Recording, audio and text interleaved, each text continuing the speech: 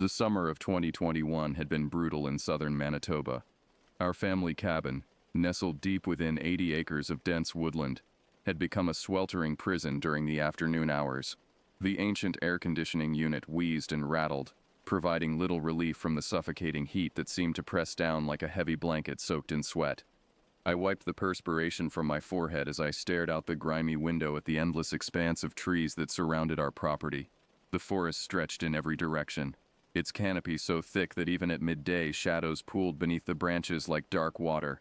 My family had retreated to their rooms for afternoon naps, seeking escape from the oppressive temperature, but sleep refused to come for me. The heat made my skin feel tight and itchy, and every breath felt like inhaling soup. My mother had gone to tend to her vegetable garden on the far side of the property, determined to salvage what she could from the drought-stressed plants. Through the window I could see her distant figure bent over the rows, a tiny speck against the vast backdrop of wilderness. The isolation of our cabin had never felt more pronounced than in that moment, surrounded by nothing but trees for miles in every direction. Boredom gnawed at me like hunger. I had already exhausted every book, every game, every form of entertainment available in the cabin. The walls seemed to be closing in, and the stifling air made me feel dizzy and claustrophobic. I needed to move, needed to breathe, needed to escape the suffocating confines of those four walls before I lost my mind entirely. The decision to venture into the woods came suddenly, born of desperation rather than desire. I pulled on my hiking boots, their leather already warm from the heat, and headed for the back door. The screen door groaned on its hinges as I pushed through, and immediately the wall of humid air hit me like a physical force. But even the oppressive outdoor heat felt better than the stagnant air inside. I could hear the distant drone of insects and the occasional crack of branches settling in the heat. The overgrown trail that led into our woods beckoned to me, its entrance marked by two massive oak trees whose trunks had grown together over the decades, forming a natural archway draped with hanging moss and twisted vines. As I stepped onto the trail, the temperature dropped noticeably. The canopy above was so dense that it filtered out most of the sun's rays, creating a perpetual twilight even in the middle of the afternoon. The path beneath my feet was soft with decades of accumulated leaves and organic matter, creating a spongy carpet that muffled my footsteps. The deeper I ventured, the more the civilized world seemed to fall away. The sounds of the cabin and the distant highway faded until all I could hear was the rustle of leaves overhead and the occasional snap of a twig under my boots. The trees grew larger and more ancient the further I walked, their massive trunks scarred by time and weather, their branches reaching across the trail like gnarled fingers trying to grasp something just out of reach. I had walked this trail hundreds of times before, but today something felt different. The usual forest sounds seemed muted, as if the very air was absorbing noise. Even my own breathing sounded strangely loud in the unnatural quiet. 20 minutes into my walk, I stopped dead in my tracks. A smell had reached my nostrils that made my stomach lurch violently. It was the unmistakable odor of decomposition, sweet and sickening, mixed with the earthy scent of mold and fungal growth. The stench was so powerful that it seemed to coat the inside of my mouth and throat, making me gag reflexively. I covered my nose and mouth with my shirt, but the smell penetrated even through the fabric. It was the kind of smell that triggered every primitive warning system in my brain, screaming that something was terribly wrong. Death had a distinctive odor, one that humans are hardwired to recognize and fear, and this was death magnified beyond anything I had ever encountered. My first thought was that a large animal had died somewhere nearby. Perhaps an elk or a moose had fallen victim to disease or old age, and was now decomposing in the underbrush. But as I stood there, trying to breathe through my mouth to avoid the worst of the stench, I realized the smell was far too intense for a single animal carcass. Against every instinct screaming at me to turn back, curiosity won out. I stepped off the main trail and began pushing through the dense undergrowth, following my nose toward the source of the horrific odor. Branches caught at my clothing and scratched my arms as I forced my way through the tangle of bushes and fallen logs. The smell grew stronger with each step, becoming so overwhelming that my eyes began to water. My stomach churned violently, and I had to stop several times to fight back waves of nausea. Whatever was causing this stench was something I had never encountered before, something that filled me with a deep, primal dread. I had pushed perhaps 50 feet off the main trail when I heard it. A voice clear as day, calling my name from somewhere deeper in the woods. But it wasn't just any voice. It was the unmistakable sound of my baby brother, barely 3 years old, his sweet, innocent voice cutting through the oppressive silence like a knife. "Come here," the voice called, and my heart nearly stopped. "Come with me." Panic exploded in my chest like a physical blow. How could my brother be out here? He had been fast asleep when I left the cabin, exhausted from playing in the heat. Had he somehow awakened and wandered into these woods? The thought of that tiny child lost in this maze of trees and shadows made my legs feel weak with terror. I abandoned my search for the source of the smell and began crashing through the underbrush toward the voice, thorns tearing at my clothes and exposed skin. Every parent's worst nightmare was coming true, a small child lost in the wilderness, vulnerable to predators, exposure, and 1,000 other dangers. "Where are you?" I called out, my voice cracking with fear. "Stay where you are. I'm coming." But as I pushed deeper into the woods, following the sound of that innocent voice, something began to feel wrong. The voice came again, still calling my name, but now I could hear that it was coming from a direction that would be impossible for a 3-year-old to reach. The terrain in that direction was treacherous, filled with steep ravines and dense tangles of thorny bushes that would be impassable for small legs. And there was something else about the voice that made the hair on my arms stand up. While it sounded exactly like my brother, there was an odd quality to it, as if it were coming from a great distance or being filtered through something that distorted its natural tone. I was perhaps 20 meters from where the voice seemed to be originating when I heard something that made my blood freeze in my veins. The sound of something enormous moving through the forest, something far too large to be a toddler. Branches snapped like gunshots under immense weight, and I could hear the heavy, deliberate footsteps of something that had to weigh hundreds of pounds. The sound was rhythmic and purposeful, not the random crashing of a panicked animal, but the measured movement of something that knew exactly where it was going. Whatever was making this noise was massive, larger than any bear or moose I had ever encountered in these woods. The very ground seemed to vibrate with each footfall. My mind raced as I tried to make sense of what I was hearing. How could my brother's voice be coming from the same location as these terrifying sounds? Unless the realization hit me like a physical blow, and suddenly every horror story I had ever heard about people who disappeared in the wilderness came flooding back. Stories of predators who could mimic human voices, of dangerous individuals who lured victims deep into isolated areas where no one would ever find them. I stopped moving and crouched behind a large fallen log, my heart hammering so hard I was sure whatever was out there could hear it. The footsteps continued, now seeming to circle my position, as if whatever was making them was trying to determine exactly where I was hiding. The voice came again, still using my brother's sweet, innocent tone.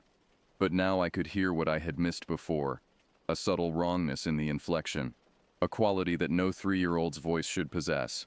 It was my brother's voice, but it was being used by something that definitely was not my brother. "Come play with me," the false voice called again. And this time I could hear it was definitely closer. Whatever was out there was moving toward my hiding spot with deliberate intent. Terror gave way to pure survival instinct. I burst from my hiding place and began running back toward the main trail, abandoning any attempt at stealth. Branches whipped across my face and roots tried to trip me with every step, but I didn't dare slow down. Behind me I could hear the massive footsteps increasing in pace. Whatever was pursuing me apparently no longer concerned with remaining hidden. The sound of my pursuer crashing through the underbrush filled the air behind me, a thunderous symphony of snapping branches and heavy impacts that seemed to shake the very trees around me. I could hear it gaining ground, its stride much longer than mine, its path through the forest more direct and efficient. My lungs burned as I gasped for air in the humid atmosphere, and sweat poured down my face, stinging my eyes and making it difficult to see clearly. The path back to the main trail seemed endless, each tree looking identical to the last, making me question whether I was even heading in the right direction. The voice continued to call my name, but now it had dropped the pretense of my brother's innocent tone. There was something hungry in it now, something that made my skin crawl with revulsion. Whatever was behind that voice wanted something from me, and every instinct I possessed screamed that I never wanted to discover what that something was. I stumbled over a hidden root and went down hard, skinning my knees and palms on the rough ground. For a moment I lay there gasping, certain that whatever was chasing me would be on me in seconds. But as I scrambled back to my feet, I realized I could see the main trail just ahead through the trees. I burst onto the main trail and immediately turned toward home, my legs pumping with desperate energy. But my relief was short-lived, as I could still hear my pursuer crashing through the forest behind me, apparently unconcerned with staying hidden any longer. The sounds were terrifying in their intensity. Trees that would take me considerable effort to push aside seemed to offer no resistance to whatever was following me. I could hear massive branches snapping like twigs, and the heavy footfalls seemed to be gaining on me despite my desperate pace. The worst part was the voice, which continued to call my name with increasing frequency and volume. But now it was no longer just my brother's voice.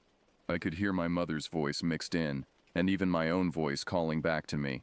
It was as if whatever was pursuing me could perfectly mimic any sound it had ever heard, and was using this ability to create a horrifying chorus that echoed through the trees. My legs felt like they were on fire, and my lungs burned with each ragged breath. But the terror of what was behind me drove me forward. I had run cross-country in high school, but I had never run like this. A full sprint fueled by pure adrenaline, and the absolute certainty that my life depended on reaching safety. The trail seemed to stretch on forever, each familiar landmark taking an eternity to reach. The old lightning-struck pine that marked the halfway point, the creek crossing where the trail curved sharply to the left, the massive boulder that my father had always called the Sentinel. Each one passed in a blur of desperate motion and growing exhaustion. Behind me, the sounds of pursuit never wavered. If anything, they seemed to be getting closer, and I began to fear that whatever was chasing me would catch up before I could reach the safety of open ground. Just when I thought my legs would give out entirely, I saw the blessed sight of the forest's edge ahead. The trees began to thin, and I could see the open field that surrounded our cabin bathed in the golden light of late afternoon. Never had sunlight looked so beautiful or promising. I burst from the tree line and immediately felt the oppressive weight of fear begin to lift from my shoulders. But I didn't slow down until I was 50 feet from the forest edge, finally daring to look back over my shoulder to see if my pursuer had followed me into the open. The forest stood silent and motionless, its dark interior revealing nothing of what lurked within. Whatever had been chasing me had stopped at the tree line, as if some invisible barrier prevented it from venturing into the open field. But I could feel eyes watching me from the shadows, and the sensation made my skin crawl with renewed dread. I stood there for several minutes, gasping for breath and waiting for my heart rate to return to something approaching normal. The contrast between the malevolent darkness of the forest and the peaceful serenity of the open field was so stark it was almost surreal. How could something so terrifying exist just yards away from such tranquil beauty? Finally, when I was certain nothing was going to emerge from the woods to continue the chase, I began walking across the field toward our cabin. With each step away from the forest, I felt safer, but the memory of what had happened continued to replay in my mind with vivid, horrifying clarity. When I reached the cabin, I went immediately to check on my baby brother. I found him exactly where I had left him, fast asleep in his bed, his tiny chest rising and falling with the peaceful rhythm of innocent slumber. The sight of him safe and sound should have brought me relief, but instead it only confirmed what I already knew. Whatever had been calling to me in those woods had not been human. I never told my family what happened that day. How could I explain something that defied rational explanation? Instead, I carried the memory like a weight in my chest, a constant reminder that the world contains things that exist beyond our understanding, things that watch from the shadows and wait for the unwary to venture too far from safety. For weeks afterward, I avoided the woods entirely. Even now, years later, I never venture into those trees alone, and I never will again. Some experiences change you forever. And that day in the Manitoba woods taught me that there are voices in the darkness that should never be answered, no matter how familiar they might sound. The forest still calls to me sometimes, especially on quiet afternoons when the heat makes the air shimmer like water. But I have learned to resist its invitation, because I know now what waits in those green depths, patient and hungry, ready to lead the unwary deeper and deeper into places from which they might never return.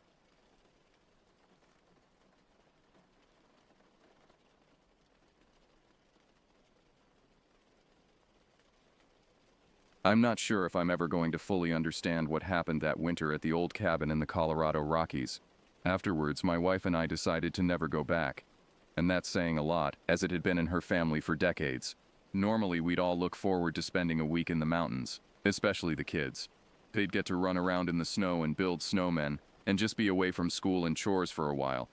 But the year we went, when the blizzard hit, I swear something unexplainable happened that still gives me nightmares whenever I let my mind drift back to that cursed place. It all started when my wife Victoria said her dad needed someone to check on the old place. He was getting older, couldn't drive up there much anymore, and his arthritis was getting worse with each passing winter. The plan would be for us, myself, Victoria, and our 3 children, Isabella, who's 14, Gabriel, who's 11, and Samuel, who's 7, to head up for a long weekend in early February. We'd make sure the pipes weren't frozen. The place was in good shape, clear any dangerous snow accumulation from the roof, that kind of thing. At first I thought it would be a perfect getaway from the relentless pace of our lives in Seattle. I was looking forward to teaching the kids some winter survival tips, building an igloo, or at least a snow fort, showing them how to safely start a fire in the old wood stove. Victoria's father, George, had given us explicit instructions about the cabin's quirks. The main electrical breaker tended to trip if you ran too many appliances at once. The back door sometimes swelled in the humidity and needed a good shoulder to close properly. The ancient furnace made settling noises that could sound like footsteps if you weren't used to it. These seemed like normal old cabin problems. What he didn't mention, and what I learned later he'd been keeping from the family for years, was the darker history of the place. Built in 1962 by Victoria's grandfather, the cabin had seen its share of tragedy. A previous caretaker had died there under mysterious circumstances in the late 70s. A family of hikers had taken shelter there during a storm in the 80s, and reported strange occurrences that they never spoke of again in detail. But I knew none of this as we loaded up our SUV with enough supplies for 5 days. Victoria packed extra blankets, knowing the cabin's heating system was unreliable. I brought my toolbox and a battery-powered radio, figuring we might lose power. The kids packed board games, books, and Samuel insisted on bringing his favorite stuffed bear, Mr. Patches. The drive there started pleasantly enough on that gray Friday afternoon. We took Highway 70 west from Seattle, then wound our way up through increasingly remote mountain roads. The kids chatted excitedly in the back seat, playing word games and watching the scenery change from suburban neighborhoods to dense forests of pine and aspen. But as we climbed higher in elevation, the atmosphere began to shift in ways that went beyond the normal mountain weather patterns. The wind really picked up, howling through the trees with an intensity that made them sway and creak ominously. The snowfall started light but grew heavier with each mile, transforming from gentle flakes to thick wet clumps that stuck to the windshield faster than the wipers could clear them. By the time we reached the final turnoff onto the narrow gravel road leading to the cabin, we were basically crawling along in 4-wheel drive. The road, which I remembered as well maintained, was now rutted and icy, with snowdrifts that came up to the wheel wells in places. I had to stop twice to dig us out of particularly deep spots, my hands growing numb despite my insulated gloves. The kids had their faces pressed against the car windows, marveling at the giant flakes swirling around us like a living curtain of white. "Dad, it looks like we're inside a snow globe," Isabella exclaimed, and I told them, "Just wait till you're outside. You're going to feel like you're in a whole different world."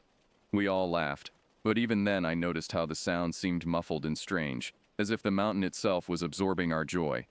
Looking back, it was probably the last genuine laugh we had during the entire trip. The forest around us grew denser and darker as we climbed, the tall pines pressing in on both sides of the narrow road like ancient guards watching our passage. Several times I caught glimpses of what looked like eyes reflecting in our headlights. Probably deer or elk, I told myself, though they seemed to be watching us with an intelligence that felt unsettling. When we finally pulled up to the cabin after what felt like hours of treacherous driving, it felt oddly lifeless in a way that went beyond seasonal emptiness. I know that might sound silly. Of course it's lifeless if no one's been there for months, right?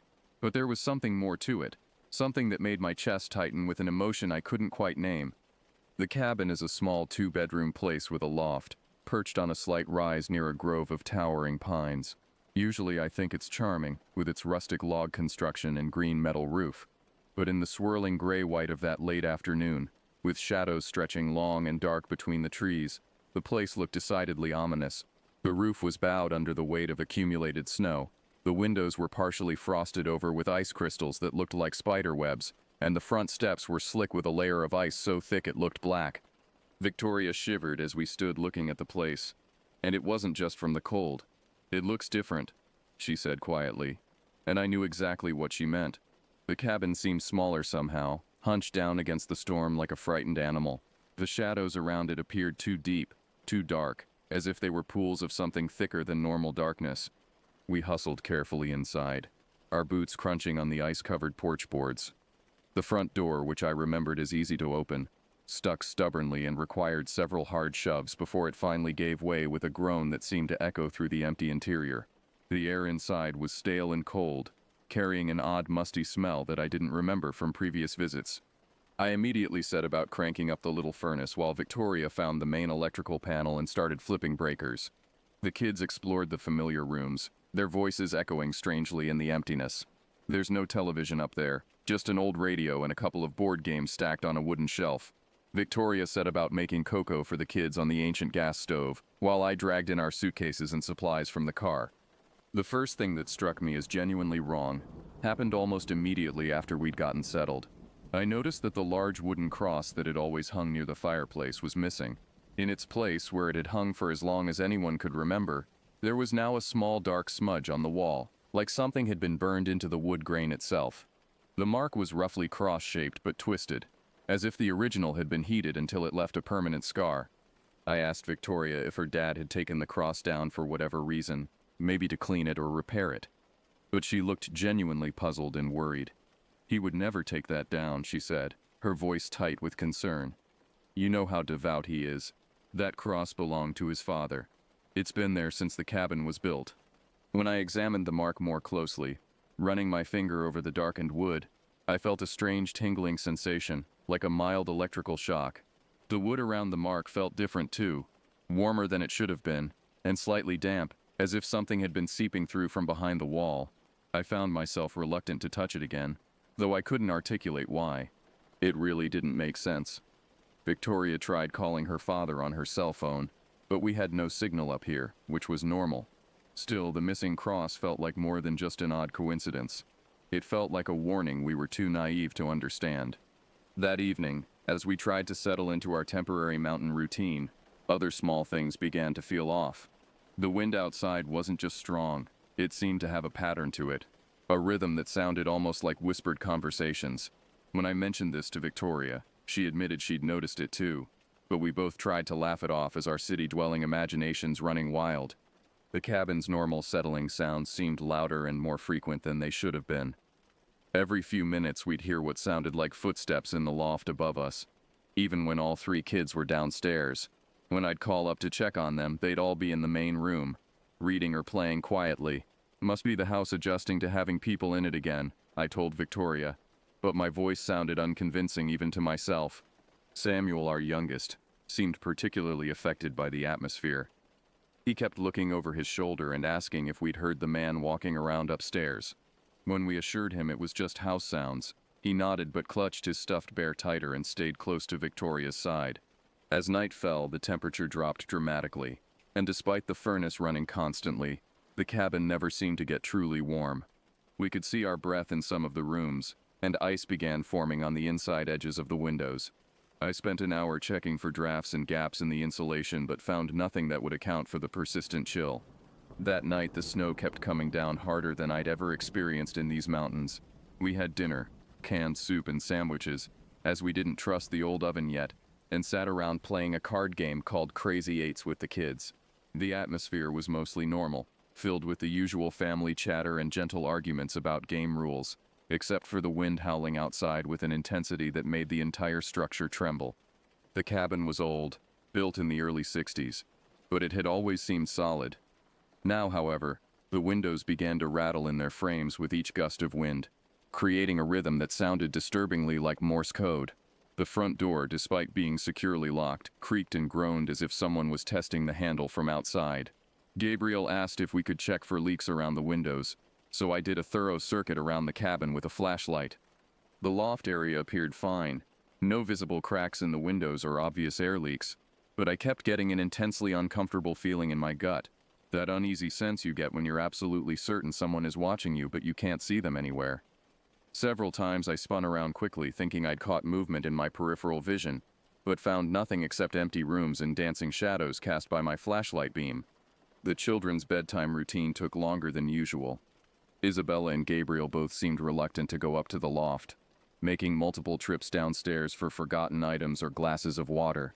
Samuel flat out refused to sleep anywhere but on the couch in the main room, claiming his bed felt wrong and that Mr. Patches didn't like it upstairs. Victoria and I eventually agreed to let him stay downstairs, figuring it was just adjustment anxiety to a new environment. Later that night, after we'd all supposedly gone to bed, I lay awake listening to the storm rage outside. Victoria was breathing deeply beside me, finally asleep after tossing and turning for hours. I was just beginning to drift off when I heard the strangest noise, a distant rhythmic banging sound like something heavy and persistent pounding on the walls outside. At first I assumed it was a branch slapping against the cabin in the wind, but as I listened more carefully, I realized the sound had a deliberate quality to it. 3 slow beats, then a pause. 3 more beats, another pause. It was too regular to be random, too purposeful to be caused by wind-blown debris. Along with the banging, I began to hear a different, deeper sound underneath a low moan or growl that seemed to come from multiple directions at once. It would start as barely audible, then gradually grow louder, then fade away, only to begin again a few minutes later. The sound raised the hair on my arms and neck, triggering some primal fear response that I couldn't rationalize away. I glanced over at Victoria, who was still sleeping deeply, and listened for sounds from the kids. Isabella and Gabriel seemed quiet up in the loft, and Samuel was presumably asleep on the couch. I decided to investigate alone, not wanting to wake anyone unnecessarily or alarm them if it turned out to be nothing. Pulling on my boots and heavy jacket, I grabbed the large flashlight we'd brought and quietly unlocked the front door. The second I stepped outside, the cold hit me like a physical blow. The snow was practically up to my knees, and the wind was ripping across the exposed porch with enough force to make me stagger. But even through the roar of the storm, I could clearly hear that low, rhythmic groaning. It seemed to be coming from everywhere and nowhere, echoing off the trees and the cabin walls in a way that made it impossible to pinpoint the source. With my flashlight cutting a weak beam through the swirling snow, I did a careful walk around the entire perimeter of the cabin. I couldn't find any branches that might be hitting the walls. No loose shutters or siding that could account for the banging. No animals or people were visible anywhere, just the endless curtain of falling snow and the dark, swaying shapes of the pine trees surrounding us. But near the back of the cabin, on one of the old porch rail posts, I found deep gouges in the wood that made my blood freeze in my veins. They looked exactly like claw marks, but they were far too large and too deep to have been made by any normal mountain wildlife. We don't have bears in this particular area, at least not commonly, and these marks were spaced in a way that I'd never seen from any mountain lion or other predator I was familiar with. The gouges were fresh too. Bright wood showed through where the weathered exterior had been scraped away, and I could see wood shavings scattered in the snow below. Whatever had made these marks had been here recently, possibly even while we were inside having dinner. That was the first real wave of genuine fear I felt, a cold dread that settled in my stomach and refused to leave. I ended up going back inside, carefully locking all the doors and even pushing a couple of the heavy wooden chairs against them, just for my own peace of mind. I told myself I was being ridiculous, overreacting to what was probably just evidence of some large raccoon or maybe a bear passing through weeks ago. But I couldn't shake the feeling that something was actively watching us, something that didn't want us here. I checked on Samuel, who was sleeping peacefully on the couch, and listened at the bottom of the loft stairs. The older kids seemed to be resting quietly. Victoria hadn't stirred when I came back in. I tried to convince myself that everything was fine, that my city-dweller nerves were just getting the better of me in an unfamiliar environment. The next morning I told Victoria about the strange sounds and the claw marks. She looked genuinely worried, her face pale in the gray morning light filtering through the frost-covered windows.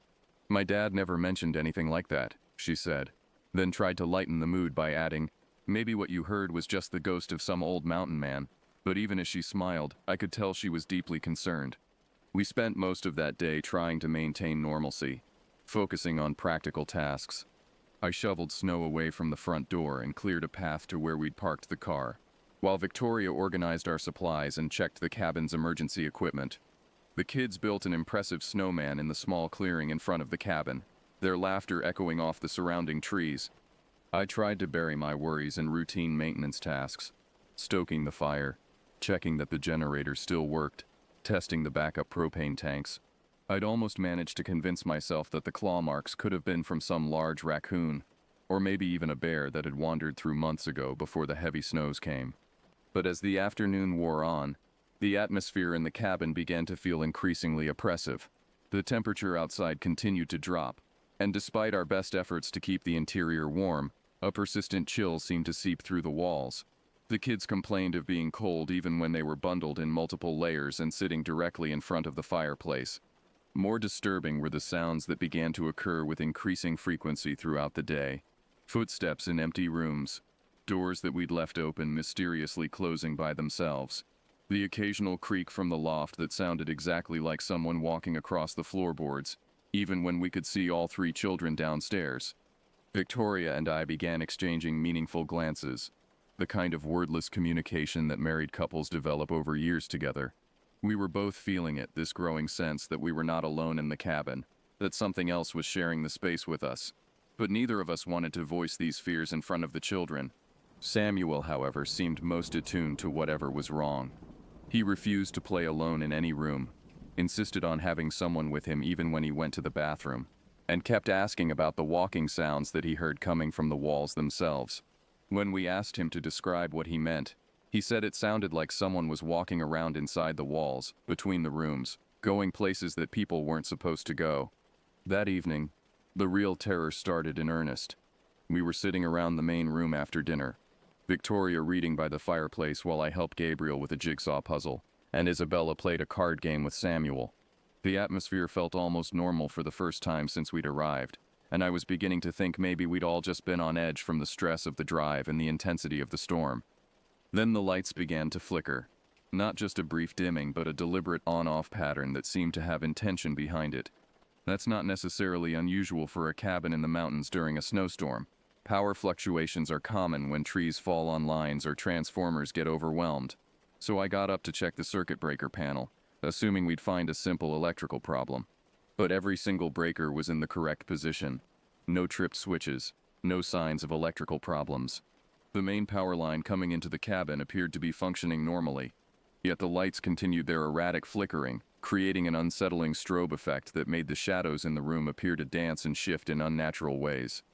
Right then, while I was still puzzling over the electrical issue, we heard a tremendous crash from the loft above us.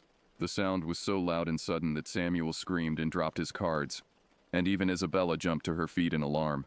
The kids shouted down that something had fallen, so I rushed up the narrow stairs to investigate. The scene that greeted me in the loft made no sense whatsoever.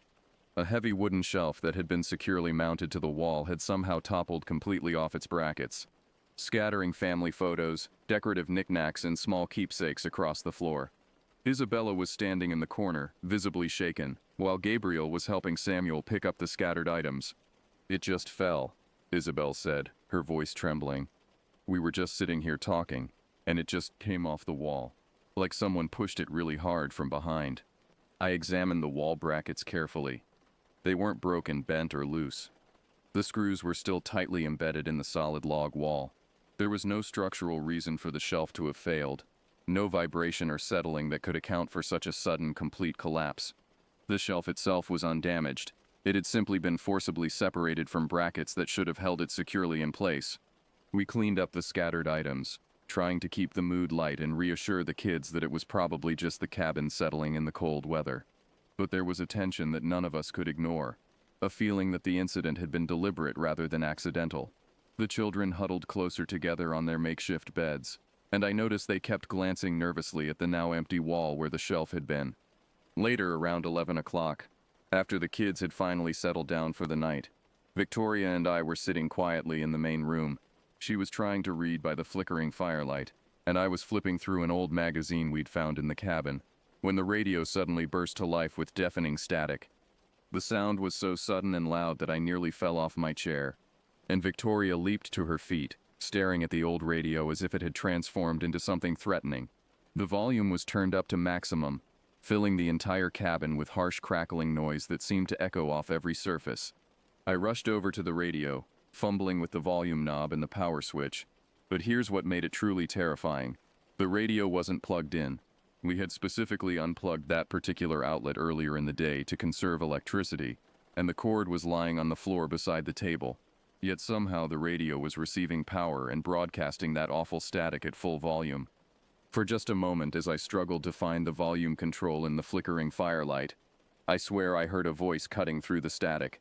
Not words exactly, but something that sounded like urgent whispering, like someone trying to communicate through the electronic interference. The sound made the hair on my arms stand on end and sent a chill down my spine that had nothing to do with the cabin's temperature. I finally managed to silence the radio by pulling the power cord completely away from the wall. But even then, it continued to crackle softly for another 10 or 15 seconds before finally going completely dead. The silence that followed felt almost more ominous than the static had been. Victoria was staring at me with wide, frightened eyes. "Did you hear that?" she whispered. It sounded like someone was trying to tell us something, like they were saying leave or get out. I nodded, my throat too tight to speak immediately. I had heard it too, and the voice had carried an urgency and desperation that suggested we were in immediate danger. Not even an hour later, our worst fears were confirmed in the most terrifying way possible. We heard a scream from the loft, not just a startled shout, but a genuine scream of absolute terror that made both Victoria and me spring to our feet and rush toward the stairs. We found all three children huddled together at the far end of the loft, pressed against the wall and pointing toward the corner near the stairs. Isabella was crying, Gabriel's face was completely drained of color, and Samuel was buried under his blankets with only his eyes visible, wide with fear. "There was someone there," Isabella stammered, her voice shaking so badly we could barely understand her. "A person, but not normal. They were tall and thin, and just standing there watching us. When we screamed, they just disappeared, like they melted into the shadows." Gabriel nodded frantically. It wasn't like a person walking away. They were there, and then they weren't, like they just became part of the darkness in the corner.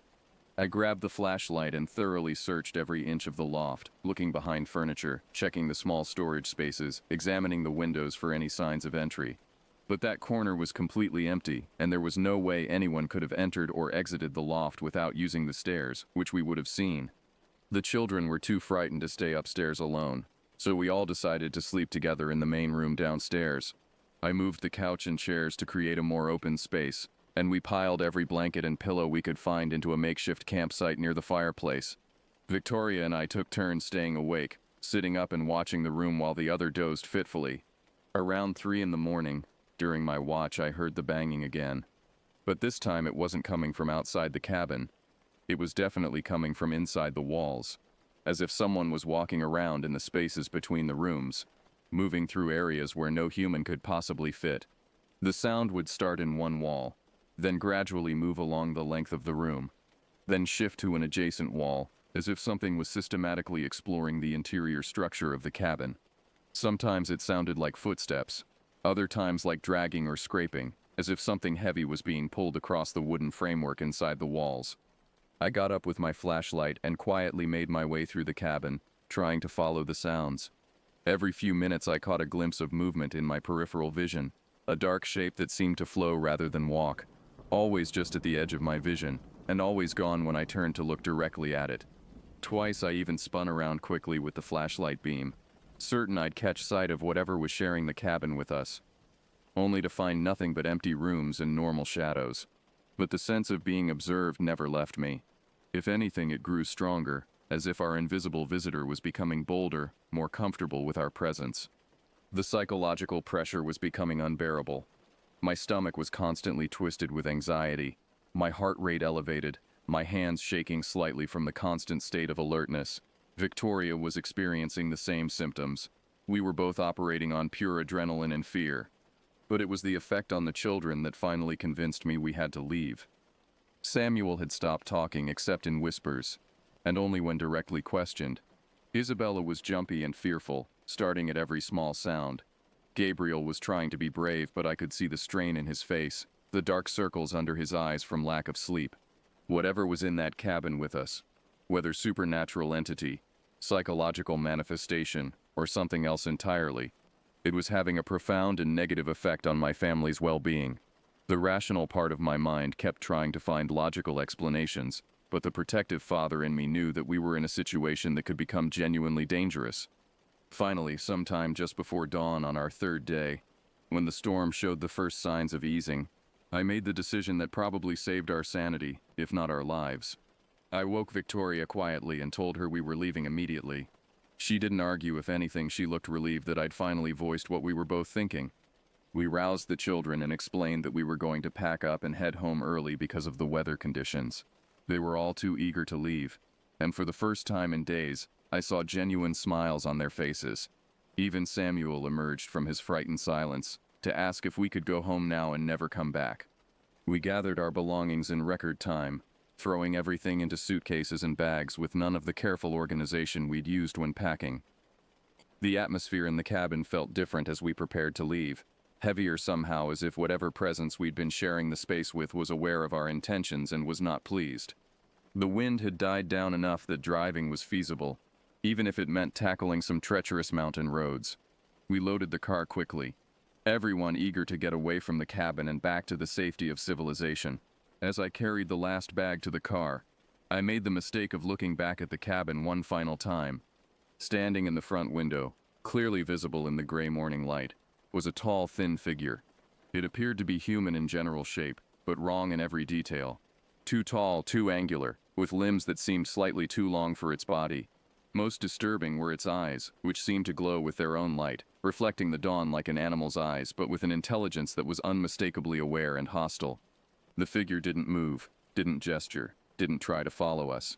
It simply stood there watching as we loaded our car and prepared to leave, its glowing eyes tracking our movements with predatory attention. I slammed the car door shut without saying anything to the family about what I'd seen, my heart racing and my hands trembling as I started the engine.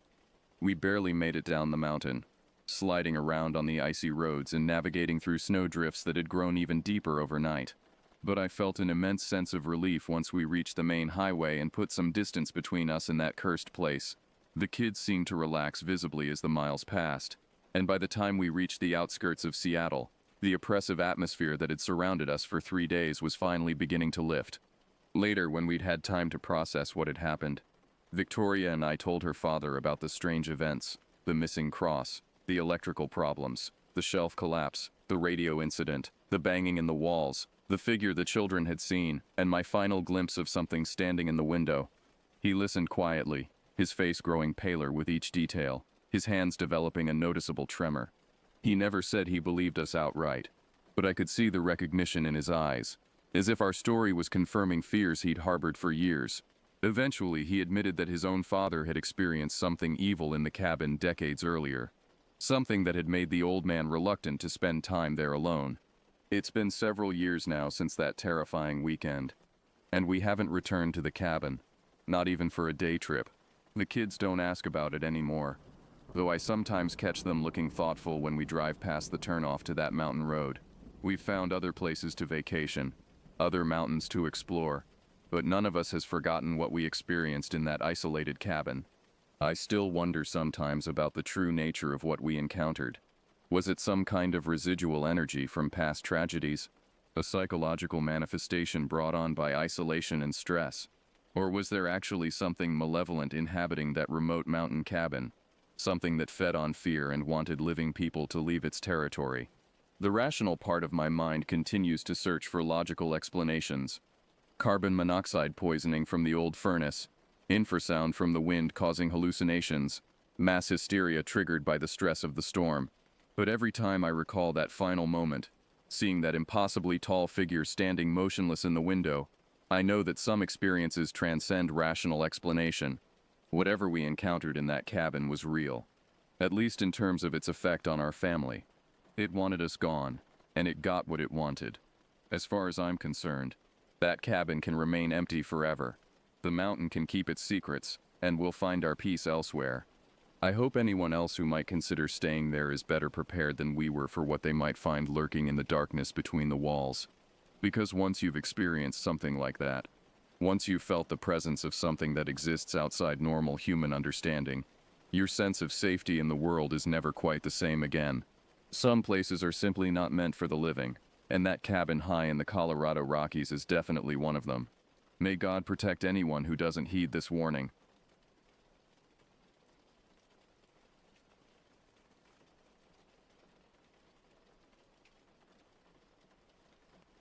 I never really bought into all that paranormal stuff. My name's Otis Drexel, and I've been working in the missing persons unit for a good chunk of my life. 23 years to be exact. My job is to find people who seem to have vanished off the face of the earth. Most times it's just folks getting lost, having accidents, or sadly deciding to disappear on their own. But this one case, it still doesn't sit right with me. It was a Friday, I think. May 15th, 2022.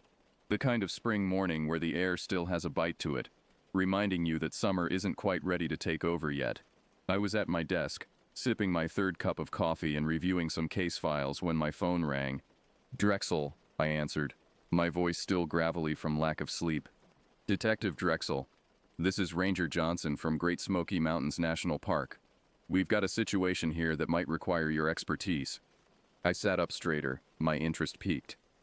The Great Smoky Mountains National Park was a popular spot, but also vast and wild enough to swallow a person whole. We'd had our fair share of cases there over the years. What's the situation, Ranger? We've got a missing camper. Rachel Pollard, 28 years old. Her boyfriend reported her missing early this morning. Says they had a fight last night, and she stormed off. When he went looking for her hours later, there was no trace. I jotted down the details in my notebook, my mind already racing through the possibilities. Any signs of foul play? None that we can see, but we haven't done a thorough search yet. The boyfriend seems pretty shaken up. I glanced at my watch. 10:46 a.m. All right, I'm on my way. Keep the boyfriend there, and don't let anyone contaminate the scene. I hung up, grabbed my jacket, and headed out. As I drove towards the park, the sun was just beginning to peek over the horizon, casting a golden hue over the dense trees and rolling hills. The air was crisp with that unique smell of pine and earth you only get in places like this. It was beautiful, but I couldn't shake the feeling of unease settling in my gut. I arrived at the park ranger station just after noon. Ranger Johnson met me at the entrance, a tall, weathered man with a no-nonsense attitude that I appreciated. Detective Drexel, he greeted me with a firm handshake. Thanks for coming so quickly. The boyfriend's inside. Name's Mark Henson. He's pretty worked up. I nodded, following Johnson into the station. In the small waiting area sat a scrawny guy with a guilty look on his face. He was pale and jittery, which wasn't unusual for someone whose loved one was missing, but something about his demeanor set off alarm bells in my head. Mr. Henson. I approached him, flashing my badge. I'm Detective Otis Drexel. I'd like to ask you a few questions about Rachel's disappearance. Mark looked up at me, his eyes red-rimmed and unfocused. Yeah, okay. Whatever helps find her. I sat down across from him, pulling out my notebook. Walk me through what happened last night. You said you had an argument. Mark nodded, running a hand through his disheveled hair. Yeah, we've been having some problems lately. Rachel's been distant, you know? Last night I confronted her about it. Things got heated. What time was this? Around 9 p.m., I think. We'd just finished dinner at our campsite. I jotted this down. And then what happened? Mark's voice trembled slightly as he continued. We argued. Yeah, she was really upset. She said she needed space, and then she just walked into the woods. I thought she'd cool off and come back, but she didn't. I looked for hours, but it's like she just disappeared. I nodded, trying to keep my expression neutral. Anyone else around? Anything unusual you noticed? Mark shook his head. Just us. We didn't see anyone. Our campsite is pretty isolated. What was Rachel wearing when she left? Jeans, hiking boots, and a red fleece jacket. She had her phone with her, but it's going straight to voicemail now. I made a note of the description. And you waited until this morning to report her missing. Mark's eyes darted away from mine. I thought she'd come back. I kept looking for her all night. When she didn't show up by dawn, I hiked back to get help. Something about his story didn't quite add up, but I couldn't put my finger on what. I'd seen enough cases to know that the person closest to the victim is often involved, but I'd also seen enough to know that sometimes terrible things just happen. All right, Mr. Henson. We're going to do everything we can to find Rachel. I need you to stay here at the station in case we have any more questions. Can you do that? He nodded, looking relieved to be done with the interview for now. I stepped outside with Ranger Johnson, the cool air a welcome relief after the stuffy interior of the station. What do you think? Johnson asked, his eyes scanning the tree line as if Rachel might suddenly appear. Hard to say at this point, I replied. His story seems shaky, but that could just be stress. We need to get a search team out there ASAP.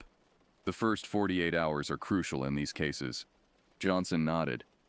I've already called in some extra rangers. We can be ready to go in 30 minutes. Good. Let's get moving.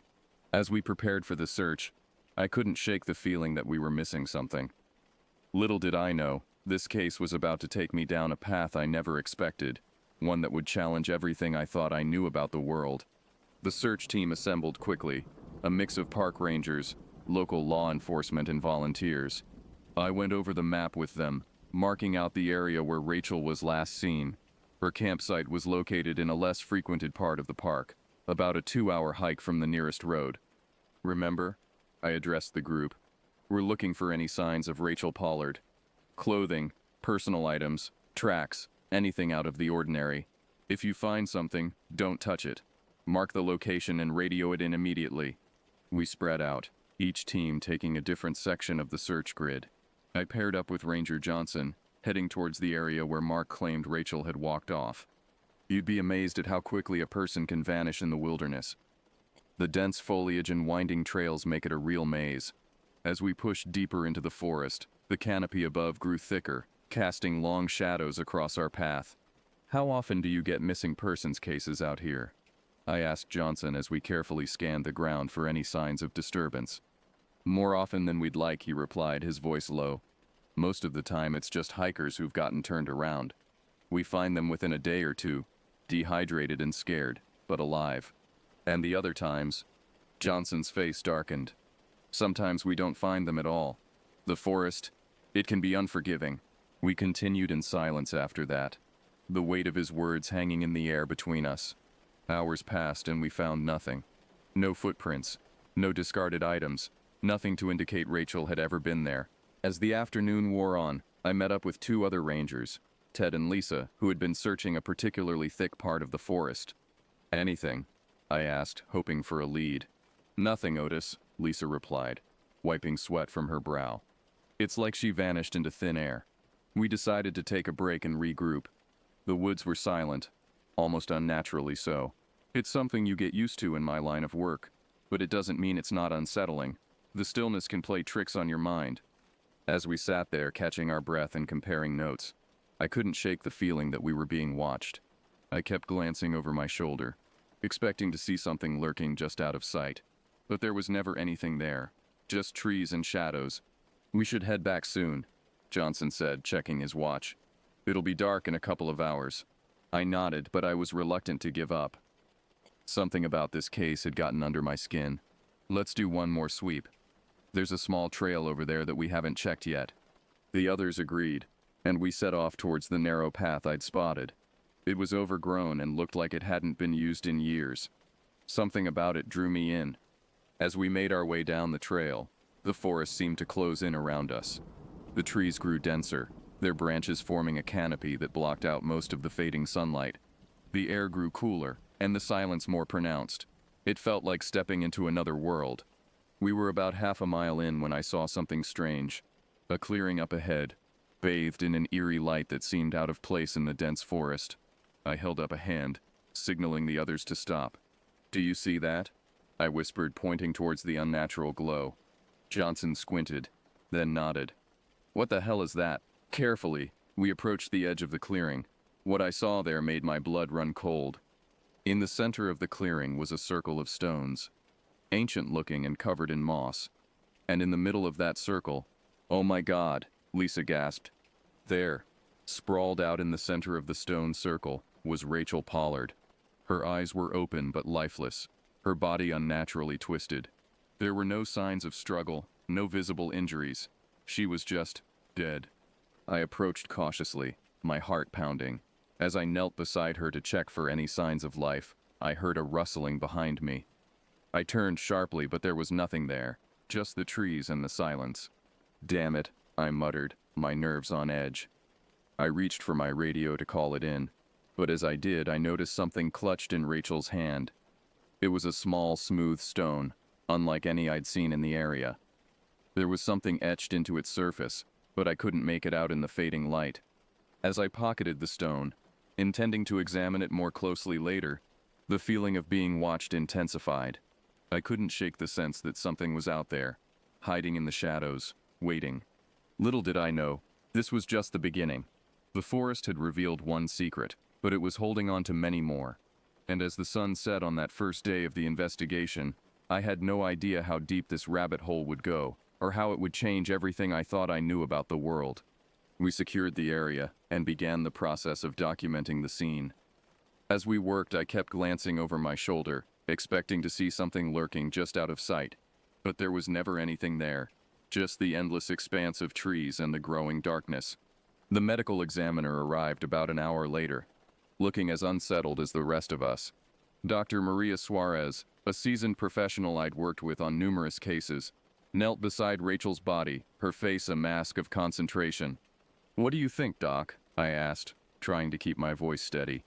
She looked up at me, her brow furrowed. "I can't say for certain without a full autopsy, but there's no apparent cause of death. No marks, no wounds, nothing.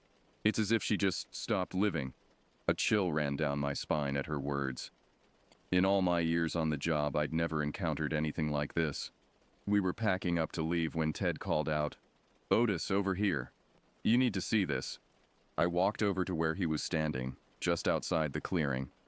There, partially hidden under a fallen tree, was another body. This one was older, much older. The clothes were tattered, and the remains skeletal. "This just keeps getting better," I said, sarcasm masking my unease. The discovery of the second body changed everything.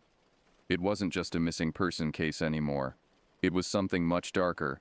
We called in more teams, and soon the area was swarming with personnel.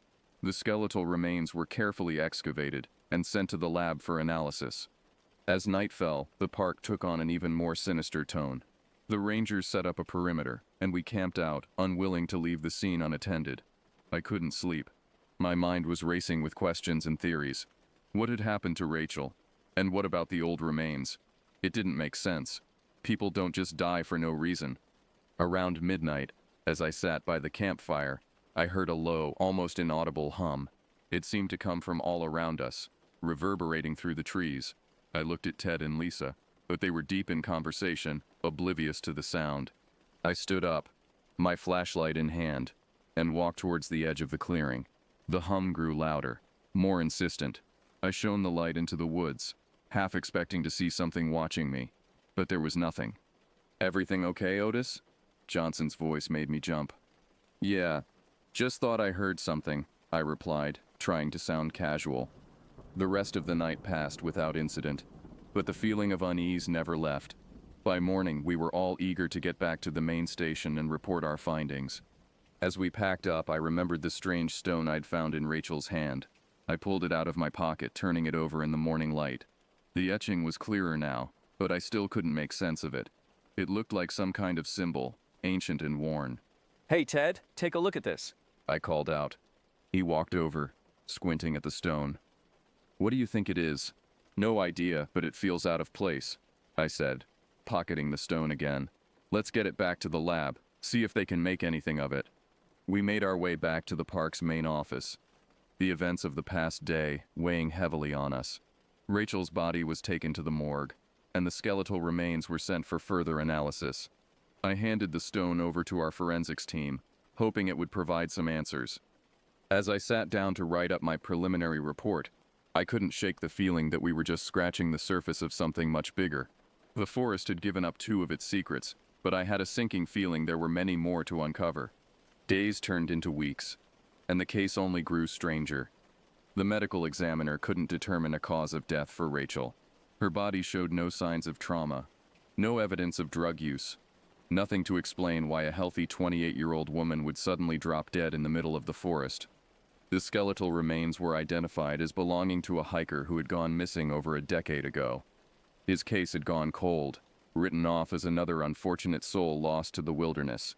But now, finding him in the same spot as Rachel, it seemed like too much of a coincidence. And then there was the stone. Our forensics team couldn't make heads or tails of it. It wasn't from any local geology, and the markings didn't match any known language or symbols. It was as if it had appeared out of thin air, just like our victims had vanished. I spent countless hours poring over old case files, looking for any connections.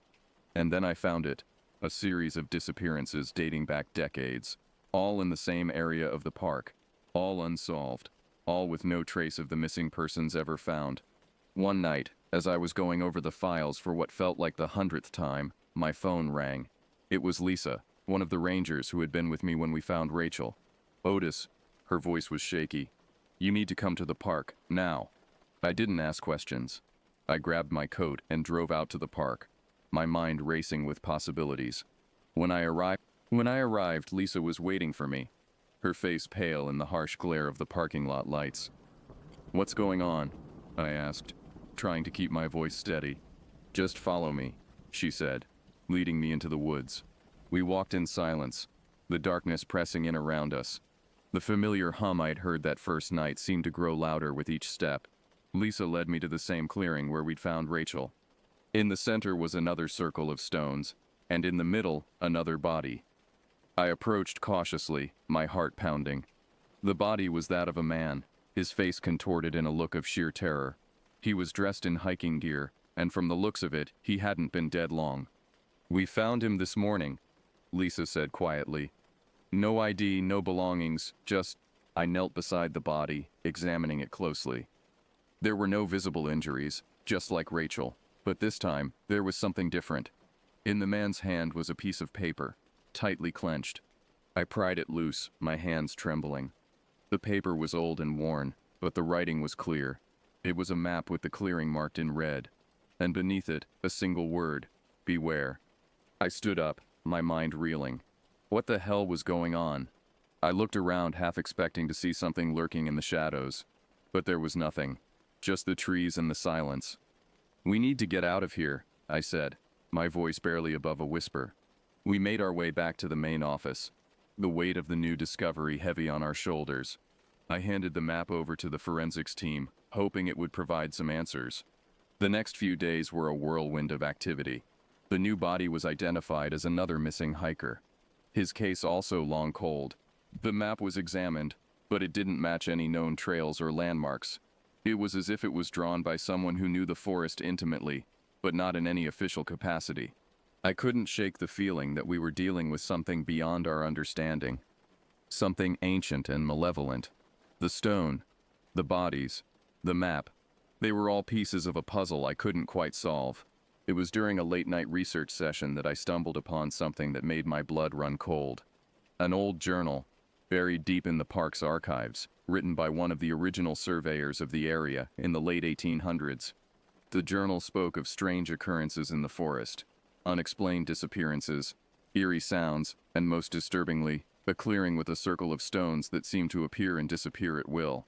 The surveyor wrote of a local Cherokee legend about a place where the veil between worlds was thin, a place where dark spirits could cross over and take the unwary. The description matched our clearing perfectly.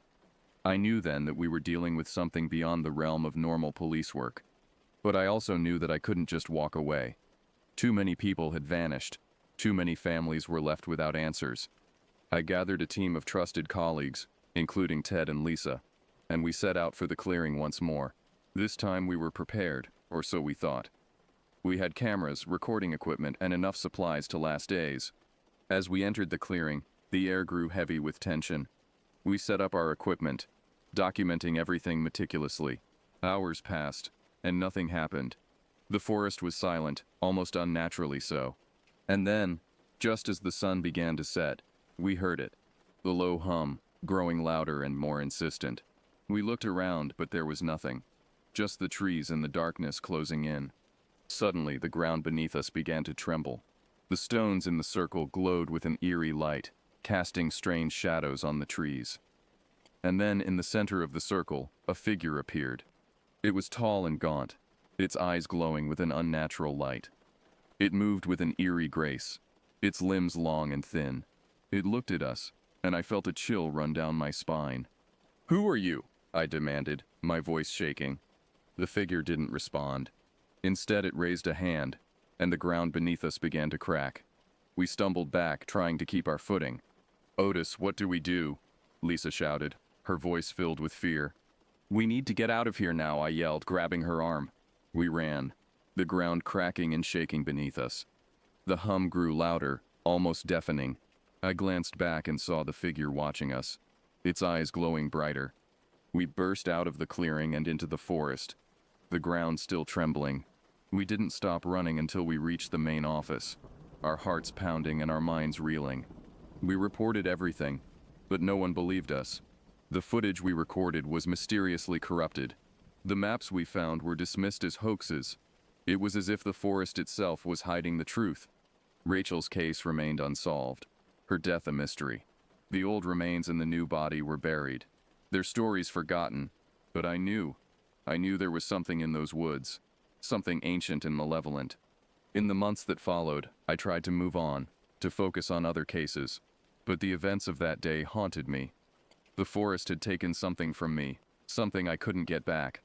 I still have the stone, a small, smooth reminder of the unknown, and sometimes late at night I can still hear that low, insistent hum echoing through the silence. The Great Smoky Mountains keep their secrets well, but for those who know where to look, the signs are there. A warning to the curious, a reminder that some mysteries are better left unsolved. As for me, I've learned to live with the uncertainty, with the knowledge that there are things in this world that defy explanation. But I can't help but wonder, as I look out at the distant mountains, how many more souls the forest will claim before its hunger is satisfied.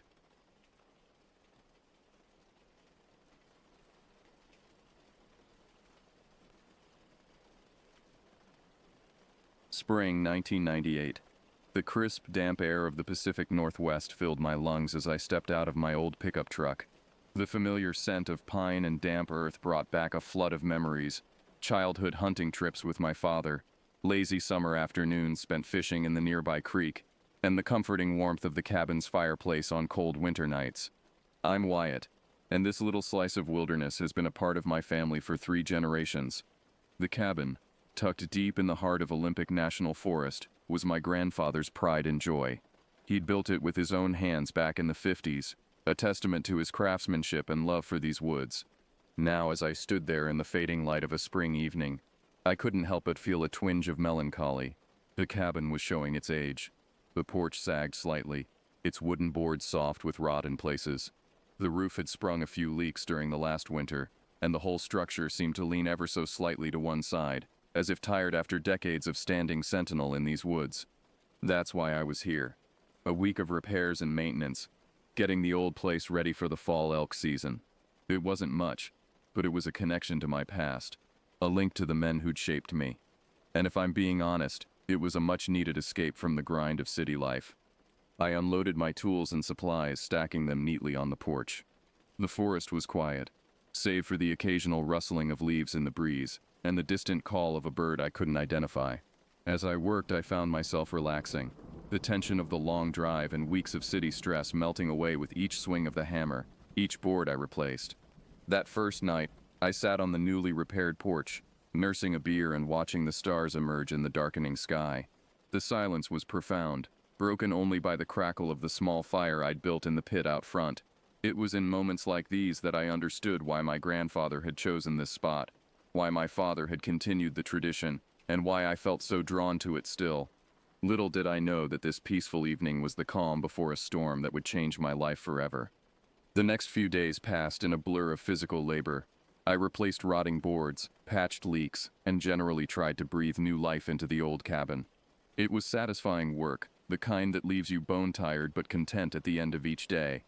It was on the 4th day that everything changed. I'd been working down by the creek, cutting new boards to replace some of the worst on the porch. The late afternoon sun filtered through the trees, casting long shadows across the forest floor. The steady buzz of my chainsaw filled the air, drowning out the usual forest sounds. That's when I heard it. A sound like branches snapping, but heavier, more deliberate. At first, I didn't think much of it. These woods were home to plenty of deer, and the occasional black bear wasn't unheard of. I kept working, focused on the task at hand. But then I heard it again, closer this time, and something else. A low, rough growling sound that sent a chill down my spine. It wasn't like anything I'd heard before, not in all my years of roaming these woods. I switched off the chainsaw, the sudden silence almost deafening. Slowly I turned, my eyes scanning the tree line. What emerged from the shadows wasn't a deer, it wasn't a bear. It was something else entirely. The creature stood a good head taller than me, even hunched over as it was. Its body was lean, almost emaciated with limbs that seemed too long for its frame.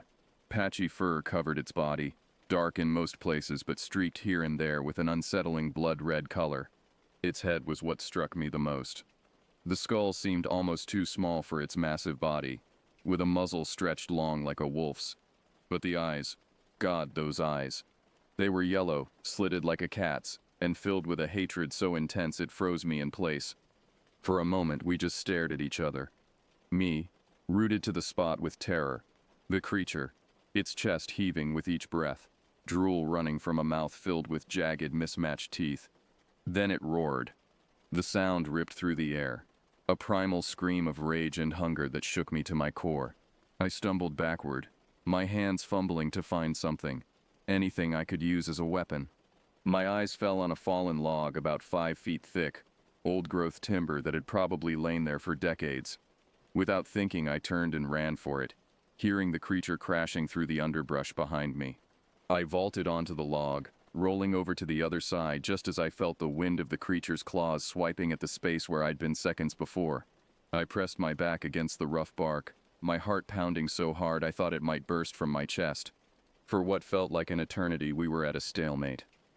I was trapped on one side of the log, the creature circling on the other, its yellow eyes never leaving me, drool dripping onto the moss below. I looked around wildly, desperate for anything I could use to defend myself. That's when I saw it, the chainsaw, lying where I'd dropped it in my panic. Maybe it was desperation. Maybe it was a moment of insanity brought on by fear. But in that instant, I made a decision that would haunt me for years to come. I leapt from the log, one eye on the creature, the other on the saw. The beast tensed, ready to charge the moment I moved. But somehow, I made it. I snatched up the saw, yanked the cord, and the engine roared to life. I turned to face the monster, the buzzing saw held out in front of me, like a shield. The creature hesitated, backing up a step, then another. Whether it was startled by the sudden noise or genuinely afraid of the blade, I couldn't say, but it gave me an opening. Slowly, I started edging backwards towards the cabin. If I could make it inside, I had my rifle. Maybe that would be enough to drive this thing away for good.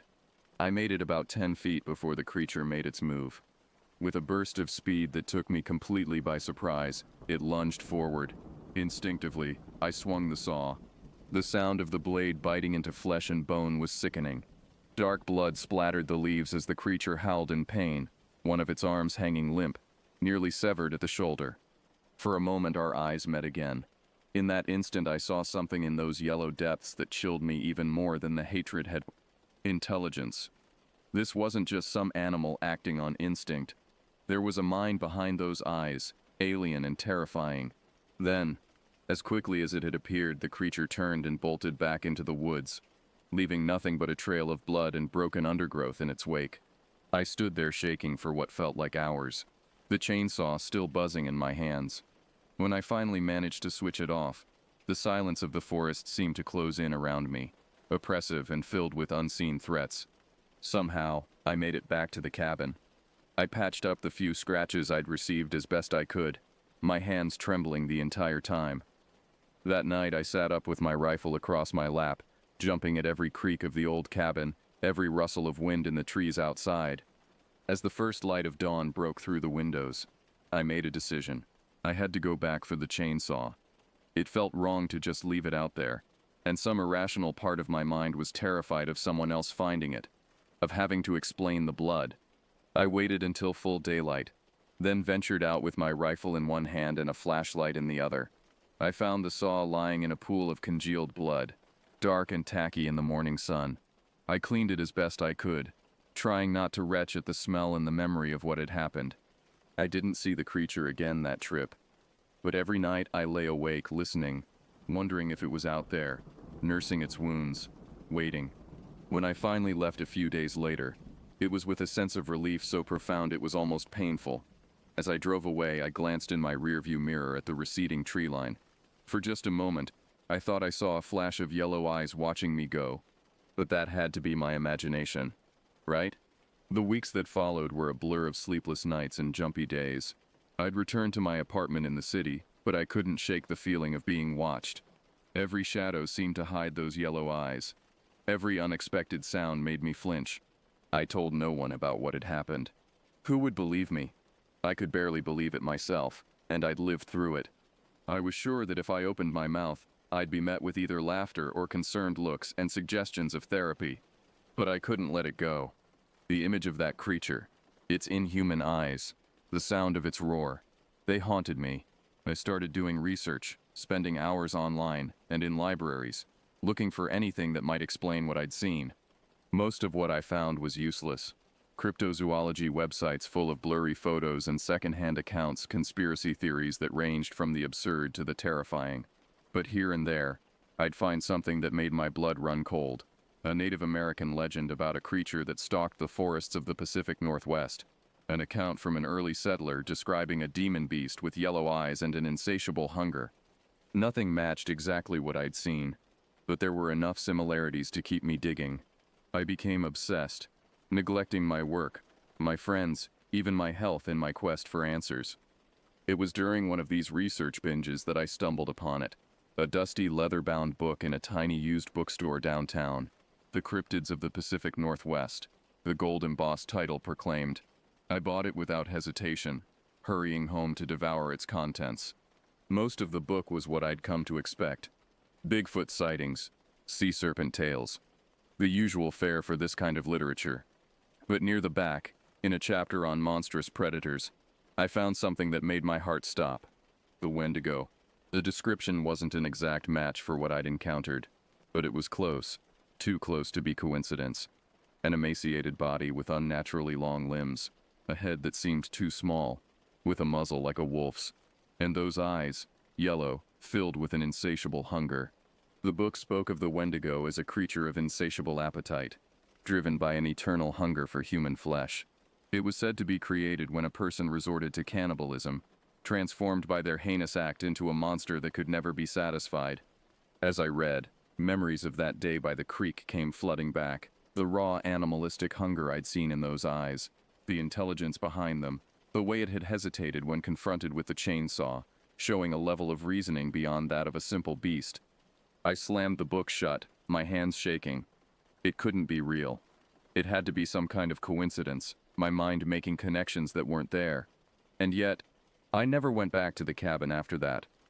I told myself it was because I was too busy, that I'd outgrown the need for that kind of solitude. But deep down, I knew the truth. I was afraid. Afraid that every rustle in the wind, every flicker of movement at the edge of my vision, would be that creature returning. I sold the cabin a few years later, told myself it was time to let go of the past, to move on. But even as I signed the papers, I felt a twinge of guilt. Was I abandoning my responsibility, leaving others vulnerable to whatever was out there in those woods? The years passed. I tried to move on, to forget. But every now and then, something would happen that would bring it all rushing back.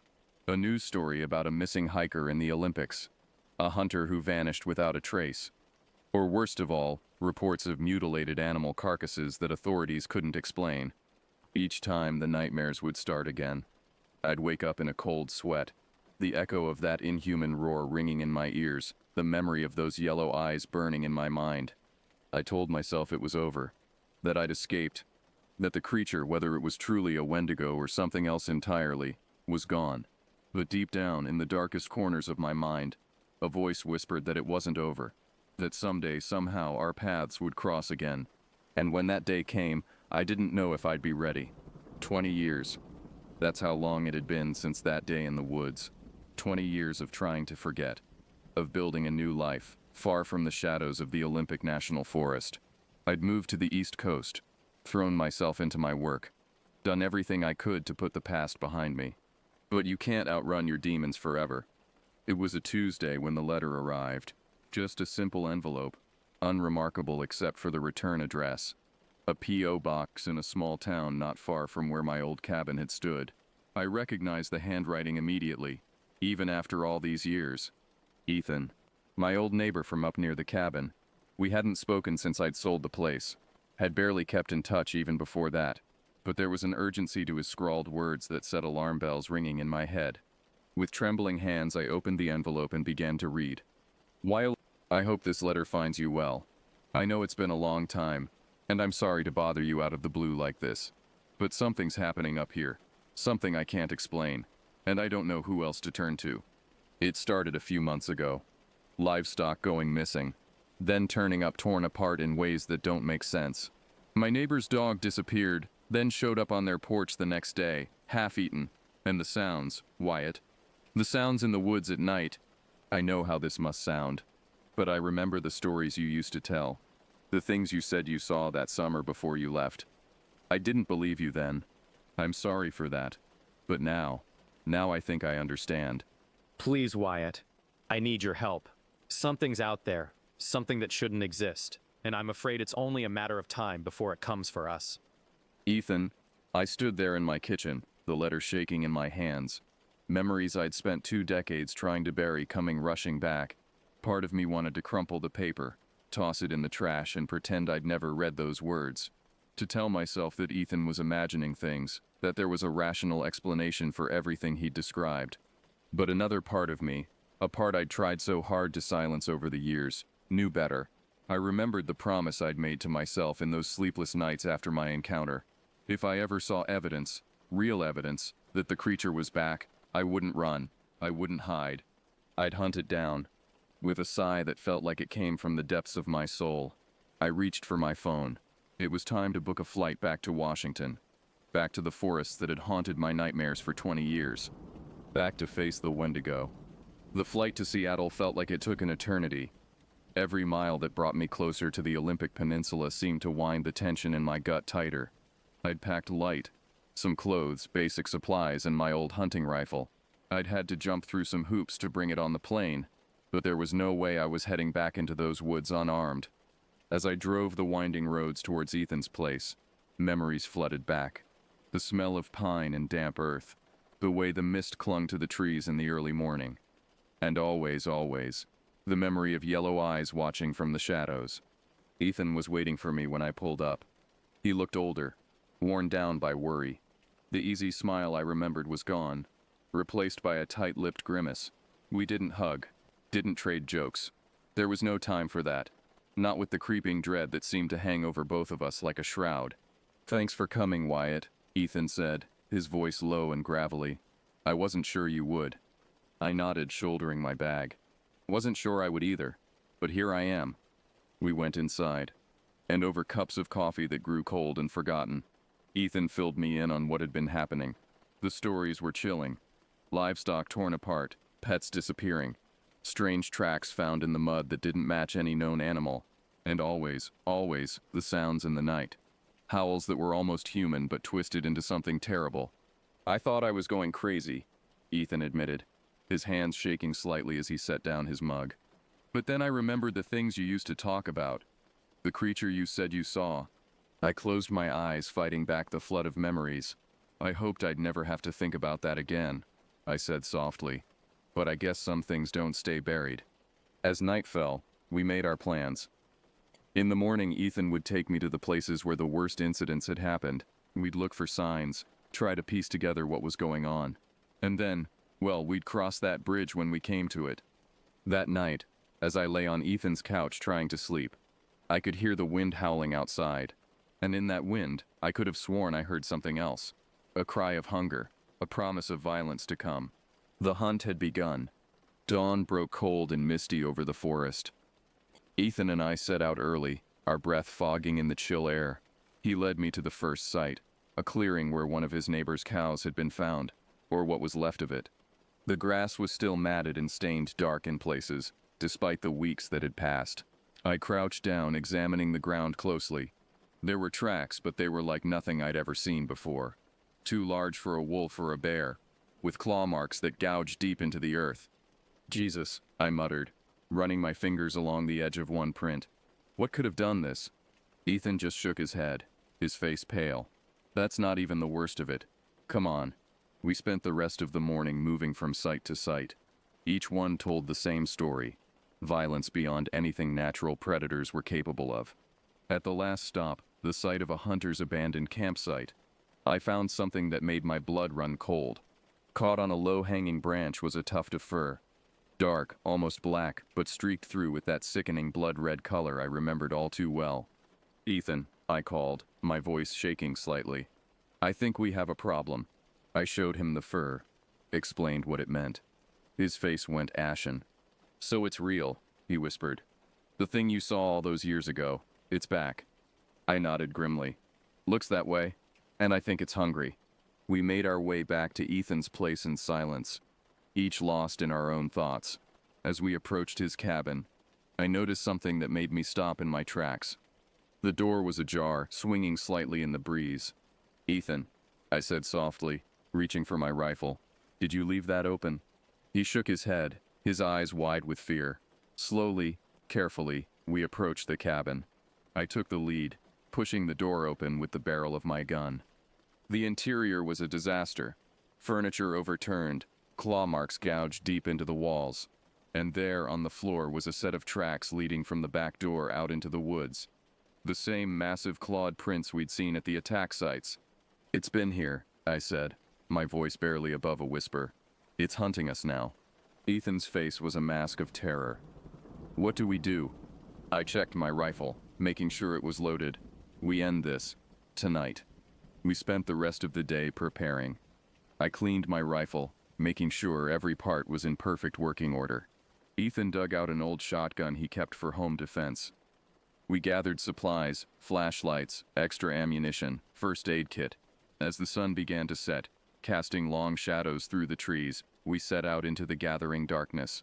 Our plan, if you could call it that, was simple. We'd set up in the clearing where Ethan said he'd heard the creature most often. With any luck, it would come to us, drawn by our presence. And then we'd see if bullets could do what my chainsaw hadn't 20 years ago. The moon was a thin sliver in the sky, casting just enough light to make the shadows seem alive. We huddled by a small fire, more for comfort than warmth.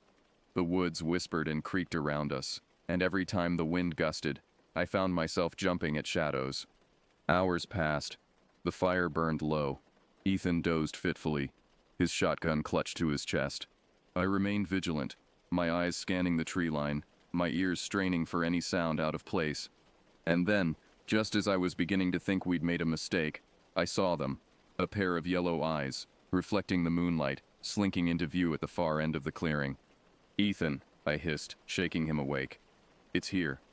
The creature moved like oil on water, fluid and wrong. It froze when it seemed to sense us, that elongated head twisting from side to side, sniffing the air. My heart was a jackhammer in my chest as I raised my rifle. "Wyatt," Ethan whispered, his voice trembling. "Don't." But it was too late. I fired, the blast shattering the stillness of the night. The creature roared, a deeper, angrier sound than I remembered. It lunged forward, a blur of tattered fur and teeth. I stumbled back, fumbling for another shell, firing again and again. The gunshot seemed to drive it into a frenzy. It didn't retreat, didn't slink back into the shadows as any normal animal might. Instead, it charged straight towards us, propelled by rage and a hunger beyond my comprehension. Ethan's shotgun roared, the blast catching the creature in the shoulder. It staggered but didn't fall. I fired again, saw blood spray from its flank, but still it came. "Run," I shouted, shoving Ethan towards the trees. We bolted, terror lending speed to our legs. I could hear it gaining, its snarls echoing through the forest. I stumbled, fell hard, rolled to my feet just as it reached me.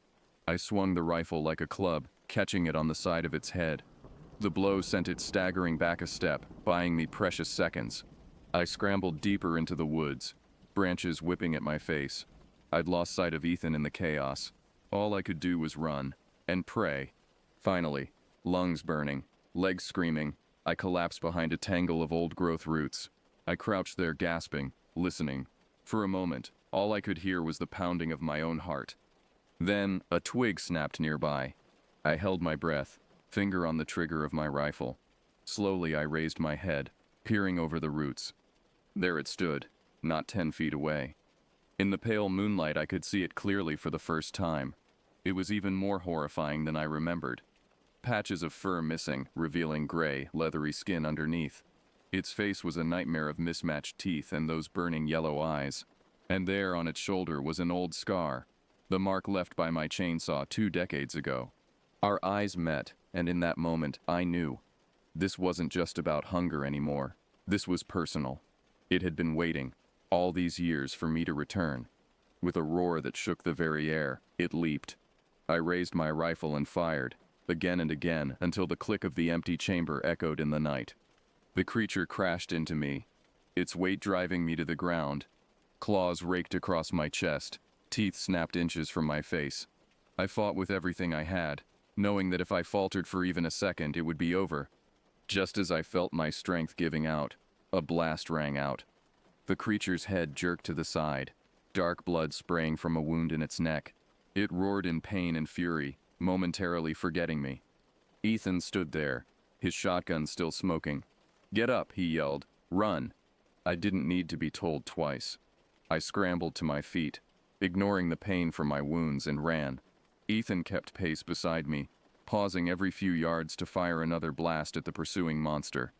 We burst out of the tree line into a familiar clearing, the same one where we'd started this insane hunt. Our campfire was still smoldering, casting a feeble light.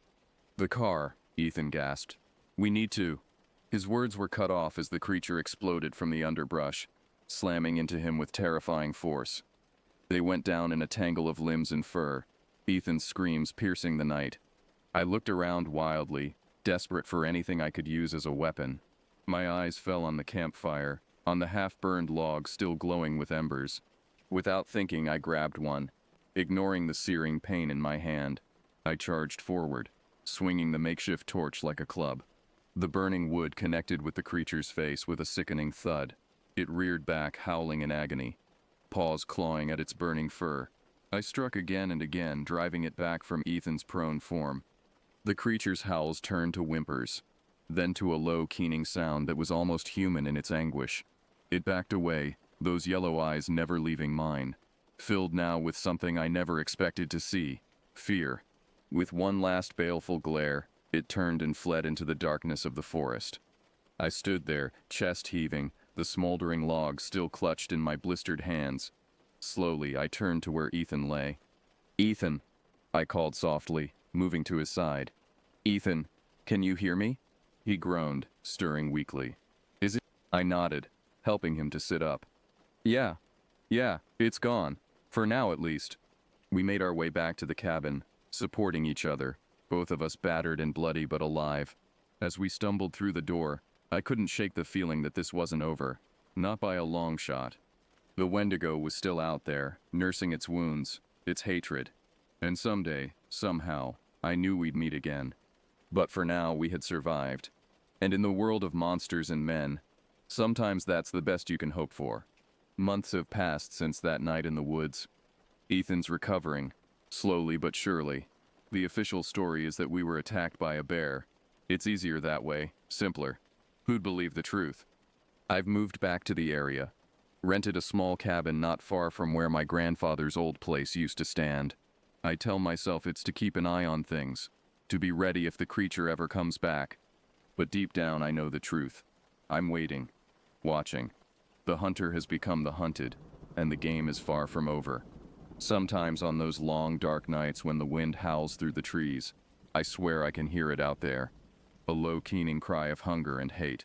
A promise that someday, somehow, we'll face each other again. And when that day comes, only one of us will walk away. Until then, I keep my rifle close, my eyes on the tree line. Because out there in the vast wilderness, in the shadows between the known and the unknown, the Wendigo is waiting. And so am I.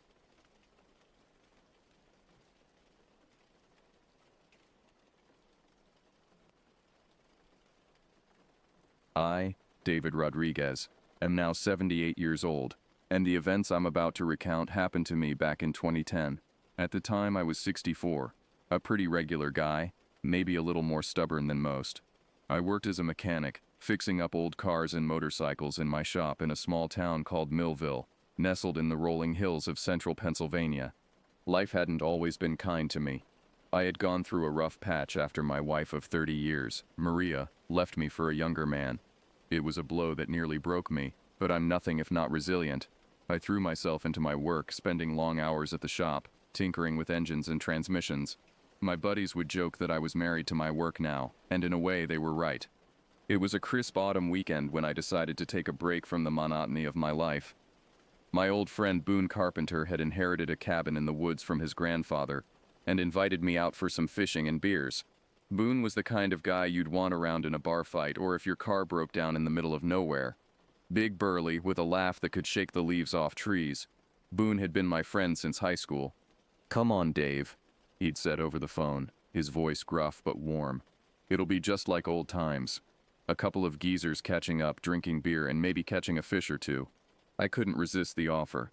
The thought of getting away from the constant reminders of my failed marriage and the endless cycle of work was too tempting. So I packed up my old Ford pickup with some clothes, fishing gear, and a cooler full of beer and sandwiches. The cabin was about an hour's drive from Millville, nestled deep in the Allegheny National Forest. As I drove, the scenery changed from small towns and farmland to dense dark forests. The leaves were just starting to turn, splashes of red and gold among the green. It was beautiful, but there was something about the density of the trees, the way they seemed to close in on the narrow road, that made me feel uneasy. I arrived at the cabin in the late afternoon. It was a modest place, all wooden walls and a creaky porch, with a small dock that stretched out into a quiet lake. The water was like glass, reflecting the trees and sky perfectly. It was the kind of place that seemed frozen in time, untouched by the outside world. Boone was already there, setting up his fishing gear on the dock. He looked up as I pulled in, that big grin of his spreading across his face.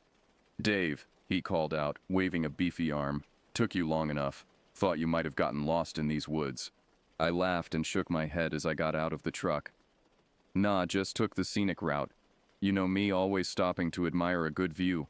We spent that first day like we were teenagers again, fishing, drinking, and swapping stories about the old days. Boone told me about his latest hunting trips, embellishing the tales with each beer. I talked about the new projects at the shop, the classic cars I was restoring, and the cantankerous customers who made my days interesting. As the sun started to set, casting an orange glow over the lake, Boone suggested we gather some wood for a bonfire. "Let's make this night a proper one," he said, his eyes twinkling with mischief. We wandered into the woods, just a little way from the cabin, talking and joking as we collected sticks and logs. The air was cool, and the forest was alive with the sounds of crickets and distant hoots of owls. It was peaceful, but as we ventured further, something felt off. Boone noticed it too. He stopped in his tracks, his head cocked to one side. "Hey Dave, you hear that?" I listened but didn't hear anything unusual. "Hear what?" "That's just it," Boone said, frowning. "It's too quiet. No crickets, no nothing." I shrugged, trying to shake off the sudden chill that ran down my spine. Maybe they're just shy. "Come on, let's get back." We headed back to the cabin, loaded with wood, and got the fire going.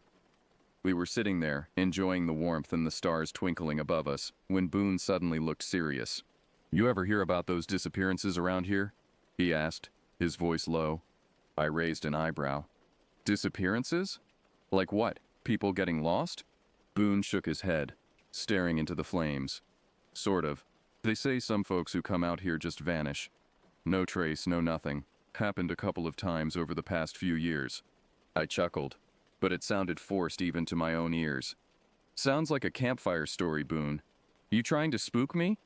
He shook his head again, his expression grave. "I'm serious, Dave. It's not just stories. My grandpa used to talk about it. He said there's something in these woods, something that doesn't like people."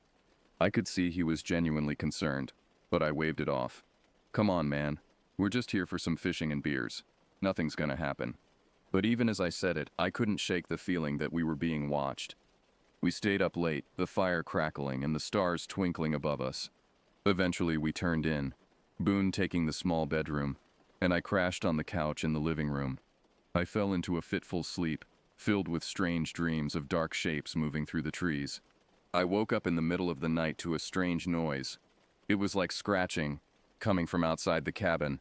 I sat up, listening, my heart pounding. The scratching grew louder, and then I heard what sounded like footsteps on the porch. I grabbed the flashlight from the table beside me and crept towards the window. Peering out, I couldn't see anything at first, just the dark shapes of the trees and the faint outline of the lake. But then I saw it, a shadow moving, something large and hunched over. Boone, I hissed, trying to keep my voice low. Boone, wake up! He stumbled out of the bedroom, rubbing his eyes. What is it? I pointed to the window. There's something out there. He came over and looked out, his face going pale. What the hell? We stood there, frozen, watching as the shadow moved closer to the cabin. It was definitely not human, and the way it moved was wrong. Too fast, too jerky. Boone reached for his hunting rifle, which was propped up against the wall. Now what? I asked, my throat dry. Boone checked the rifle, his hands steady despite the fear in his eyes. We need to get out of here, make a run for the truck. I nodded. We grabbed what we could. Boone with his rifle and me with the flashlight, and slipped out the back door trying to stay as quiet as possible. The plan was to make a run for the truck, but as we rounded the corner of the cabin, we saw it. The creature. It was like nothing I'd ever seen before. It was tall, easily 7 or 8 feet, with long twisted limbs that seemed too thin to support its body. Its skin was pale, almost translucent in the moonlight, stretched tight over its bones. But it was the face that haunted me. Its eyes were large, glowing an eerie yellow in the darkness, and its mouth, God, its mouth was a gaping maw filled with rows of jagged teeth. It let out a low, guttural noise that sent chills down my spine, a sound that no earthly creature should be able to make.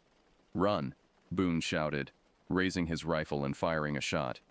The creature shrieked, a sound that pierced the night, and then it lunged at us. We bolted, sprinting through the trees, branches whipping at our faces. I could hear it behind us, crashing through the underbrush, gaining on us. Boone fired another shot, but it didn't seem to slow the thing down. We burst out of the woods and into the clearing where the truck was parked.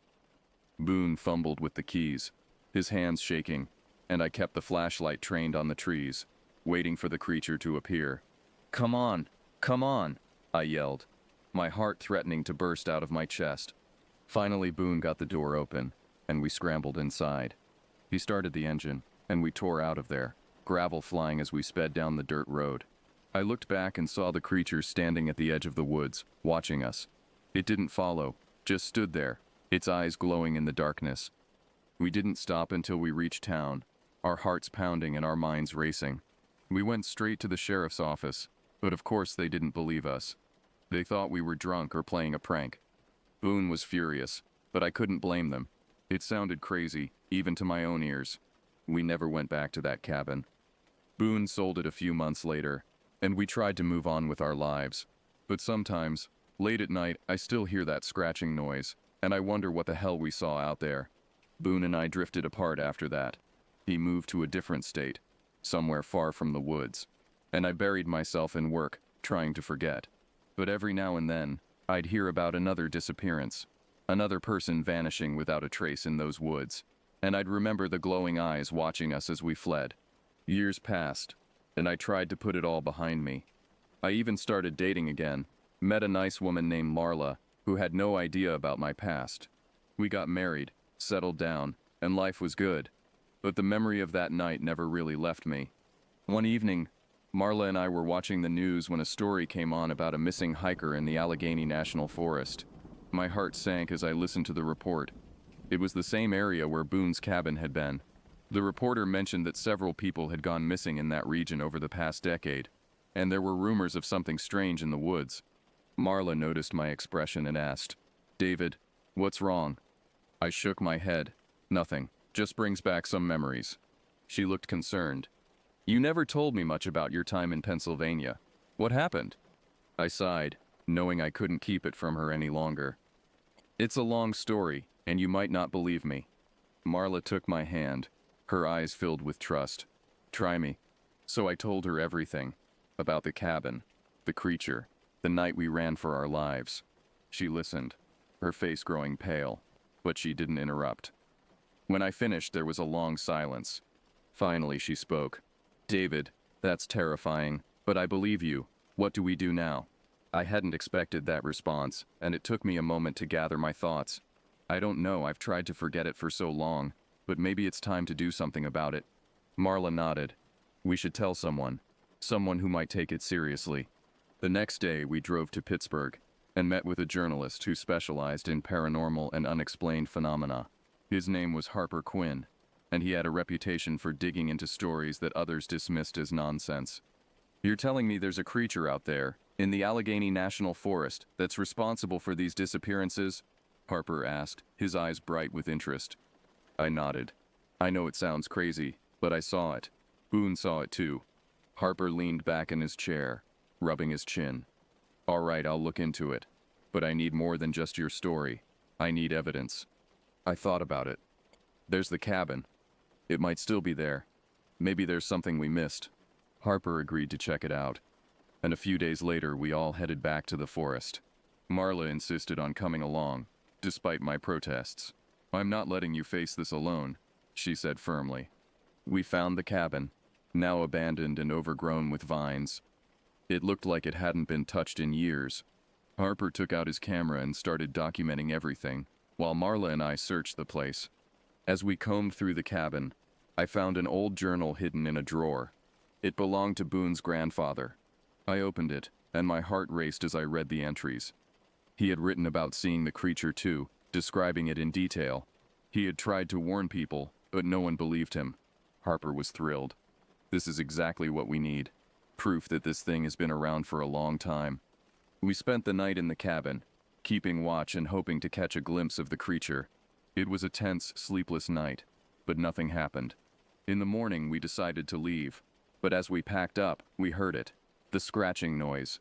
It was coming from the woods, growing louder and closer. Harper set up his camera, ready to capture whatever came out. Marla and I stood by, hearts pounding, as the creature emerged from the trees. It was just as I remembered, tall and twisted, with glowing eyes and jagged teeth. It let out that same guttural noise, and Harper's camera captured every moment. He was in awe, but I knew we were in danger. Harper, we need to go, I said urgently. But Harper was too focused on his camera. Just a little longer. This is incredible. The creature moved closer, its eyes locked on us. Marla grabbed my arm. David, we have to leave now. I nodded, pulling Harper away from his camera. Come on, man, this thing is dangerous. Reluctantly, he followed us. But the creature wasn't going to let us go easily. It lunged at us, and we ran, sprinting through the woods just like before. Harper stumbled, and I turned back to help him up, but the creature was too fast. It grabbed Harper, its claws sinking into his flesh. He screamed, and Marla and I could do nothing but watch in horror. I pulled Marla along, knowing we couldn't save him. We ran until we reached the truck, breathless and terrified. We drove back to the city in silence, the weight of what we had seen pressing down on us. We reported Harper's disappearance, but the authorities were skeptical, as always. They sent a search party, but they found no trace of him. The footage Harper captured was enough to convince some people, but many still thought it was a hoax. Marla and I knew the truth, though. We had seen the creature, and we had the journal to prove it. We decided to move far away from Pennsylvania, settling in a quiet town in Oregon. We tried to live a normal life, but the memory of that night stayed with us. We never spoke of it to anyone else, but we kept Harper's camera and the journal as a reminder. Years later, I still think about Boone and Harper and the creature that took them. I don't know what it is or where it came from, but I know it's out there, somewhere in the woods, waiting. Maybe one day, someone will find it and put an end to the disappearances. But until then, I can only warn others to stay away from those woods. Some places are better left alone, and some creatures are better left undiscovered. But the weight of knowing, of having seen something that defies explanation, is a burden I'll carry for the rest of my days. And sometimes, on quiet nights when the wind rustles through the trees, I swear I can hear that scratching sound, a reminder that there are things in this world beyond our understanding, lurking in the shadows, waiting to be discovered. As I sit here, an old man with a lifetime of memories, I can't help but wonder, what if we had never gone to that cabin? What if we had just stayed in town, content with our simple lives? But then I remember the missing hikers, the unexplained disappearances that continue to this day. And I know that even if Boone and I hadn't encountered the creature, it would still be out there, hunting. It was on my 78th birthday that I made a decision. Marla had passed away a year earlier, leaving me alone with my memories and the evidence of our terrifying encounter. I couldn't take it to my grave. The world needed to know the truth. I reached out to a young journalist named Liam Foster. He had written a series of articles about unexplained phenomena in national parks, and something about his writing told me he might be open to hearing my story. When Liam arrived at my home in Oregon, I could see the skepticism in his eyes, but as I recounted my tale, showed him the journal of Boone's grandfather, and finally played Harper's footage, his expression changed from doubt to shock, and then to a grim determination. "Mr. Rodriguez," he said, his voice trembling slightly, "this is incredible. Terrifying, but incredible. We need to go back there." I shook my head. "No, son. I'm too old for that now. But I can give you everything I have. The journal, the footage, the coordinates of the cabin. Just be careful. That thing, whatever it is, it's dangerous." Liam nodded, his eyes bright with the thrill of the story. "I understand. I'll be careful, I promise." As he left with my box of evidence, I felt a weight lift from my shoulders. But also a new fear. What if the creature got him too? For weeks I heard nothing from Liam. I tried to go about my daily routine, but I couldn't shake the feeling that I'd sent another young man to his doom. Then, one rainy afternoon, there was a knock at my door. Liam stood there, looking haggard and pale, but very much alive. "Mr. Rodriguez," he said, his voice hoarse. "You were right, about everything." I ushered him inside, made him a strong cup of coffee, and listened as he told me his story. He had gone to the Allegheny National Forest, found the overgrown remains of the cabin, and spent several nights camping in the area. "At first nothing happened," Liam said, his hands shaking slightly as he held his coffee mug. "But on the third night I heard it. That scratching sound you described. And then, I saw it." Liam had managed to capture more footage of the creature, clearer than what Harper had taken years ago. He had also found more evidence: claw marks on trees, strange tracks in the mud, and most disturbingly, what looked like a den deep in the woods, filled with bones. "I reported everything to the authorities," Liam continued. "This time they're taking it seriously. They've closed off that section of the forest and are sending in a team to investigate." I felt a mix of relief and dread. "Do you think they can stop it?" Liam shrugged. "I don't know. But at least now they know it's real. People will be warned, protected." In the months that followed, the story broke nationwide. Liam's article, backed up by the evidence we had collected over the years, caused a sensation. There were skeptics, of course, but the sheer volume of disappearances in the area, coupled with the footage and physical evidence, was hard to ignore. The government sent in teams of researchers, biologists, and even military personnel. The area around the cabin was cordoned off, declared a restricted zone. Theories abounded about what the creature could be: an undiscovered species, a mutant, even an alien. But the creature itself remained elusive.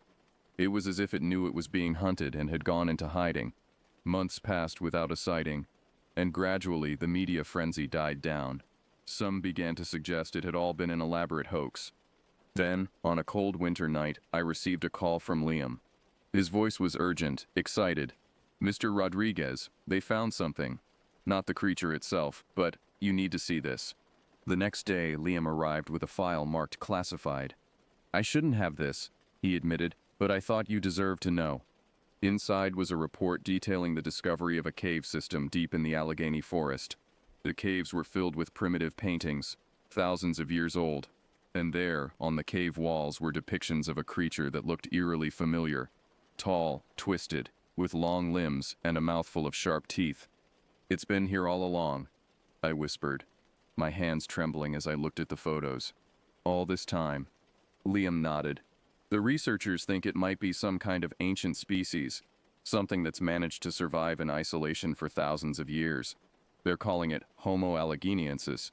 As I sit here now, nearing the end of my life, I feel a strange mix of emotions. Fear, yes, the memory of that night will never leave me, but also a sense of vindication, and oddly of purpose. My encounter with the creature, as terrifying as it was, led to a discovery that has changed our understanding of human evolution and the mysteries that still lurk in the dark corners of our world. The Allegheny National Forest remains partly closed. A team of researchers permanently stationed there to study and hopefully one day make contact with the creature. There have been no more disappearances since the area was restricted, but occasionally hikers in the surrounding forest report strange noises in the night, or glimpses of something tall and twisted moving through the trees. As for me, I've made my peace with what happened. Boone, Harper, and all the others who were taken, their deaths weren't in vain. They're part of a larger story now, one that will be told for generations to come. I often think about that creature, still out there in the woods. Is it the last of its kind? A lonely survivor of an ancient species? Or are there more of them, hidden away in other remote corners of the world? Perhaps we'll never know. But I do know this. The world is a stranger, more wondrous and more terrifying place than most people realize. There are things out there beyond our understanding, creatures that defy explanation. And sometimes, if we're brave enough or foolish enough, we might just catch a glimpse of them. So if you're ever hiking in the woods, and you hear a strange scratching noise, or see a tall shadow moving in the trees, don't ignore it. But don't stick around to investigate either. Some mysteries are better left unsolved, some creatures better left undiscovered.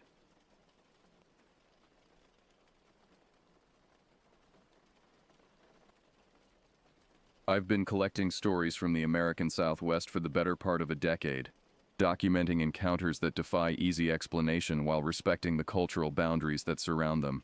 After a recent conversation with an alumnus from a supply caravan to Black Mesa on the Navajo Reservation, I learned about an incident that occurred several years ago involving one of the volunteers. Getting her contact information took some persistence. People who experience these things often prefer silence, and for good reason. When I finally reached her, let's call her Amanda for privacy, she was hesitant at first, but something about the weight of carrying this story alone seemed to convince her to share it. We met at a small diner in Flagstaff, Arizona, on a gray October afternoon in 2020. Amanda was a woman in her early 30s with prematurely gray streaks in her dark hair and eyes that seemed to dart toward every shadow.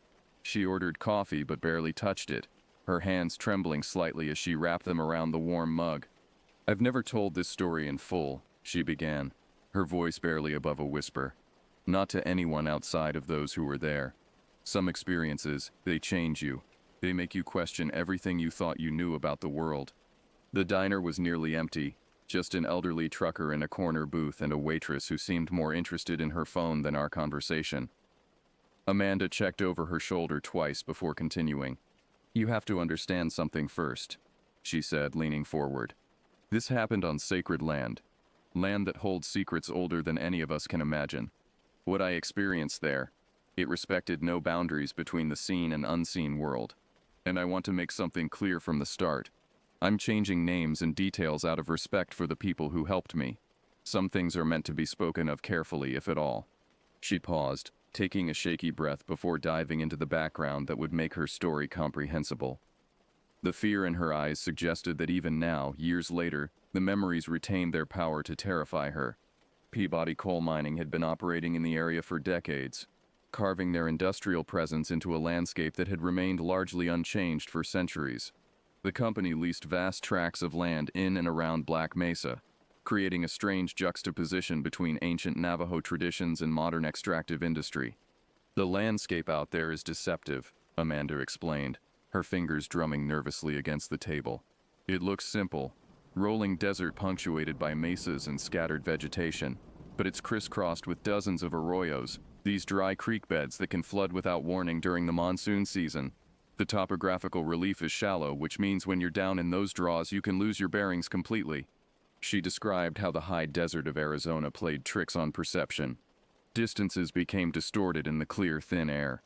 What looked like a short walk could stretch into miles. The sparse vegetation, mostly sagebrush, juniper, and scattered pinyon pines, provided little in the way of reliable landmarks. "I'd been on 3 previous caravans," she continued.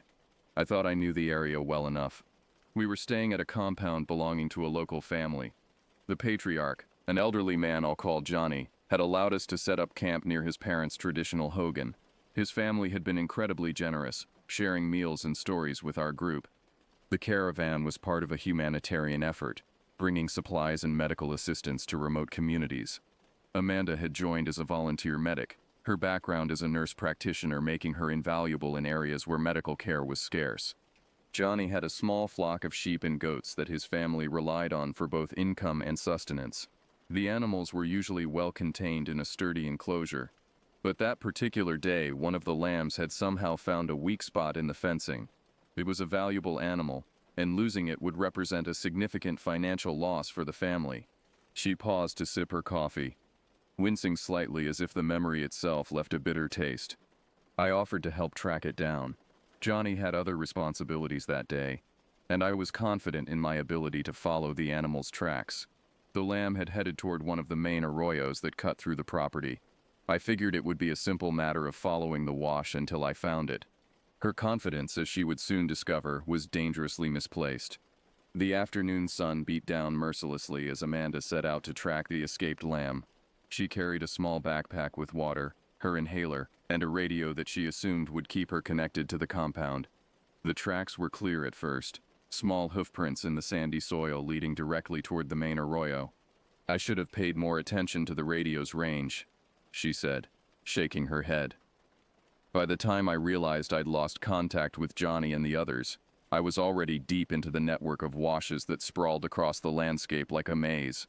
The arroyo system was more complex than she'd anticipated. What began as a single wide wash soon branched into multiple smaller channels, each carved by decades of flash floods during the brief but intense rainy seasons. The walls rose higher around her as she followed what she hoped were the lamb's tracks, providing welcome shade but also creating a sense of increasing isolation. The tracks were becoming harder to follow, Amanda recalled. The ground was rockier, and I kept losing the trail. I'd backtrack, find what I thought were hoofprints, only to realize I'd been following the marks left by something else entirely, maybe a deer or javelina. After 2 hours of searching, she admitted to herself that she was lost. The arroyo walls were now nearly 10 feet high on either side, and when she tried to climb out for a better view, the crumbling sandstone offered little purchase. Worse, when she tried to retrace her steps, every branch in the wash looked identical. That's when I started to panic, she said, her breathing becoming slightly labored even in the telling. I've suffered from asthma since childhood, and stress is one of my worst triggers. I could feel my chest tightening, and I knew I needed to stay calm, but the isolation was overwhelming. She reached for her inhaler, taking 2 puffs of the medication, but her breathing continued to worsen. The walls of the arroyo seemed to be closing in, and the silence was so complete it felt oppressive. No birds, no insects, no wind, just the sound of her own increasingly desperate breathing echoing off the stone walls. I tried the radio again and again, but got nothing but static. I was shouting into it, probably wasting my breath, but I was desperate for any human contact. The more I couldn't breathe properly, the more panicked I became. It was a vicious cycle. Her description of the panic attack that followed was clinical in its precision, the medical training allowing her to observe her own symptoms even as she experienced them. The hyperventilation came on fast, Amanda continued, her voice taking on the detached tone of a medical professional. Classic symptoms: dizziness, tingling in my hands and feet, feeling like I couldn't get enough air despite breathing rapidly. I knew what was happening, but knowing didn't help me stop it. She had sunk down against the arroyo wall, trying to use the breathing techniques she'd learned for managing her asthma. But the panic was too strong. Her vision began to tunnel, the desert around her becoming distant and unreal. I remember thinking that this was a stupid way to die, she said with a bitter laugh. Lost in a dried-up creek bed, unable to breathe, all because I was chasing a lamb. The irony wasn't lost on me, even in my oxygen-deprived state. The last thing she remembered clearly was the feeling of the rough sandstone against her back as she slumped against the wall. The sun was still high overhead, probably around 3 in the afternoon based on the angle of the shadows. When consciousness returned, everything had changed. I came to in complete darkness, she said, her voice dropping to barely above a whisper. For a moment, I had no idea where I was or how much time had passed. My mouth was dry as dust, and my head was pounding, but it was the silence that really disturbed me, not the normal quiet of the desert, but something deeper and more wrong. She had been unconscious for hours. The position of the moon, when she finally oriented herself enough to look up, suggested it was well past midnight. The temperature had dropped dramatically, and she was shivering in her light clothing. I tried to stand, and that's when I realized how disoriented I really was, she continued. The arroyo looked completely different in the moonlight. The familiar landmarks I thought I'd memorized were gone, or transformed into alien shapes. I honestly couldn't tell if I was in the same place where I'd collapsed, or if somehow I'd been moved. Her training kicked in as she performed a quick self-assessment. No obvious injuries, though her throat was raw and her chest still felt tight. Her backpack was still with her, the water bottle nearly empty but providing some relief for her parched throat. It was then that she heard the first sound that would haunt her dreams for years to come. A sharp crack like a dry branch breaking under pressure. The sound came from directly behind her, somewhere up on the rim of the arroyo. Amanda froze, every muscle in her body tensing as she strained to listen. The desert at night was rarely completely quiet. There should have been the rustle of small animals, the distant cry of an owl, the whisper of wind through the sage. Instead, there was only a heavy stillness that seemed to press against her eardrums. I turned around slowly, she recalled, her hands now visibly shaking as she gripped her coffee mug. In the pale moonlight, I could make out the shapes of the scattered juniper trees along the rim, and that's when I saw it, something that looked like a person crouched behind one of the larger trees. The figure was partially obscured, just a dark silhouette that seemed to be watching her, but there was something wrong with its proportions, something that made her skin crawl even as she tried to rationalize what she was seeing. "Hello?" she had called out, her voice cracking from dehydration and fear. The word echoed off the arroyo walls, seeming to linger longer than it should have. "Is someone there?" She tried to project confidence she didn't feel. "I'm with the Colorado Caravan. I think I'm lost. Can you help me?" The nervous laugh that escaped her lips sounded hollow and desperate in the vast emptiness. But her medical training had taught her to remain calm in crisis situations, and she forced herself to breathe steadily as she waited for a response. After what felt like an eternity, the figure moved. It stepped out from behind the tree, and in that moment, Amanda felt a flood of relief wash over her. The shape resolved into what appeared to be a familiar form. Her friend Charlie from the caravan, someone she'd worked alongside for days. Charlie had been part of our group since the beginning, she explained to me. He was a quiet guy, really good at navigation and tracking. Seeing him there, I assumed Johnny had sent him to find me when I didn't return before dark. The figure that looked like Charlie motioned for her to follow, then began moving along the rim of the arroyo. Amanda scrambled up the crumbling wall, grateful to be out of the confining wash, and relieved to have human contact after hours of terrifying solitude. "We walked for maybe 10 minutes, she continued, her voice growing more strained. Charlie, or what I thought was Charlie, stayed about 20 feet ahead of me.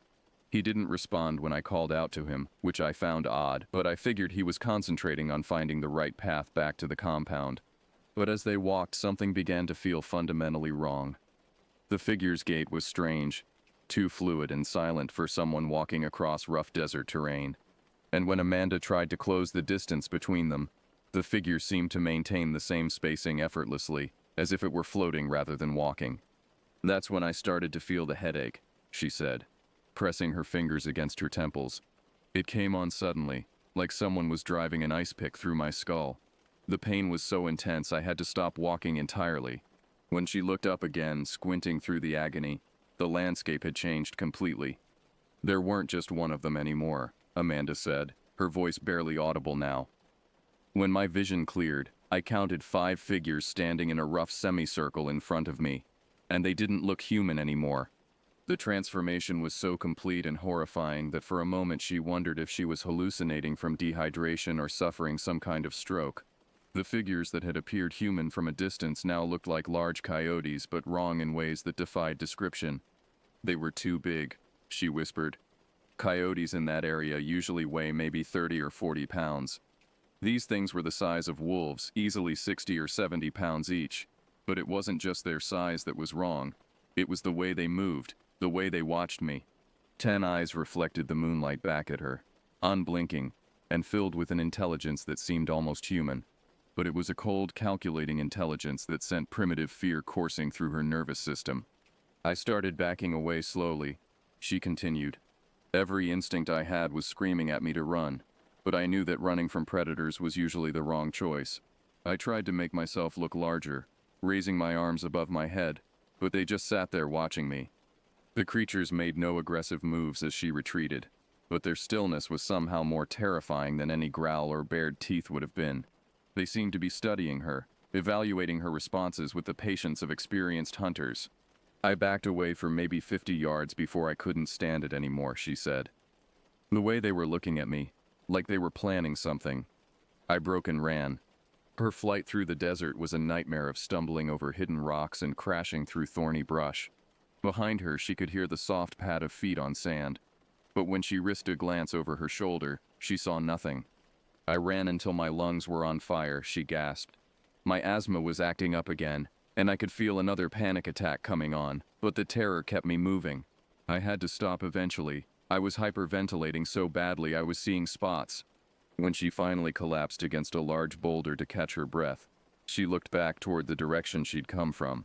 There, silhouetted against the moonlit sky on a ridgeline perhaps a quarter mile away, stood one of the creatures. And then it did something that would replay in her nightmares for years to come.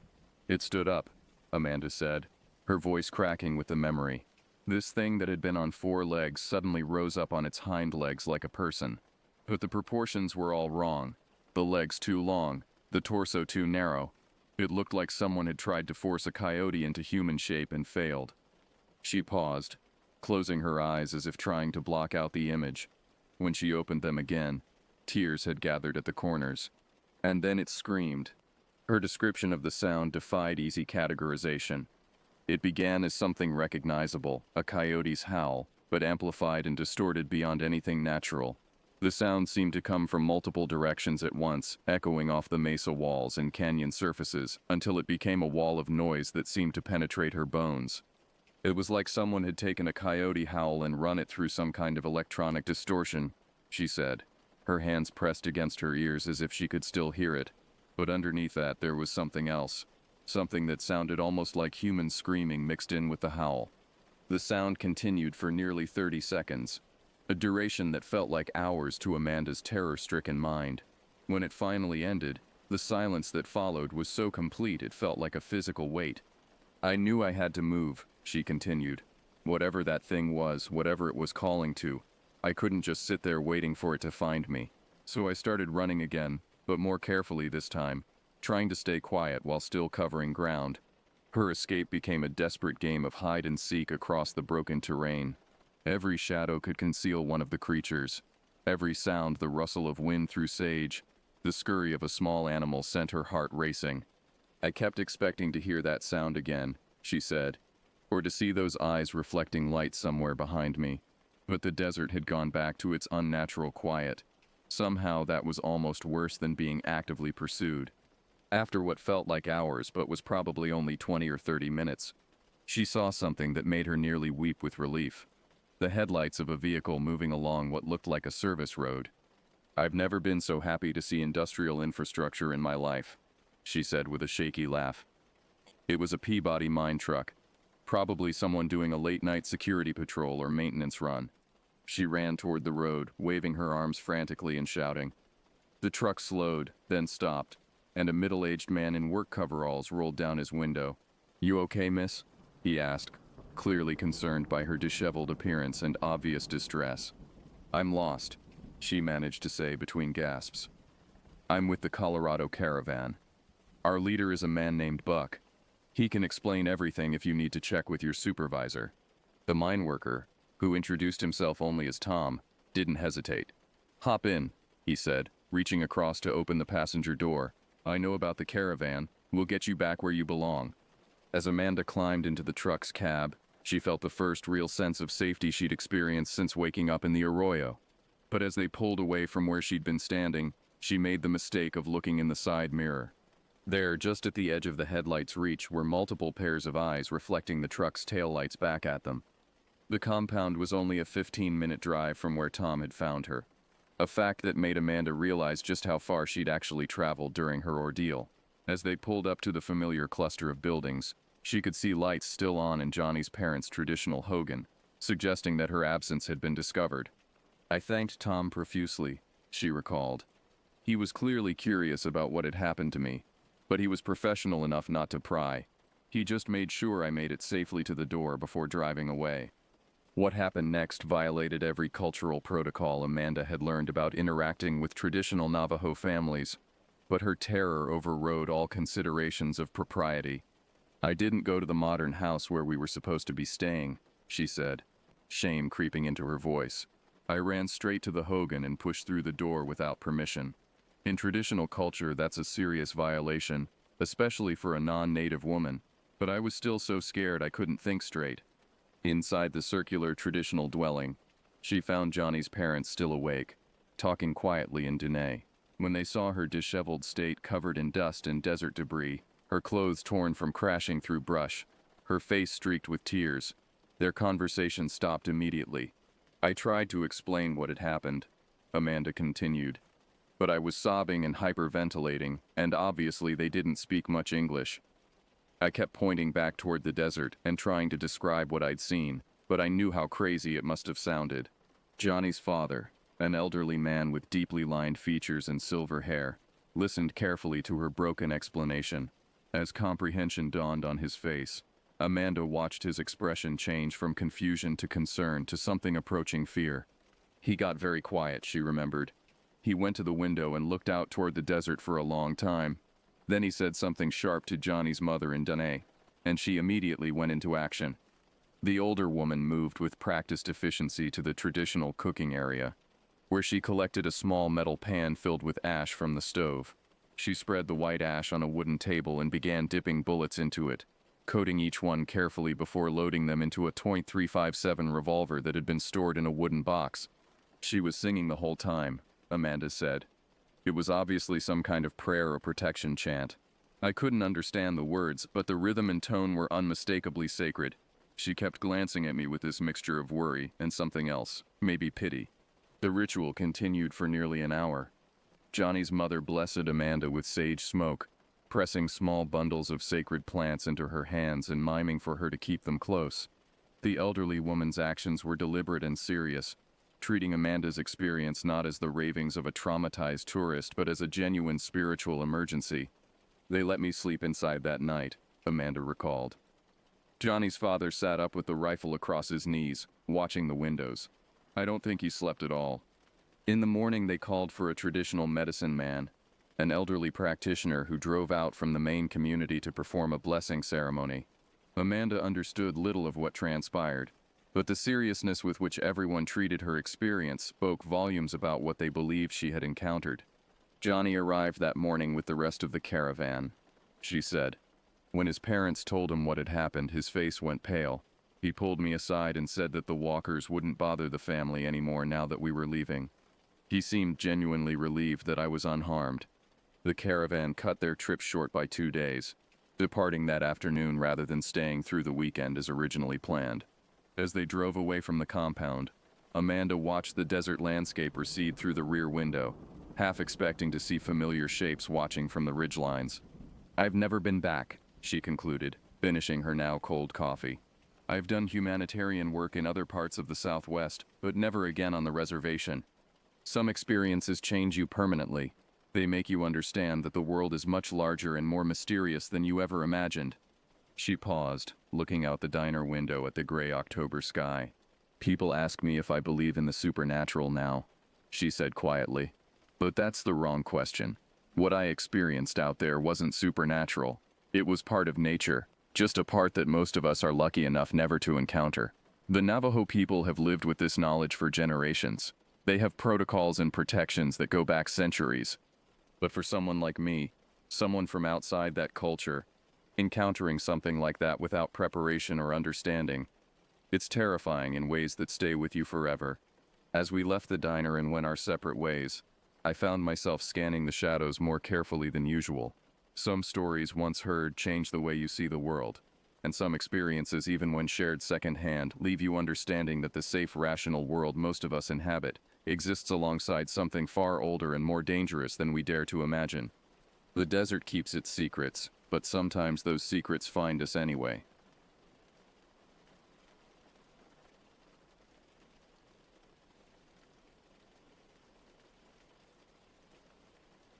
The summer of 2018 brought with it a decision that would haunt my family forever. After months of planning, we finally committed to a week-long retreat in the wilderness surrounding Yellowstone National Park.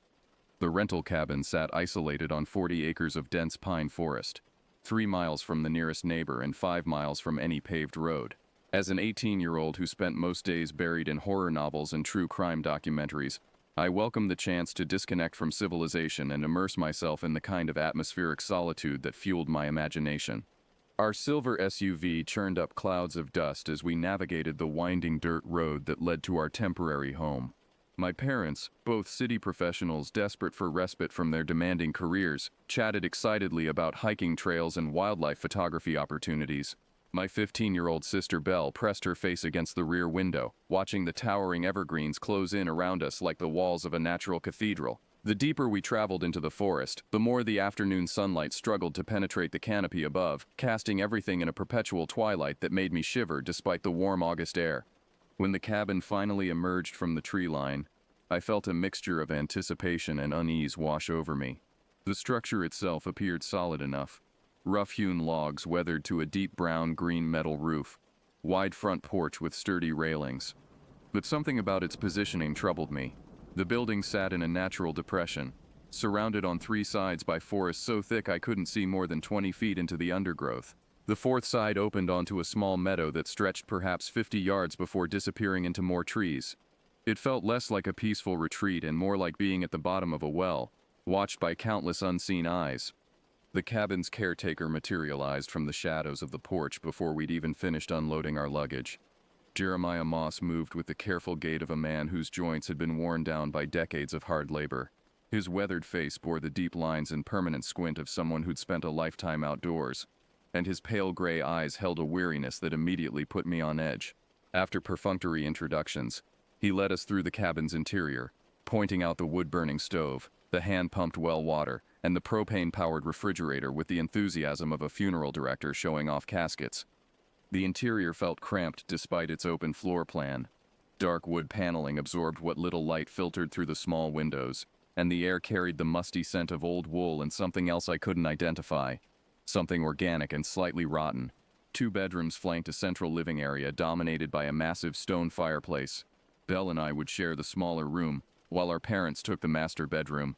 Both rooms had windows facing the forest, though heavy curtains hung across each one like closed eyelids.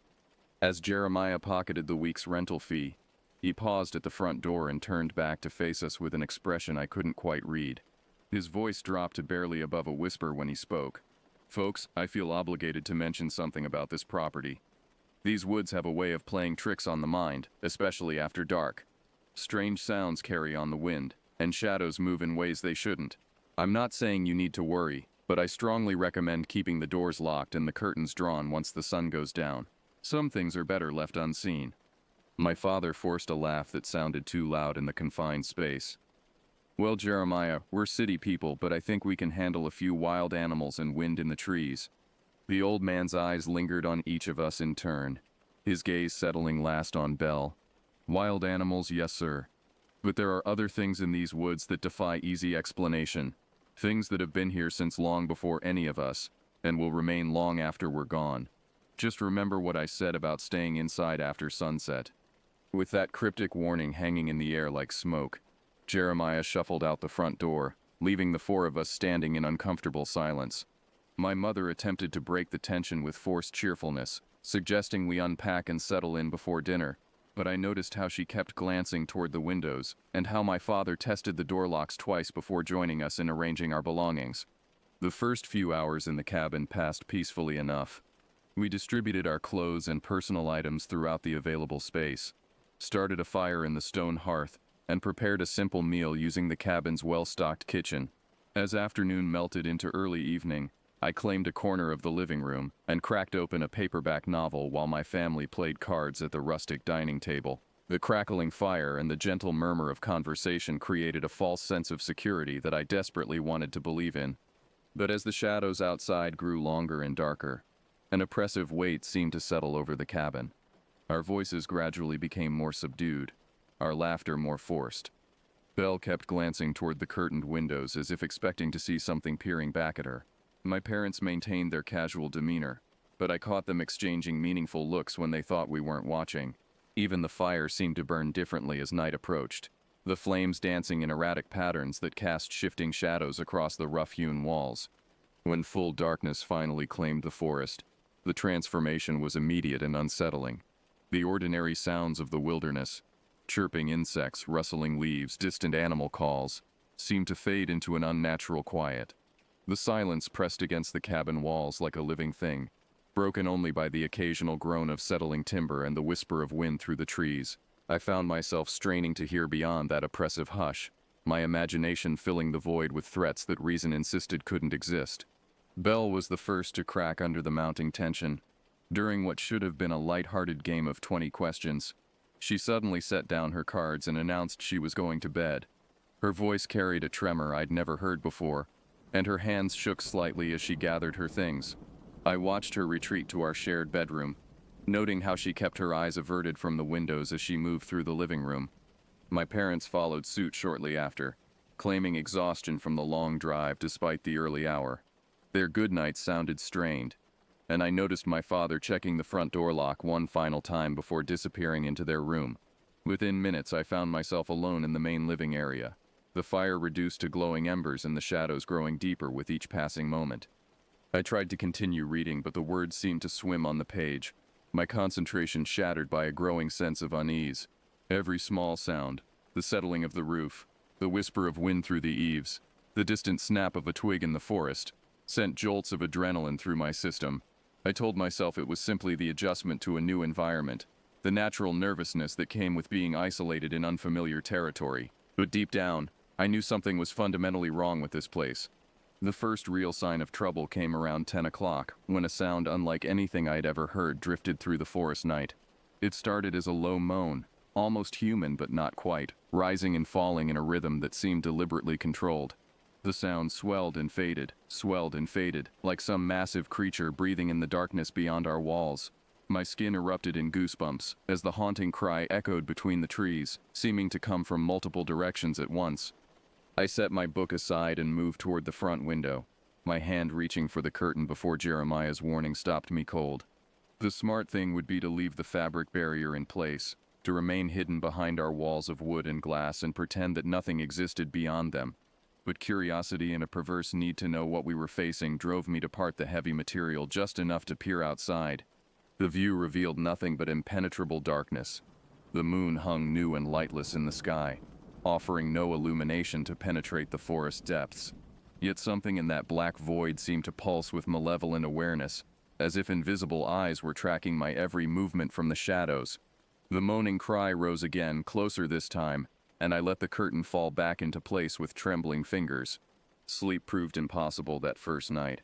I lay in the narrow bed, listening to Belle's steady breathing beside me, while my mind raced with increasingly dark possibilities. The strange moaning calls continued sporadically throughout the night, sometimes distant and ethereal, other times so close they seemed to emanate from just outside our bedroom window.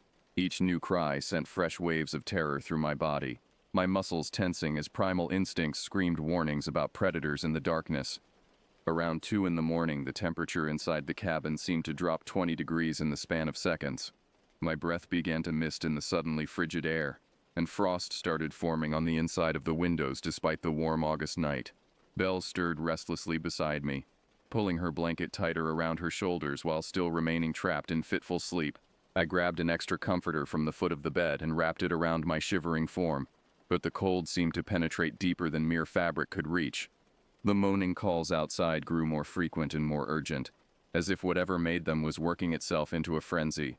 Multiple voices joined the hellish choir, creating a symphony of anguish that raised every hair on my body. I pressed my hands over my ears, trying to block out the soul-chilling sounds, but they seemed to bypass my physical senses entirely and resonate directly in my bones. That's when Belle began to change. At first, I thought she was simply having a nightmare. Her breathing became shallow and rapid, and her body twitched beneath the covers like a dreaming dog. But then she sat up abruptly, her eyes wide open and reflecting what little starlight filtered through the curtains. She stared straight ahead with an expression of absolute emptiness, as if her consciousness had fled and left only an animate shell behind. "Belle?" I whispered, my voice barely audible over the continuing wails from outside. She gave no indication of hearing me. Her blank gaze remained fixed on some invisible point across the room, while her chest rose and fell in the measured rhythm of deep meditation. I called her name again, louder this time, but she might as well have been carved from stone for all the response I received. The moaning outside reached a crescendo that made the cabin walls vibrate like a tuning fork. Belle's head turned toward the curtained window with mechanical precision, her neck rotating far enough that vertebrae popped audibly in the silence. Her lips parted slightly, and for a heart-stopping moment I thought she might add her voice to the chorus of torment echoing through the forest. Instead, she rose from the bed with fluid, unnatural grace and glided toward the window. Her bare feet made no sound against the wooden floor, and her arms hung motionless at her sides like those of a marionette whose strings had been cut. I scrambled out of my own bed and followed her, terror and protective instinct warring in my chest. "Belle, stop," I hissed, grabbing her shoulder. Her skin felt like ice beneath my palm, so cold it burned my fingers on contact. She continued moving toward the window as if my touch meant nothing, as if I didn't exist. When she reached the heavy curtains, her hand rose with the same mechanical precision and grasped the fabric edge. I lunged forward and caught her wrist just as she began to pull the curtain aside. Her flesh felt corpse cold, and her pulse beat with the slow, distant rhythm of hibernation. Through the thin barrier of cloth, shadows moved against the glass, shapes that defied the laws of physics and anatomy, writhing and flowing like liquid darkness given form. "Don't look," I begged, though I wasn't sure if I was pleading with my sister or with whatever malevolent force had claimed her. "Please, Belle, don't look outside." For an eternal moment we struggled in absolute silence, her inhuman strength surprising me as she fought to expose the window. The shadows beyond the glass pressed closer, their movements becoming more agitated as if sensing their moment of triumph approaching. The moaning calls reached a fever pitch that made my teeth ache and my vision blur around the edges. Then, as suddenly as it had begun, the assault ended. The cries cut off as if severed by a blade, and the oppressive cold lifted like fog before sunrise. Belle's body went limp in my arms, her normal body temperature returning in a rush that left her gasping and disoriented. She blinked rapidly, confusion replacing the vacant stare that had terrified me moments before. "What happened?" she mumbled, her voice thick with exhaustion. "Why am I standing up?" I guided her back to bed without answering, my hand still shaking from the encounter. Outside, the normal sounds of the night slowly returned. Crickets chirping, leaves rustling in the breeze, the distant hoot of an owl. But the memory of those shadow shapes pressed against our window lingered in my mind like a stain that no amount of rationalization could wash away. Morning brought with it a deceptive sense of normalcy that I desperately wanted to embrace. Sunlight streamed through the curtains, painting golden rectangles across the wooden floor and banishing the oppressive shadows that had haunted our first night. Belle woke with no memory of her midnight episode, chattering about plans for hiking and exploring the surrounding forest as if nothing had happened. My parents emerged from their bedroom looking refreshed and eager to begin their vacation activities. But I couldn't shake the memory of my sister's cold flesh and vacant stare, or the writhing shapes that had pressed themselves against our window. Over breakfast, I found myself studying Belle's face for any lingering signs of the previous night's possession, searching her eyes for traces of that terrifying emptiness. She seemed completely normal, cheerful, energetic, utterly human, yet I couldn't dispel the certainty that something fundamental had changed. My attempts to broach the subject of the previous night's events met with blank stares and nervous laughter. When I mentioned the strange calls echoing through the forest, my father suggested they'd been coyotes or wolves adapting their vocalizations to the acoustics of the valley. My mother proposed that the sudden temperature drop had been caused by a weather front moving through the area. Belle insisted she'd slept deeply and dreamlessly, with no recollection of getting up or moving around. Their rational explanations should have comforted me, but instead they heightened my sense of isolation. I was the only one who had witnessed the true horror of what transpired. The only one who understood that we were not alone in these woods. The weight of that knowledge pressed down on me like a physical burden, making it difficult to breathe and impossible to relax. After breakfast, I announced my intention to explore the surrounding area, hoping that daylight reconnaissance might reveal some rational explanation for the previous night's terror. My family decided to drive into the nearest town for supplies, leaving me alone with the vast wilderness that surrounded our temporary home.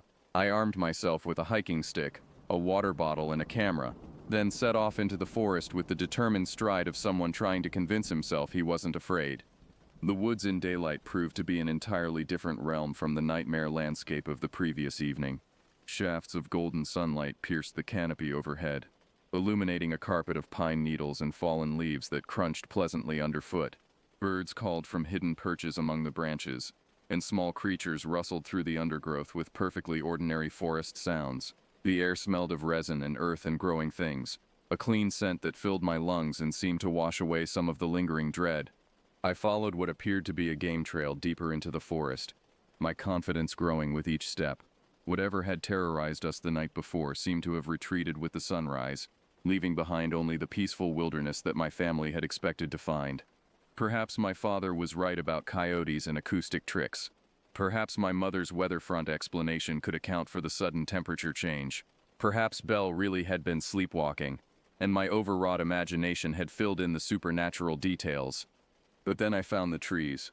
2 miles from the cabin, the forest character changed dramatically. The healthy pines and spruces gave way to a grove of damaged trees that looked as if they'd survived some sort of natural disaster. Massive gashes scarred every trunk, running from ground level to heights of 15 feet or more. The wounds appeared fresh, weeping amber sap that attracted clouds of flies and filled the air with a sickly sweet odor. I approached the nearest damaged tree with growing unease, running my fingers along the jagged edges of the wounds. The marks weren't random. They followed deliberate patterns, as if something with enormous claws had methodically shredded every surface within reach. The spacing between individual gouges suggested talons of impossible size, and the depth of the cuts indicated strength far beyond any natural predator I could imagine. Moving deeper into the damaged grove, I discovered that the destruction extended much further than I'd initially realized. Hundreds of trees bore similar wounds, creating a swath of devastation that stretched for nearly half a mile in every direction. The ground beneath my feet was littered with bark fragments and wood chips, evidence of the violent force that had created such wholesale destruction. My camera clicked steadily as I documented the scene, part of me hoping that photographic evidence might convince my family that something genuinely dangerous inhabited these woods. But with each image I captured, my sense of dread deepened. The patterns carved into the trees seemed almost ritualistic in their precision, as if the damage had been inflicted with deliberate purpose rather than random animal aggression. At the heart of the devastated grove, I discovered something that made my blood freeze in my veins. A rough circle had been cleared of undergrowth, and within that space stood a collection of structures that defied rational explanation. Tall poles fashioned from stripped branches jutted up from the earth at irregular intervals, their surfaces adorned with collections of animal bones, feathers, and strips of hide that fluttered in the breeze like macabre prayer flags. In the center of the circle sat what could only be described as an altar. A flat boulder roughly the size of a dining table, its surface stained dark with substances I didn't want to identify. Around the altar's perimeter, someone had arranged smaller stones in complex geometric patterns that hurt my eyes to look at directly. The entire scene radiated an aura of ancient malevolence that made my skin crawl and my stomach churn with nausea. I circled the clearing at a safe distance, my camera documenting everything, while my mind reeled with the implications. This wasn't the work of animals or natural forces. Someone or something had deliberately constructed this nightmare shrine in the heart of the wilderness. The thought of human beings creating such a place was disturbing enough, but the alternative explanations that crept into my mind were infinitely worse. Bones littered the ground around the altar, bleached white by weather and time. I recognized the skulls of deer and elk among the scattered remains, but other fragments belonged to animals I couldn't identify. Some appeared almost human in their configuration, though logic insisted that had to be a trick of perspective and shadow. I refused to examine them closely enough to confirm or deny my suspicions. The longer I remained in that accursed place, the more oppressive the atmosphere became. The normal forest sounds that had accompanied my hike fell silent, as if even the wildlife recognized the unnatural character of the clearing. The air itself seemed to thicken, making each breath an effort and filling my lungs with the taste of copper and decay. Every instinct screamed at me to flee, to put as much distance as possible between myself and whatever evil had been nurtured in this place. But as I turned to leave, movement at the edge of my vision made me freeze. Something large and dark shifted between the trees at the clearing's perimeter, staying just out of direct sight but making its presence unmistakably known. I stood perfectly still, afraid that any movement might trigger some sort of attack, while whatever watched me from the shadows seemed to weigh its options. After what felt like hours but was probably only minutes, the presence withdrew, leaving me alone with the twisted monuments and their grisly decorations. I backed away from the clearing with careful, measured steps, not daring to turn my back on the altar until the trees blocked it from view. Only then did I break into a run, crashing through the undergrowth with desperate urgency while branches tore at my clothes and exposed skin. I burst from the tree line, and stumbled across the cabin's small meadow like a marathon runner approaching the finish line. My lungs burned with exertion, and my legs trembled from the sustained sprint through rough terrain. Behind me, the forest loomed dark and threatening despite the afternoon sunlight, its shadows seeming to reach toward me with grasping fingers that fell just short of their target. My family's SUV sat in the driveway, indicating their return from the supply run. I forced myself to walk the final 100 yards to the cabin, trying to calm my racing heart and compose my expression into something resembling normalcy. The last thing I wanted was to alarm them with wild stories about ritual sites and lurking presences, especially when I lacked any concrete evidence beyond a few photographs and my own shattered nerves. Inside, I found them unpacking groceries and discussing dinner plans with the casual ease of people who hadn't spent their morning confronting evidence of ancient evil. My mother hummed while organizing canned goods in the kitchen cabinets. My father sorted through hiking maps and trail guides with the enthusiasm of an experienced outdoorsman. Belle curled up on the living room sofa, already absorbed in one of the paperback novels she'd brought for the vacation. Their normalcy felt surreal after what I'd witnessed in the forest. I wanted to grab them all and shake them, to force them to understand that we were in terrible danger and needed to leave immediately. But looking at their relaxed faces and easy smiles, I realized how insane such a declaration would sound. They'd seen no shadow shapes at windows, witnessed no possession episodes, discovered no ritual altars decorated with bones and blood. Instead, I mumbled something about having worked up an appetite during my hike and retreated to the bathroom to clean up. In the mirror above the small sink, my reflection looked haggard and wild-eyed, with scratches across my cheek and leaves tangled in my hair. I splashed cold water on my face and tried to convince myself that fear and imagination had distorted my perceptions, that the clearing in the woods was nothing more than some eccentric artist's installation or the remnants of old hunting camps. But the photographs on my camera told a different story. As I scrolled through the images on the small LCD screen, the reality of what I discovered became undeniable. The damaged trees, the bone-decorated poles, the blood-stained altar, all of it captured in stark digital detail that left no room for rationalization or denial. Whatever inhabited these woods was real, it was malevolent, and it had been active for long enough to establish a permanent shrine in the forest's heart. The afternoon passed in a haze of forced normalcy, as I struggled to reconcile the mundane activities of vacation life with the cosmic horror lurking just beyond our walls. We played board games, prepared dinner together, and discussed plans for the following day's activities. My family attributed my subdued mood to exhaustion from the morning's hiking, accepting my explanations without question while I wrestled with increasingly urgent impulses to confess everything. As sunset approached, the familiar tension began to settle over the cabin like a suffocating blanket. Conversations became stilted and died away into uncomfortable silences. Belle kept glancing toward the windows with poorly concealed anxiety. My parents moved through their evening routines with the mechanical precision of people trying very hard to appear normal. Even they could sense that something was fundamentally wrong with this place, though they lacked the specific knowledge that made me truly terrified of what the night might bring. I helped my father secure the cabin as darkness claimed the forest outside. We checked every lock twice, tested the latches on all the windows, and drew the heavy curtains closed with particular care. He seemed grateful for my assistance, though neither of us spoke about why such precautions felt necessary. Some truths were too dangerous to acknowledge aloud, even when they pressed against our consciousness like physical weights. The second night's assault began earlier, and with greater intensity than the first. No sooner had full darkness settled over the forest than the temperature inside the cabin plummeted to levels that made our breath visible in the lamplight. Frost crept across the windows like living ice, forming patterns that resembled twisted faces and grasping hands. The electric heater my father had brought from the car labored uselessly against the supernatural cold, its heating elements glowing cherry red while producing no noticeable warmth. The moaning calls started almost immediately, but this time they were joined by other sounds that defied classification. Scratching noises echoed from the cabin's exterior walls, as if enormous claws were testing the strength of the logs that protected us.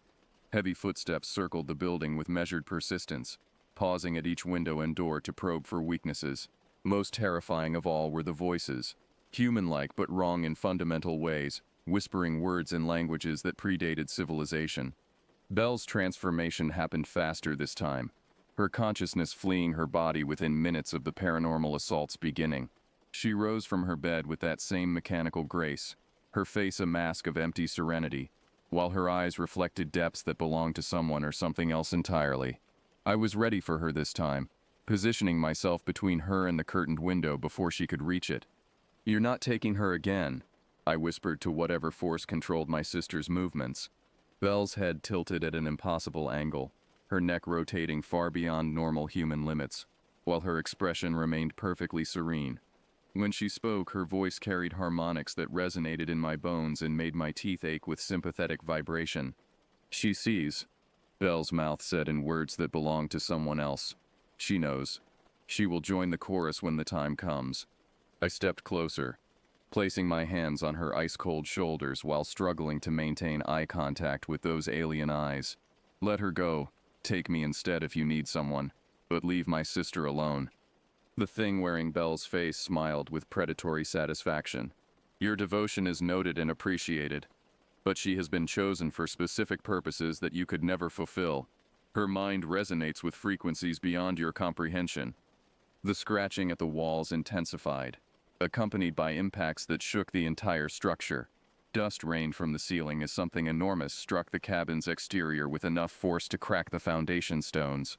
The whispered voices grew louder and more insistent, chanting in rhythms that made my heart skip beats and my vision blur around the edges. Through the cacophony of supernatural assault, I heard my parents' bedroom door open. My father emerged carrying a baseball bat, his face grim with determination despite the obvious terror in his eyes. My mother followed close behind, clutching a kitchen knife that trembled in her white-knuckled grip. They took in the scene, their daughter standing vacant-eyed in my grasp while inhuman voices chanted outside our walls, with the stunned acceptance of people whose worldview had just collapsed. "Dear God," my mother whispered, her free hand rising to cover her mouth in horror. "God," the thing controlling Belle repeated with amused contempt. "Your deity holds no power in this place. These woods knew darkness before your species learned to walk upright, and they will remember that darkness long after your civilization crumbles to dust." A tremendous impact struck the front door, splintering the wooden frame and bending the heavy steel hinges. Whatever was trying to get inside possessed strength that dwarfed any natural predator, and the barrier that had protected us was beginning to fail. My father raised his bat with grim determination while my mother clutched her knife like a talisman against the approaching nightmare.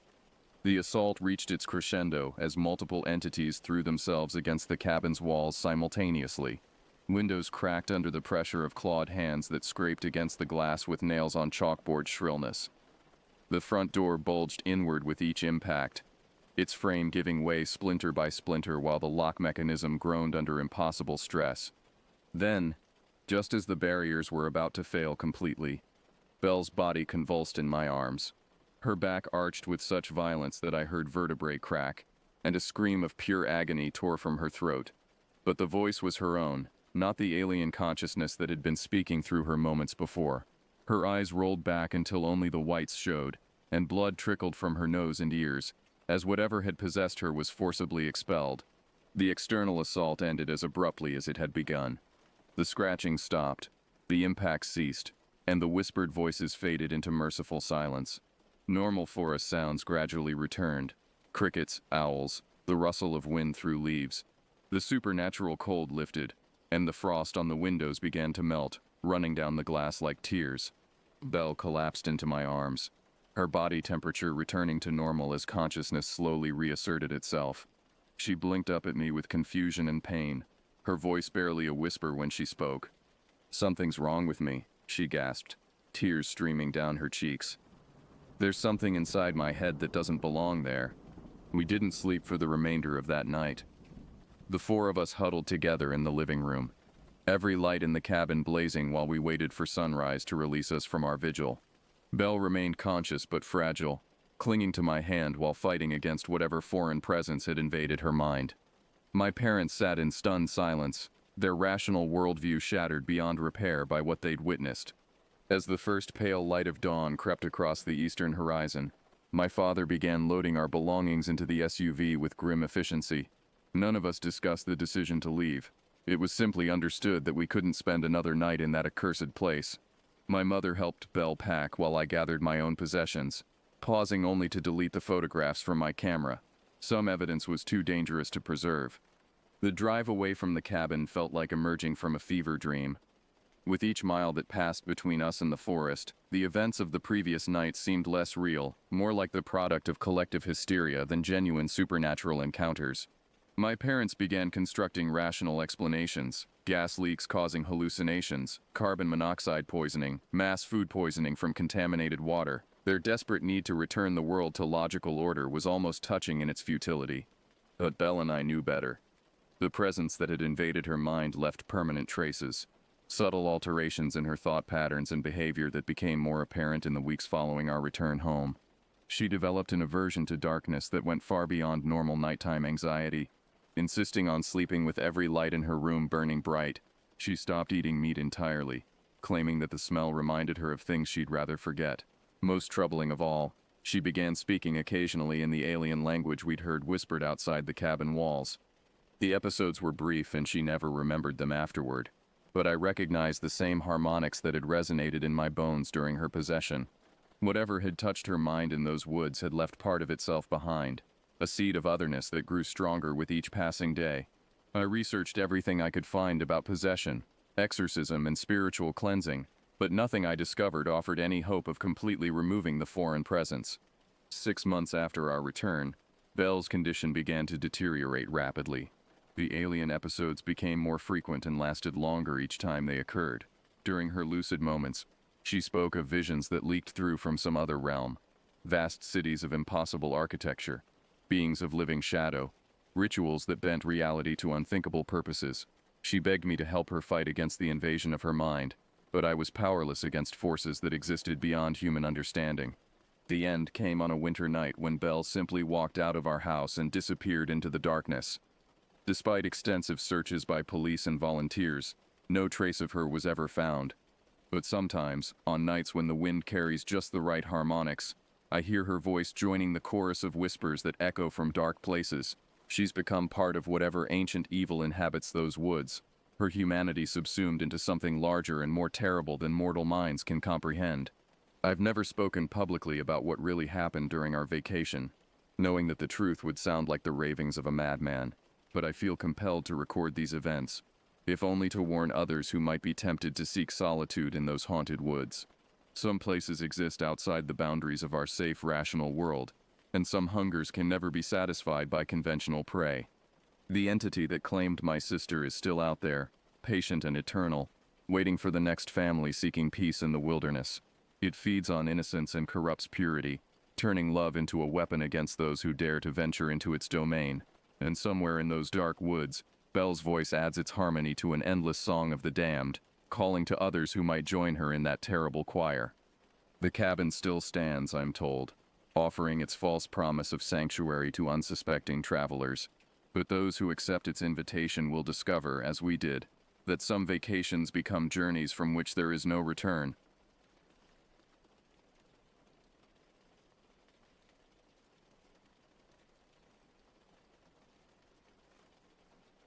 The old logging road was barely visible as I hiked deeper into the forest, my boots crunching on the bed of pine needles and dead leaves. Golden shafts of late afternoon sunlight slanted down through the Douglas firs and ponderosa pines towering overhead. It was unusually quiet, with none of the typical chatter of squirrels and songbirds I was accustomed to in these woods. The old logging road was barely visible as I hiked deeper into the forest, my boots crunching on the bed of pine needles and dead leaves. Golden shafts of late afternoon sunlight slanted down through the Douglas firs and ponderosa pines towering overhead. It was unusually quiet, with none of the typical chatter of squirrels and songbirds I was accustomed to in these woods. I adjusted my pack and quickened my pace, eager to reach the backcountry campsite before dusk fell. Several campers had been reported overdue from a trip in this remote patch of national forest land. After a decade as a ranger across 5 different states, I was no stranger to the occasional lost hiker, but something felt different this time. An eerie stillness hung over the wilderness. As I approached the campsite coordinates, I froze in my tracks. The scene in the small clearing ahead made my blood run cold. 3 tents lay collapsed and torn, camping gear strewn haphazardly across the forest floor. I dropped my pack and hurried forward, surveying the carnage. Shredded sleeping bags, a smashed lantern, food scattered everywhere. like it had been ripped out of bags in a frenzy. And blood. Dark stains splattered the torn nylon of the tents. Droplets splashed across the scattered supplies. I swallowed hard, fighting down rising nausea. I'd seen my share of grisly attacks over the years, but this was something else entirely. The destruction was complete. The campsite utterly ravaged, yet no bodies, no sign at all of the 6 campers. I searched the area, looking for tracks, any clue to explain the scene or point to where the campers had gone. But there was nothing. No blood trail leading away from the site. No footprints besides my own. Even as my mind struggled to make sense of it, that uncanny silence pressed in around me, heavy and oppressive. My heart began to pound as I noticed more unnerving details. A child's stuffed teddy bear lay abandoned near one of the ruined tents, its furry body nearly torn in two, wisps of cotton-like stuffing spilling out of savage claw marks. I picked it up with a shaking hand. Unease crept up my spine. What could have done this? What creature would attack a toy with such ferocity? Questions spun in my mind as I pulled out my radio to call this in. But only static answered. I was in a dead zone, too remote for the signal to reach. I'd have to hike back out to report this. Slinging my pack back onto my shoulders, I cast one more uneasy glance around the eerie scene. Golden daylight was beginning to fade, shadows gathering between the trees. I hurried to make it out of the woods before true night fell. Just as I reached the trail, a baying howl echoed through the valley. Unlike anything I'd heard before, a primal, blood-chilling sound that made the hairs on the back of my neck stand up.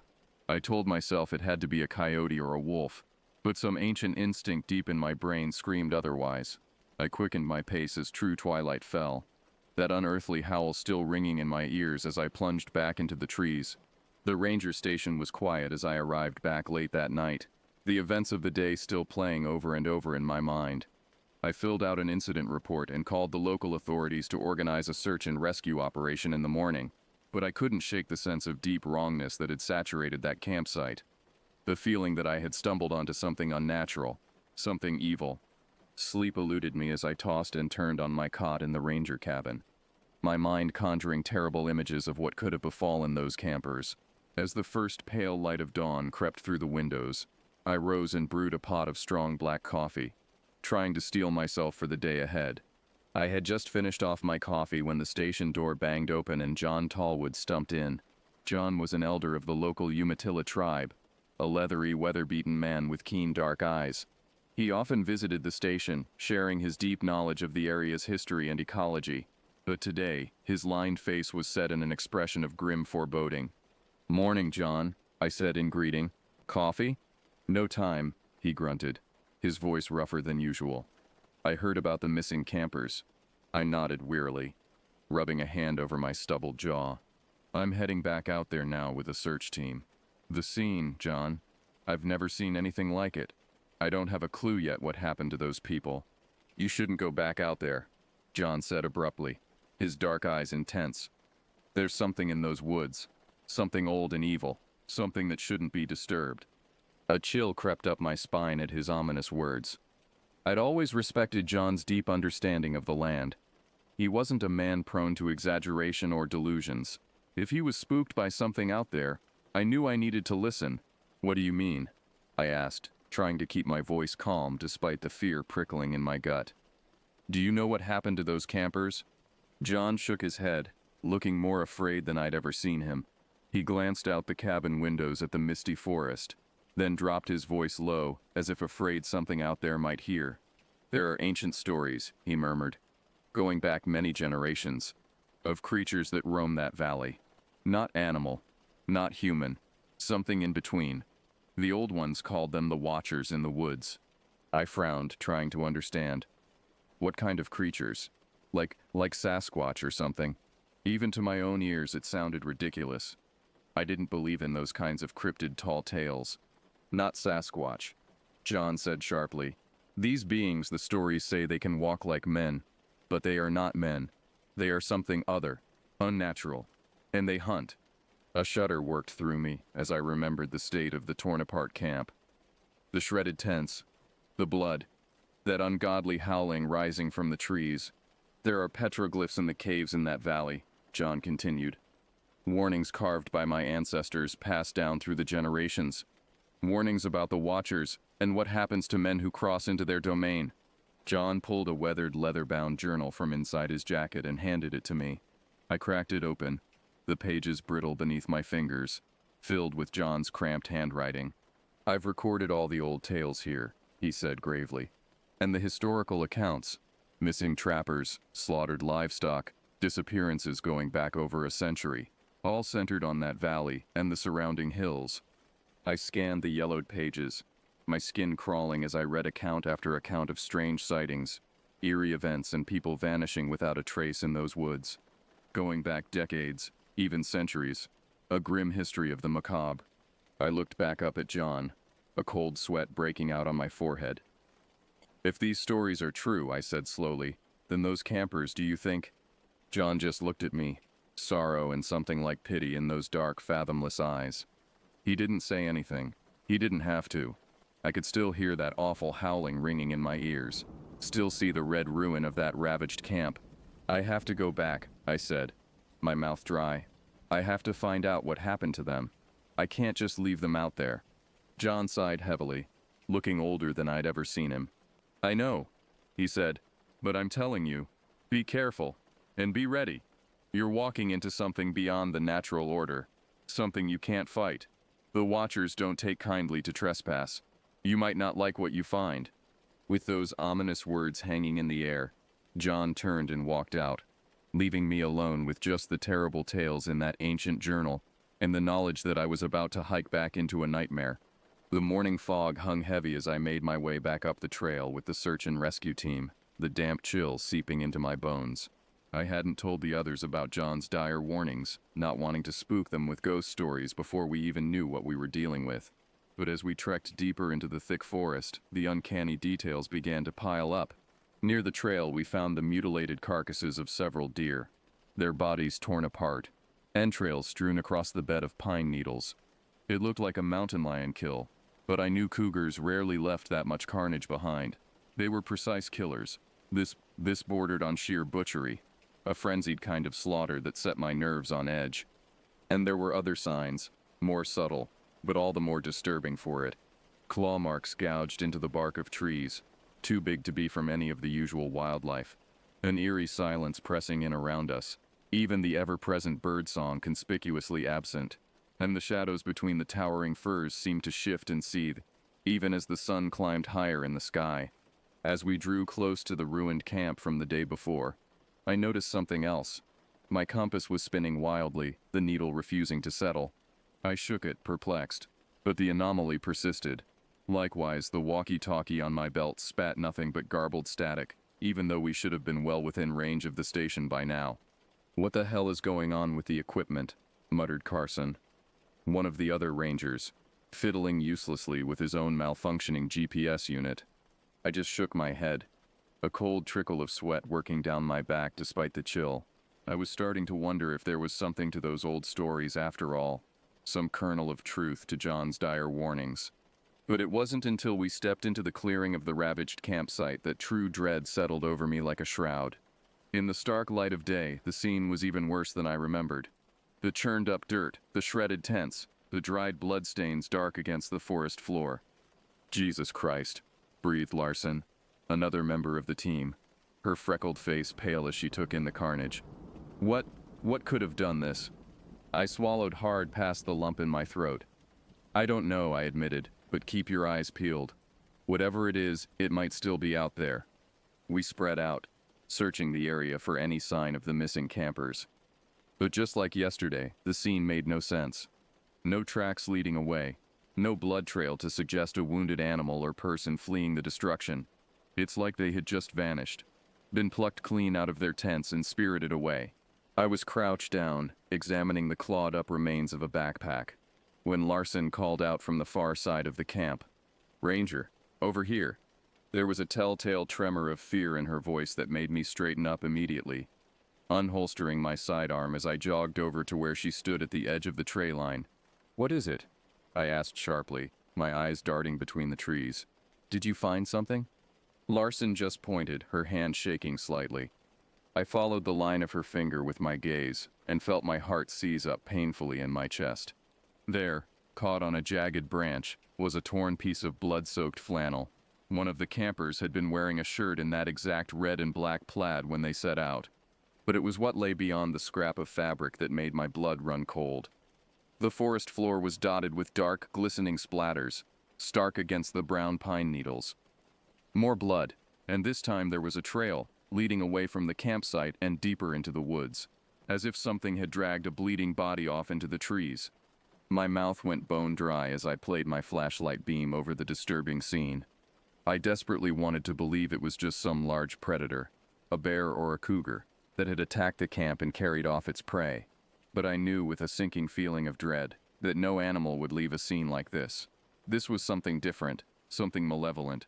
I was about to call out to the others, to tell them we needed to pull back and regroup, when a blood-curdling scream shattered the eerie forest silence. I spun around just in time to see Larson disappearing into the trees, her scream cut off abruptly, as if a hand had clamped over her mouth. Carson took off after her, shouting her name. Larson. Larson, where are you? I plunged into the woods after them, my heart hammering behind my ribs, that terrible sense of wrongness nearly choking me. Branches whipped at my face as I ran, searching wildly for any sign of the others. But the forest had swallowed them up like quicksand. There was no sign of Larson or Carson, just the trees pressing in close and dark, and the sound of my own ragged breathing. Until another scream rang out. Carson this time. A raw, animalistic shriek of terror and pain that made every hair on my body stand on end. I crashed through the underbrush in the direction of the awful sound, praying I wouldn't be too late.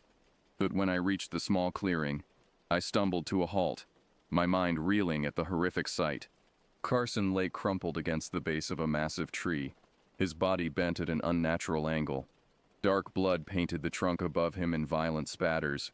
His head lolled at a grotesque angle, his eyes wide and staring in his too pale face, a dead face, and hunched over him, its powerful shoulders working as it cracked open his ribcage with terrible strength, was a creature that shouldn't exist, that couldn't be real.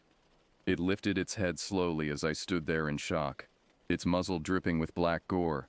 Not a bear, not a cougar, but something that walked on two legs, its form hideously twisted between human and animal, some unnatural hybrid that made my mind seize with horror. Dimly I was aware of bringing my gun up, my hands moving automatically even as my paralyzed mind tried to process the nightmare-made flesh before me.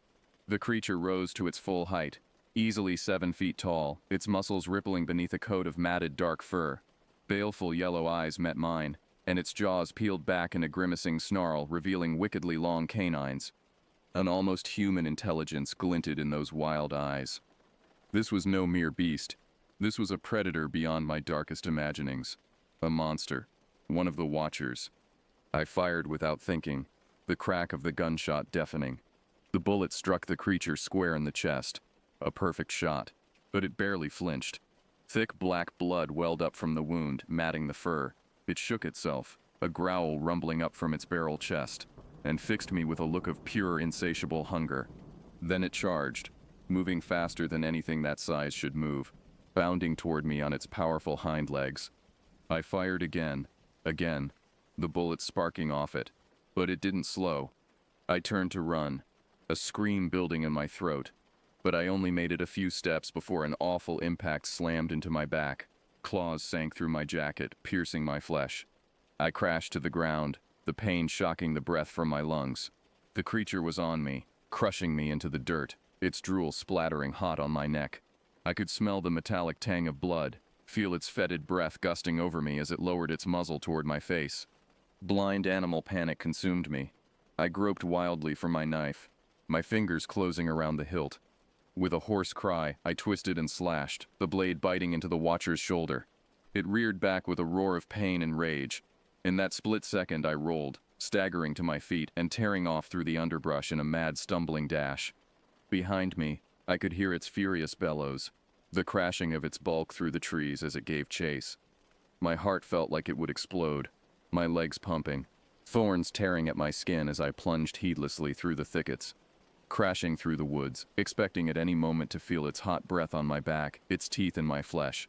But as I broke from the tree line into a wide clearing, I realized the sounds of pursuit had faded. The forest lay quiet and still around me. Too still. I stood gasping for air, my knees like jelly, my eyes darting around wildly as I gripped my knife in a shaking, bloody hand. As I staggered through the eerie stillness, the muted light filtering down through the skeletal branches overhead, I tried to get my bearings. But it was as if the attack had knocked all sense of direction from me. The trees all looked the same, the landscape strangely unfamiliar even though I knew these woods like the back of my hand.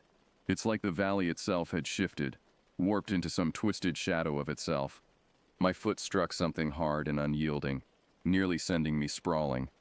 Heart pounding, I looked down, playing my flashlight beam over the object.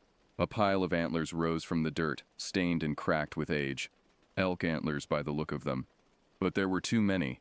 A whole unnatural tangle of them, as if dozens of elk had shed their racks in the same spot season after season. No animal would do that. A soft skittering sound made me whirl, the beam of my flashlight wavering wildly. At first I saw nothing. Then my light caught a flicker of movement high up on the trunk of a massive hemlock. I traced the beam upward, my breathing shallow and fast. Claw marks. Wicked gouges in the bark, far too large to be from a bear. They stretched up and up, higher than any animal should be able to reach, as if something had scaled the sheer trunk, perching in the branches above to watch, to hunt. A sob hitched in my throat as I spun away, forcing my battered body into motion again. I had to get out of these woods, away from whatever nightmare was stalking me. But as I blundered through the brush, strange details kept capturing my horrified attention. A matted clump of fur snagged on a barberry bush, far too coarse and thick to belong to any of the usual forest denizens. The splintered remains of a deer's ribcage dangling from a branch, picked clean of all flesh, and everywhere, that same oppressive sense of being watched, stalked, hunted by something beyond all natural law. I don't know how long I stumbled through that changed and haunted landscape. Minutes, hours, time seemed to have no meaning anymore, warped like everything else in this valley of nightmares. At some point I realized that the quality of light had changed, the forest taking on the blue shadows of oncoming dusk. My heart clenched with dread. I had to find my way out before true night fell. I couldn't survive in the dark with that thing, those things. Just as despair threatened to overwhelm me, I caught a glimpse through the trees of something that made my stomach lurch with mingled relief and trepidation. The mouth of a cave yawned in a hillside ahead, half concealed behind the hanging veil of hemlock boughs. If I could take shelter there, I might survive until morning. Might. Heart hammering behind my ribs, I broke into a limping jog, crashing through the underbrush toward that dark promise of refuge. But as I drew closer, details began to register through my terror and exhaustion, details that made my skin crawl. The ground leading to the cave mouth was beaten bare of vegetation, compacted into a hard-packed trail by the passage of many feet, many clawed, inhuman feet. And the walls of the narrow tunnel were carved with crude, disturbing petroglyphs, the kind of primal scratchings ancient humans left to mark a place of great and terrible significance. Gouged into the stone as if by vicious talons were the crude yet unmistakable figures, tall, looming shapes that walked on two legs like men, yet bore the heads of snarling beasts. The Watchers in the Wood. John Tallwood's eerie tales crashed over me, tales of unnatural creatures who had stalked this valley since time unremembered, beings who could wear the skins of men when it suited them, but whose true nature was so much older, wilder, and hungrier. Looking at those jagged pictograms, I knew with sickening certainty that those tales were no mere superstitious ghost stories. They were warnings, warnings of a horror that had endured in these hills for centuries, a horror I had now stumbled into like a fly into a spider's web. A howl split the air, far too close, the same chilling sound I had heard echoing over the ravaged campsite. Galvanized by raw terror, I darted into the cave, wedging myself into a narrow crevice in the rock wall where I could still see out through the craggy opening. The dying light painted the forest in shades of blood and shadow. That's when I saw them. Two figures moving between the trees, too tall, too fluid to be human. Even at this distance I could see the way their shoulders bunched and rippled beneath shaggy pelts, the predatory forward hunch of their spines. They paused, silhouetted against the crimson sky, and I forgot how to breathe, because in the next moment they sank to all fours and began to change, bones cracking and realigning, bodies stretching into gaunt lupine shapes that made the mind revolt. I must have made some tiny, terrified sound, even though I was trying to stay silent as the grave, because as one, their heads swiveled toward me, and I had the horrifying sensation of meeting the gaze of something ancient and evil across an impossible distance. My heart seized in my chest as they swept toward me, bounding over the forest floor with terrifying speed, those loping strides devouring the distance.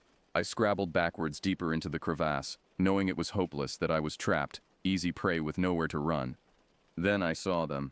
The first unlucky campers. The ones whose remains I had been sent to find. They were there in the cave with me, their naked bodies strung up in grotesque tableaus on the rock walls, bound with crude rope woven of gut and tendon, limbs twisted at impossible angles, torsos flayed open, pale entrails spilling out in macabre garlands. Their faces were the worst, frozen in rictuses of agony and horror, eyes bulging and mouths wrenched open in silent screams. The Watchers had not just killed them, but desecrated them, played with them. Bile scorched the back of my throat, but I swallowed it down, a despairing moan trying to work its way out of me. Somehow, even in my paralyzed state, my hand had found my flashlight, and I clicked it on with trembling fingers. The quavering beam illuminated the full horror of that grisly charnel house, and immediately wished I had left myself in darkness, because daubed on the stone walls in rusty flaking brown, and the fresher crimson of newer blood, were crude drawings that told a story I could not tear my eyes from. Stick figures danced and cavorted across the rock, chasing down prey, ripping and tearing, and interspersed with the hunt were other, even more disturbing scenes, one in which dozens of smaller figures gathered around a larger one, as if in worship. Another of a human form splayed out like a perverse sacrifice, belly split wide, and there, painted over and over, was the same sigil, a triangle with a bisected circle in the center, some ancient rune denoting the Watchers' foul gods. My mind tried to make sense of it, reeling under the weight of all I had seen. These creatures, whatever they were, did not hunt like mere animals. They had human intelligence, but twisted to serve bestial cruelty. And this was their den, their larder. How long had they been bringing victims here, to this dread place? How many lives had they claimed for their dark masters? The missing hikers and campers were only the latest offerings to whatever bottomless hunger drove the Watchers. I had no more time to process the horror. No more time at all. A shadow blotted out the dying red light spilling into the cave mouth. The stink of rancid fur and blood filled my nostrils. From the corner of my eye, I saw a clawed hand grope into the crevice above my head, and I unleashed the ragged scream that had been building in my chest as I stared into the glowing eyes of my doom. In the guttering beam of my flashlight, I caught the barest glimpse of the Watcher as it loomed over me, its bulk filling the cave mouth. Matted fur, hulking shoulders, a lupine head that was paradoxically, terribly, still so human. But it was the eyes that pierced me, amber eyes that glowed with a feral, destructive intelligence that had no place in this world. A huge hand tipped with blackened claws swiped at me, and I screamed again, flinging myself sideways. The Watcher's talons scored deep furrows in the stone where my head had been a heartbeat before. I scrabbled madly over the uneven ground, trying to wedge myself deeper into the narrow crevice. The beam of my flashlight danced crazily over the cave walls, over the gruesome remains of the Watcher's former victims.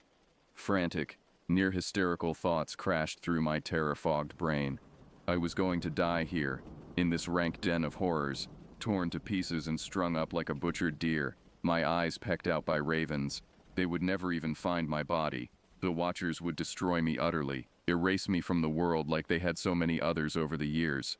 My blood would paint these walls, just more mute decoration for the amusement of monsters. The Watcher lunged again, its broad shoulders scraping the rock as it tried to force itself into the too narrow gap after me. I could feel its breath gusting against the back of my neck, hot and moist. Smell the carrion reek of its pelt. In a flash of panicked inspiration, I ripped my pack from my shoulders and flung it at the creature. It struck the Watcher square in the face, and it fell back with a startled grunt. In that split second of reprieve, I lunged out of the crevice, stumbling over the uneven floor toward the cave entrance in a blind, shambling run. But my flashlight beam fell across a second hulking shape filling the opening, and a shocked cry burst from my raw throat. There was no way out. They had me cornered like a rat in a trap. A heavy weight slammed into my back, crushing me to the dank cave floor in a puff of moldering leaves and animal bones. I felt a rib crack under the impact, a sear of agony. Then teeth clamped down on my shoulder, piercing my jacket, my skin sinking into my flesh. I arched my back and howled, battering uselessly at the Watcher's furred bulk with my one free arm. But it shook me like a dog with a rat, worrying me back and forth until I flopped like a rag doll, my vision sparkling with black. Its huge hands flipped me over onto my back, and its snarling muzzle filled my world, strings of drool spattering my face. I stared into those glowing eyes, saw the horrifying thread of human cruelty woven through the animal savagery. It knew what it was doing, knew it on some deep level that made the mind revolt. These were not mere unthinking predators. No, they were so much worse. I knew I was dead, knew it in my blood and bones as those terrible jaws yawned wide above my face. But as the Watcher shifted its weight, pinning me more securely beneath it, one of its knees come down hard on my flashlight at my hip. There was crack of breaking plastic and a startling stab of light as the damaged bulb flared brightly, a searing beam of illumination piercing the gloom of the cave. The Watcher flinched back with a hiss, squinting against the sudden brightness. In a flash of desperate inspiration, I snatched up the flashlight and shone it directly into the creature's eyes. It recoiled with a guttural snarl, shaking its massive head. My eyes darted wildly, searching for a weapon, anything I could use to defend myself. They fell on a large flat stone near my hand, and without thinking, I hefted it and brought it down with all my fading strength on the Watcher's skull. I felt bone crunch wetly under the impact. Black blood sheeted down the creature's face, matting its fur, but still it did not release me. Its lips skinned back from its teeth and it lunged for my throat, murder in its eyes. But in that instant its mate charged in with a roar, bowling the wounded Watcher off me and standing possessively over my supine body, asserting its claim to the kill. The injured Watcher struggled to its feet and squared off against its packmate, rumbling a warning deep in its throat. Even through the pain and fear, my stunned mind managed to process what I was seeing. These creatures, whatever they were bound by some twisted pack hierarchy, like wolves, yet horribly, perversely sapient. That uncannily human cognizance was there in the way they postured aggressively at each other, neither willing to cede their prize, me. It was the only chance I would get, and I seized it. In one burst of wild, adrenaline-fueled speed, I rolled to my feet and sprinted desperately for the cave mouth. The Watcher's furious howls echoed off the stone behind me. The ground shuddered under the impact of their powerful strides giving chase. Slobber-slick jaws snapped at my heels as I hurtled out into the waiting arms of the night. Somehow, my battered body carried me into the pitch dark of the forest.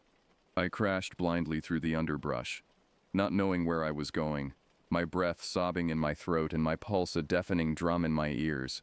Branches slapped my face, leaving hot streaks of pain, but I felt none of it. My entire world had narrowed to the all-consuming need to escape, to survive. Behind me, I could hear the Watchers crashing through the trees, could feel the vibrations of their relentless pursuit through the soles of my feet. It was only a matter of time before they overtook me, before they dragged me down and ripped the life from my broken body. But still, I ran, unwilling to simply lie down and let death take me. Miraculously, unbelievably, I saw lights glimmering through the trees ahead, flashlight beams dancing over the knotted trunks and carpets of leaves. Heard raised voices calling out in the darkness, hollering my name. The rest of the search party, coming to look for me. "I'm here," I tried to scream, but all that came out was a strangled croak. I flung myself forward with one last burst of desperate speed, broke through the tree line onto the logging road where the other rangers were gathered, their faces pale and strained in the dancing beams of their flashlights. I collapsed into their arms, my final reserves of strength giving out at last. Gasping garbled warnings, please. They caught me as I fell, lowered me to the ground, their faces swimming above me in the wavering light. I could feel hands on me, trying to staunch the flow of blood from the deep gouges in my flesh, voices rising in consternation as they took in the extent of my injuries. But I barely registered any of it, because there, at the edge of the dark woods, I could see twin pairs of glowing amber eyes, staring, watching. The Watchers paced back and forth just beyond the reach of the light, growling their frustration. They knew they had lost their prey. This time, I faded in and out after that, as the other rangers carried me out of those cursed woods. I remember disjointed fragments, the jolt and sway of a stretcher beneath me, the wail of sirens, the sting of needles in my skin, the stark white glare of hospital lights, and the babble of doctors talking over me in low, urgent tones. But always, playing behind my eyelids in an endless loop of nightmare, the Watchers. Their dead eyes, their grasping claws, their hulking shadows falling over me. They followed me into my dreams, even drugged to the gills in my hospital bed. I would jerk awake screaming, my skin clammy with fierce sweats, expecting to see them crouched in the corner of my room, lips peeled back from razor fangs. The doctors said I was lucky to be alive, said an animal attack of that severity should have killed me, but they didn't understand. None of them could understand the sheer mind-breaking horror of what I had witnessed. The police and rangers went back out to that damned valley to retrieve the bodies of my friends, following the rough coordinates I had gasped out between morphine drips and panic attacks. But of course they found nothing. No bodies, no den of horrors in the cave. It's like the Watchers had wiped the forest clean of any trace of their presence, like they'd never been there at all. I tried to tell people, tried to warn them about what was really out there, stalking the shadowed places, but I saw the way their faces closed off, the way they exchanged looks when they thought I couldn't see. They thought I was crazy, traumatized, just another babbling lunatic spo. I was released from the hospital after a week, my physical wounds well on their way to healing, even if my mind was still in tatters. The Rangers put me on indefinite leave, promising that my job would be waiting for me when I was ready to come back. If I was ever ready to come back. But I couldn't let it go. Couldn't just languish in that purgatory of fear and doubt, going through the motions of my old life as if the horrors I had witnessed had been nothing more than a fever dream. I had to know the truth, had to understand what the Watchers were and where they had come from. I owed that much to Larson and Carson. I couldn't let their deaths be in vain. So I threw myself into research with the single-minded focus of the possessed. I scoured historical records and newspaper archives, combed through folklore collections and ancient bestiaries.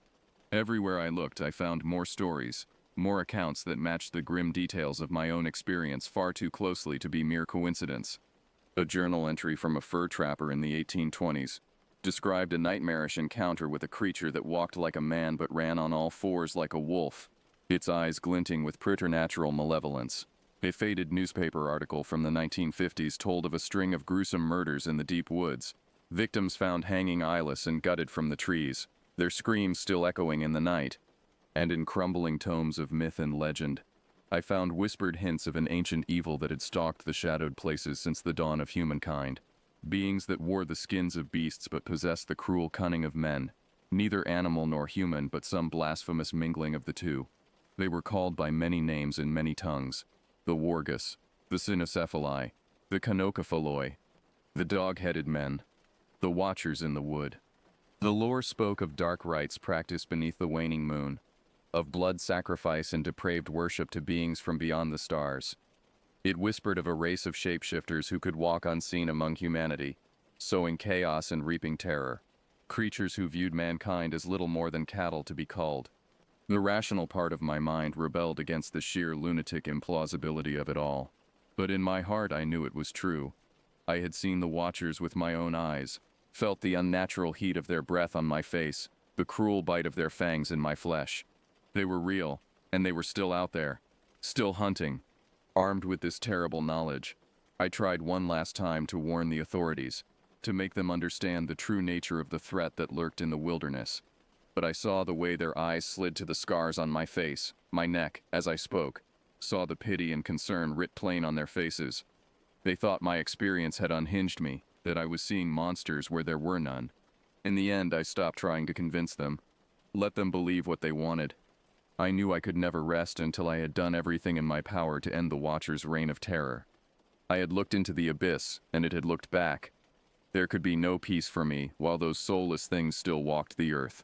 So I made my preparations, studied my enemy, learned their ways, and when the moon waned to a sliver in the starry sky, I ventured back into that valley of nightmares, my heart leaden in my chest but my purpose clear.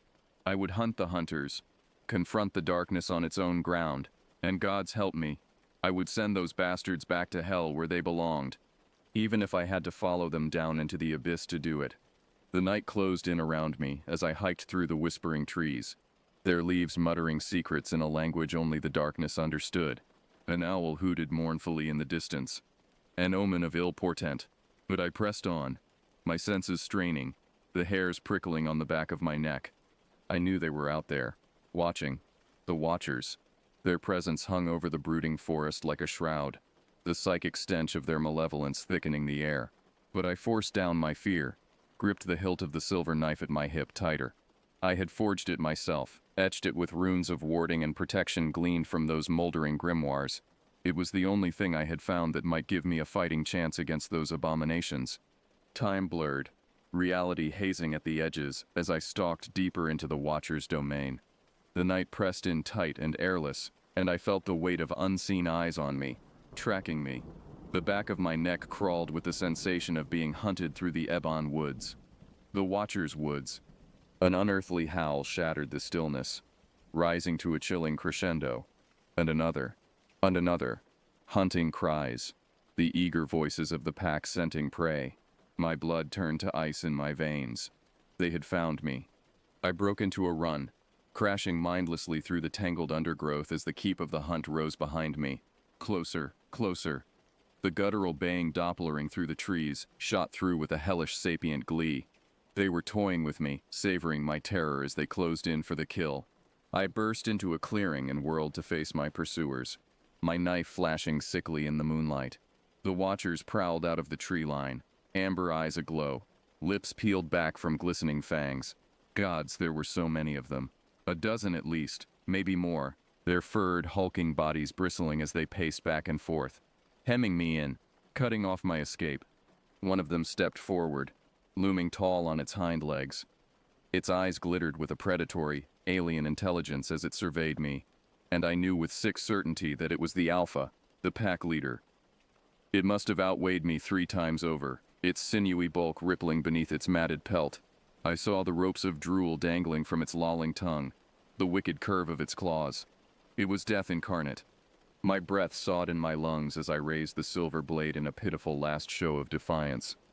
At the sight of the moon-washed metal, the Watchers stirred and growled, betraying a sliver of what might have been uncertainty. I seized on that flicker of hesitation and charged with a wordless cry. The Alpha met me head-on, a tidal wave of fur and fang and fury. We crashed together and went tumbling to the loamy earth, kicking and clawing. I felt the slash of talons across my ribs, the crunch of bone, agony blazed through my body. But still I fought, slashing at my foe with the silver knife, opening great gouts of blackish blood. The Watcher howled, more enraged than hurt, and redoubled its assault. But I lost myself in the red haze of battle, hacking and slashing as the two of us rolled back and forth in a morass of gore. I knew I couldn't last long. Already my strength was failing, my vision sparking out at the edges, but by God I would make the beast pay for every drop of my blood in kind. I didn't see the blow that finally felled me, only felt the crack of my skull hitting stone, the world smearing sideways into darkness.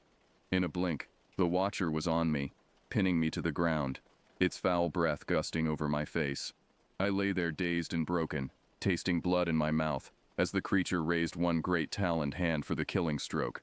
The end had come, but as I stared my death in its pitiless, glowing eyes, I felt a curious sense of peace settle over me. I had fought the good fight, done what I could to rid the world of this evil, even if it had proven too great for me in the end. There was an honor in that, a victory of spirit, if not of flesh. I bared my teeth up at my destroyer in one last defiant snarl, daring it to finish me and be damned. But the blow never fell. The Watcher paused, its head tilting to one side as it studied my ruined face.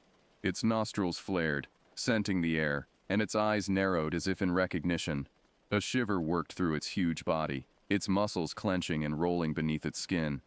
And then, to my slack-jawed disbelief, it backed off me, drew away, melting back into the shadows of the trees, the rest of the pack following suit with whines of confusion.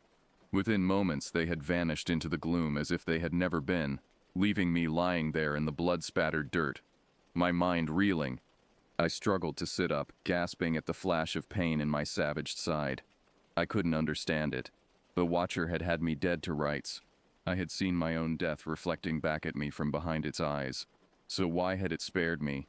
It wasn't until later, after I had dragged myself out of those woods and back to some semblance of civilization, that the pieces fell into place. When I stared into the mirror, taking stock of my battered body, and noticed the change that had come over me. My eyes, dear God, my eyes. They glowed a familiar baleful amber in the shadows. The same febrile, criminal hue I knew all too well from my nightmares. I remembered then, with dawning horror, the bite I had taken during my first hellish encounter with the Watchers, recalled the burn of infection that had seared through my blood in the days following, the strange, unsettling changes that had crept over my mind and flesh, the way my senses had grown sharper, my wounds knitting with preternatural speed, the way I had felt less and less human by the day. The knowledge crashed over me then, buckling my knees with its awful weight. The Watchers, the bite, it hadn't just scarred me, it had contaminated me, polluted me with its same unclean essence, corrupted me on a genetic level, warping me into something that was no longer wholly human. I was infected, becoming. And the Watchers had sensed that, out there in the woods, sensed the change taking hold, smelled their own foul blood in my veins. That's why the Alpha had stayed its claws at the very last, why it had let me live. Because I belonged to them now, to the pack. The room spun around me, the walls pressing in like a tomb. I sank to the cold tile floor, a howl of despair building in my throat, bleak and ravaged. It burst out of me in a raw, animalistic cry, reverberating off the bathroom acoustics. But there, threaded through that wordless anguish, was a keening note of terrible hunger, of bloodlust. I heard it, recognized it for what it was, and laughed. A jagged, fractured sound, sharp enough to cut. Because what else could I do, in the face of such a cruel cosmic joke, such a twisted irony? I had set out to destroy the monsters, only to become one myself. In the mirror, a pair of feral amber eyes stared back at me, dancing with mad mirth. The eyes of the beast, the eyes of a Watcher. I fled into the wilderness after that, driven by my despair and the horrible clawing need, gnawing at my insides. Embraced the monstrosity growing in my flesh, succumbing to the curse twisting me into something less than human. Out there, far from civilization, I could give in to the change without fear of harming anyone else, could sate the hunger, the bloodlust, stalking the lonely places like the beast I had become. But even then, in the depths of my damnation, some stubborn sliver of my humanity held on, refused to let me surrender completely to the animal urges subsuming my mind. Somehow, I clung to some ragged sense of purpose, warped though it was. I would use this affliction, this unholy power to continue the fight against the Watchers, to prey upon the predators, hunting the creatures that had destroyed my life and the lives of so many others. For years, I waged my solitary, twilight war in the shadows beneath the trees, became a monster to fight monsters. At times, I nearly lost myself to the seductive call of the kill, the dark glory of the hunt. But always, I pulled back from that precipice at the last instant, remembering the man I had once been. Until the night I found the campers, a pair of young hikers, their tent shredded, their fire scattered. They cringed from me when I approached, stinking of terror, seeing only a blood-drenched beast looming out of the darkness. I knew that fear, knew it all too well, but I had no time to gentle them, to explain what I was, and why I was there, because I smelled them on the wind. The Watchers. My nostrils flared, my sharpened senses unraveling the spoor of musk and old blood. Those soulless fiends had marked these kids for death, just like all the other victims whose dismembered remains I had stumbled across over the years. Remains I had grimly burned, denying the Watchers their tainted sacrament. But tonight would be different. Tonight I was here. And God's help me, I wouldn't let these two suffer the same fate as those other poor bastards. The pack was bigger this time, nearly 24 strong, their eyes glinting with malicious cunning in the moonlight. They must have caught my scent, because they didn't attack straight away like I'd seen them do before. Instead, they fanned out, trying to encircle us, cut off every avenue of escape. Saliva flooded my mouth, my pulse pounding in my temples as I scented their rank musk. My curse curdled in my veins, responding to the presence of the beasts that had infected me. I could feel the change trying to take hold, the beast struggling to break free, but I pushed it down, clamping my jaws shut on a howl. Drew upon every shred of discipline and self-control I had left, The lessons hard earned over the years of living with this marrow-deep corruption. I wouldn't surrender to it. Not now. Not yet. The campers huddled behind me, shaking like the last leaves of autumn. I could smell the acrid reek of their urine, their mortal fear. They thought I was one of the things hunting them, some strange alpha competing for the privilege of the kill. If they only knew the truth. "Stay behind me," I snarled, my voice guttural and thick around my swollen tongue. "And when you see an opening, run like hell and don't look back." I didn't wait for a response. With a howl of challenge, I hurtled across the glade toward the watchers.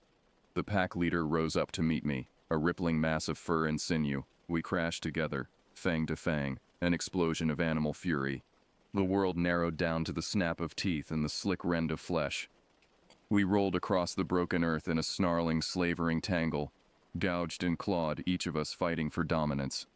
I felt my ribs crack, hot blood slicking my muzzle, dug my claws into the watcher's throat, seeking the pulsing jugular, tore at it, savaging, worrying, until the creature spasmed and bucked beneath me. But even as I crouched over my slain foe, my sides heaving, I knew it wasn't over. The rest of the pack was still out there, circling, waiting for their opening. I saw their shadows flit through the trees, heard the harsh rasp of their breathing. I risked a glance behind me and glimpsed the campers' pale, staring faces through the underbrush. They hadn't fled, the fools, just crouched there in the scrub, paralyzed with terror, half out of their minds with the horrors they had seen. A fresh surge of desperation shot through me. They were dead if they stayed here. Dead or worse. I had to make them understand. I opened my mouth to snarl another command, to shock them into action, but my voice caught in my throat, my tongue cleaving to the roof of my mouth, because in that split second, in the clarity of the kill, I felt the shackles of the beast slip my mind completely for the first time in years, felt the last mist of the curse lift from my brain like a veil. God help me, I was human again, or as close as I was likely ever going to get, with the blood of monsters humming through my veins. But with that humanity came memory, came the crushing weight of guilt and grief for all that I had done, all that I had become, for the man that I had been, now lost forever to the teeth of this unholy. The knowledge crashed over me like a wave, threatening to sweep me under. But I couldn't afford to drown in it, not now, not with innocent lives hanging in the balance. I shook my head savagely, wrestling my mind back from the precipice.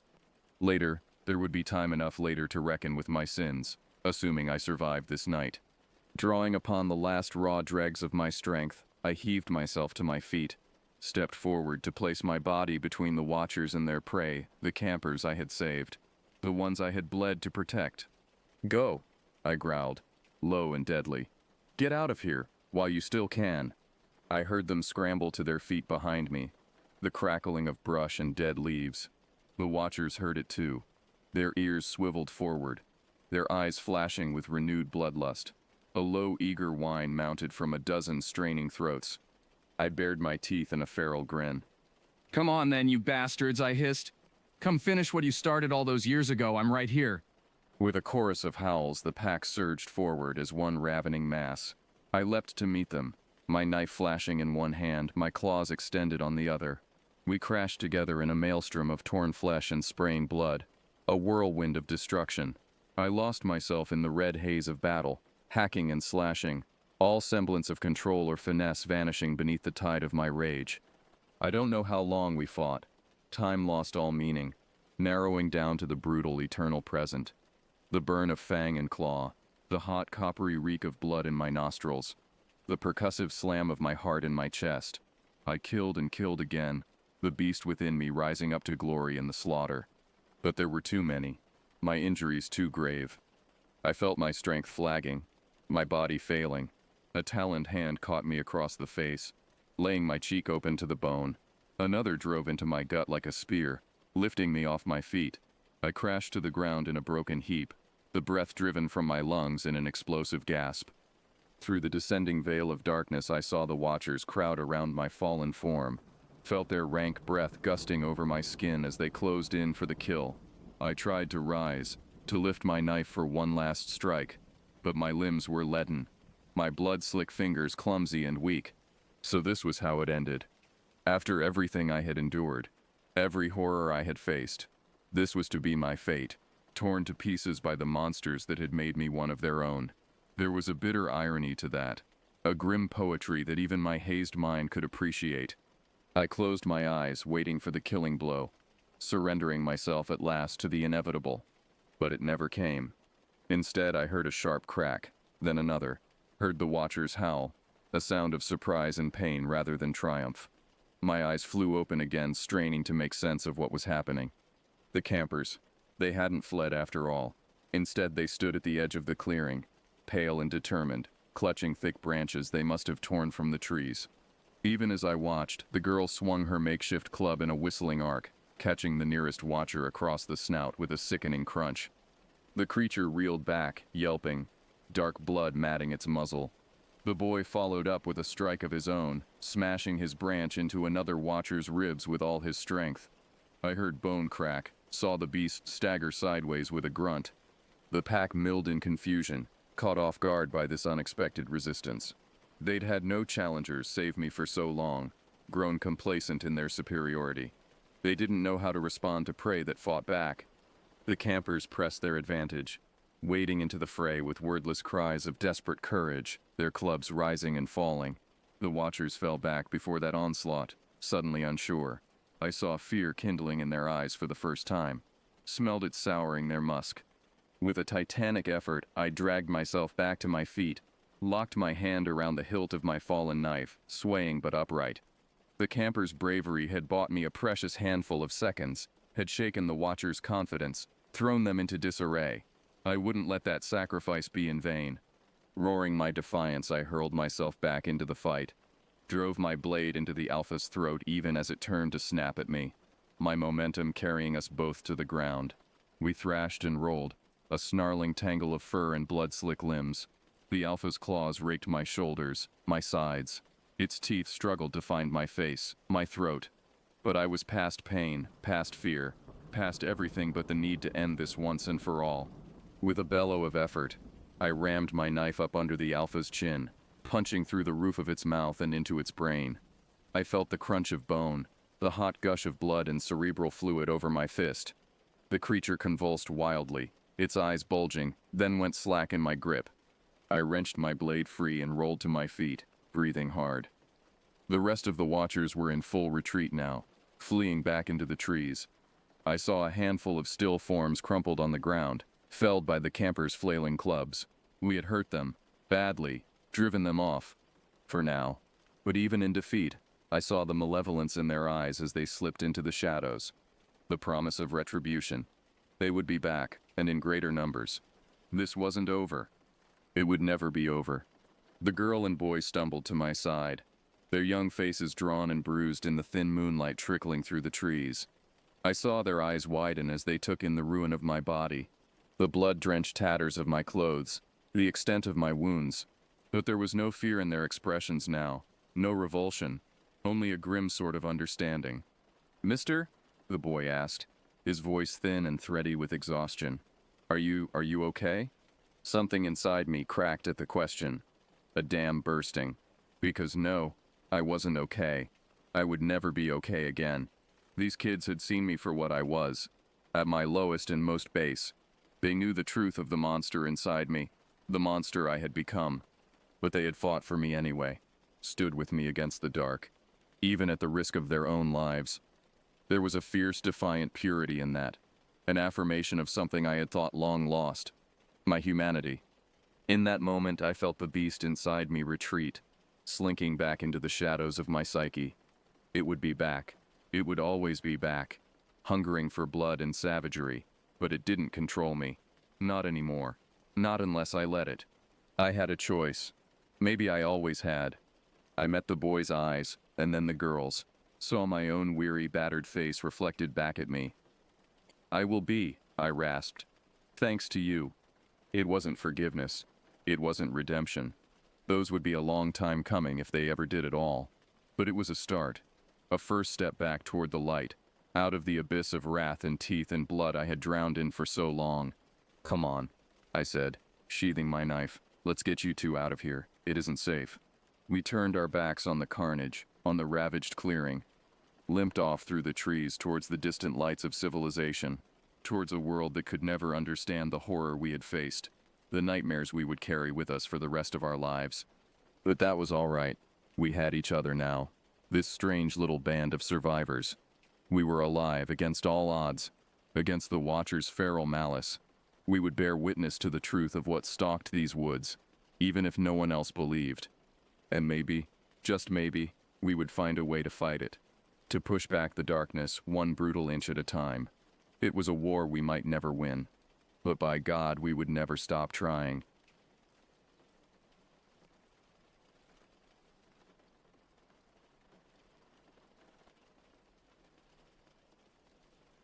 My name is Richard Lewis, and I am 65 years old.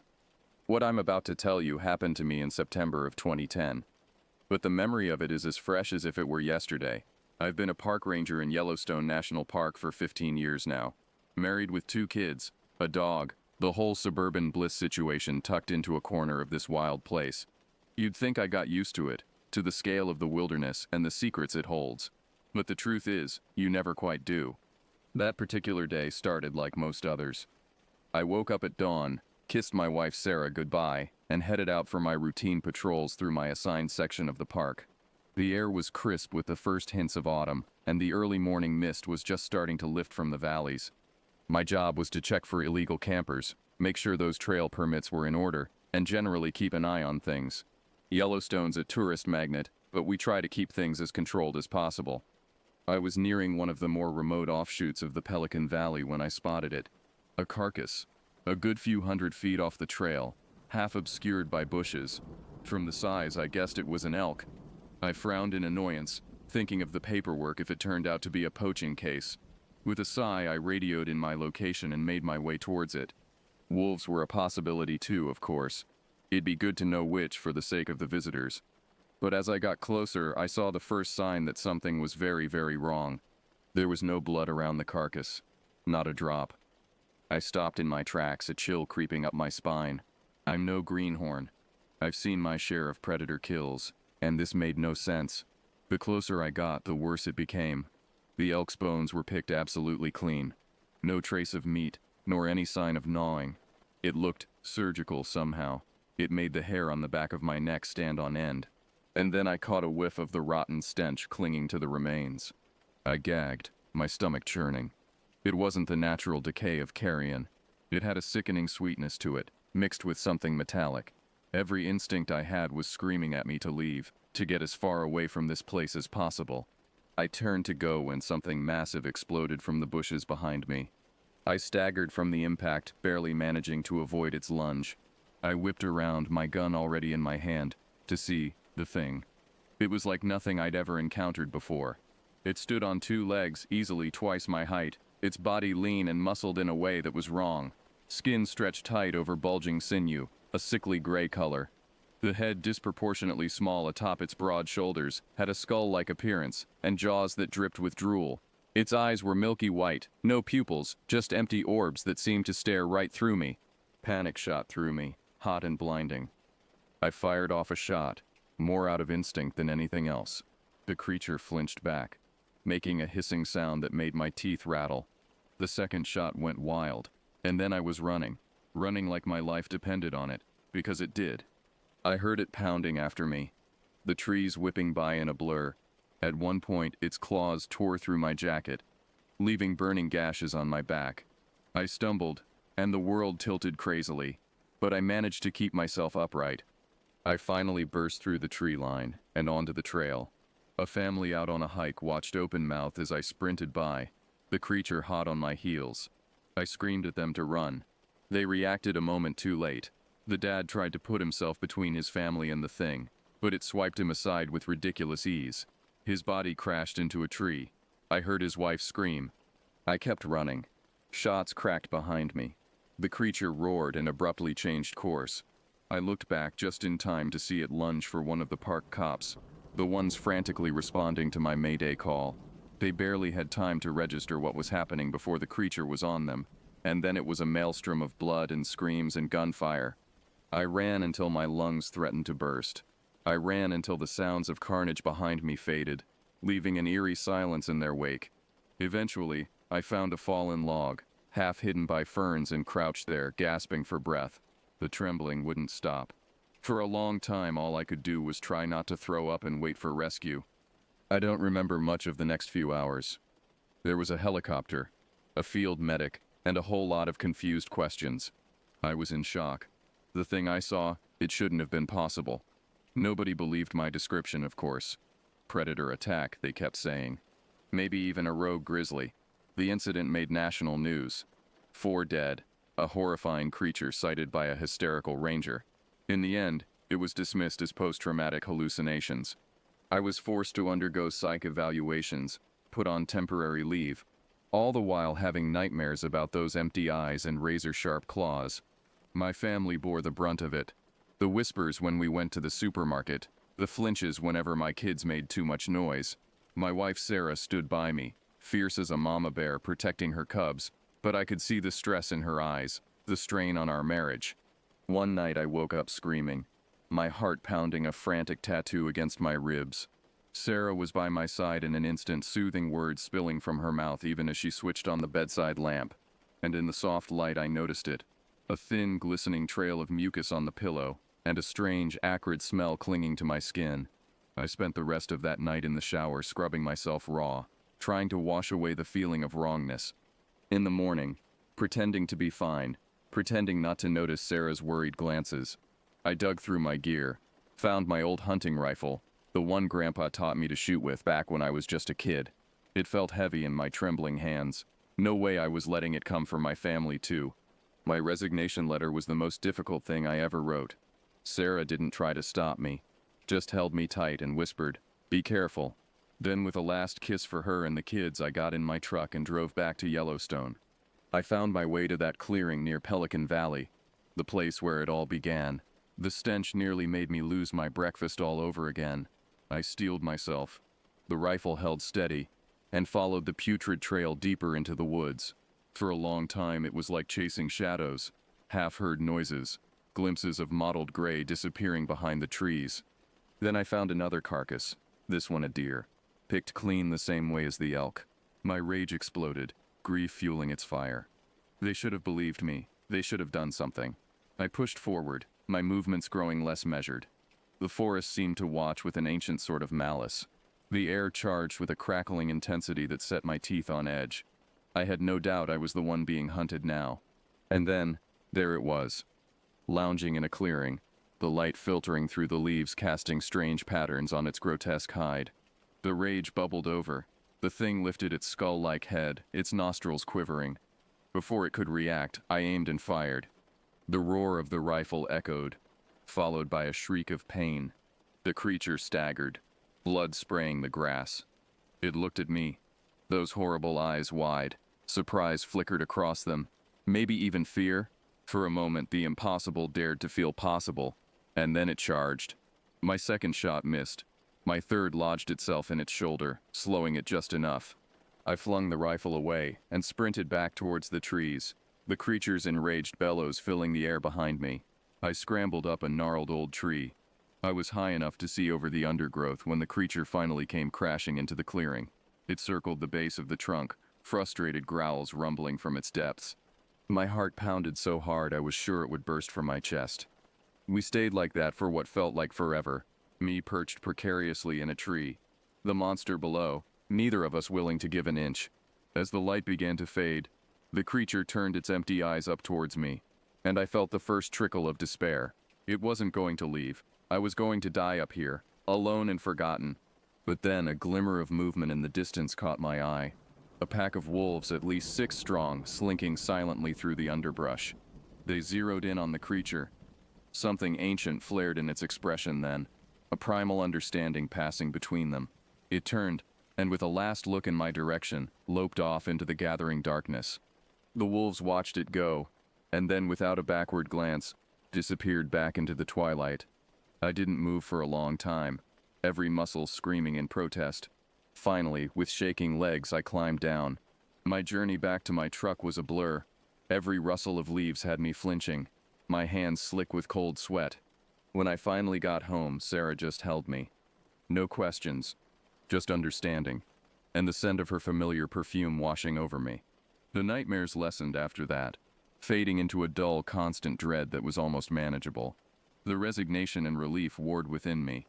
Park rangers are called to protect, but on some days that means protecting the public from monsters that aren't supposed to exist. And sometimes it means protecting the monsters from us. I never went back to my section of the park. Something safer, something that didn't leave me haunted by empty white eyes and the sweet metallic stench of death. Not many can understand the aftermath.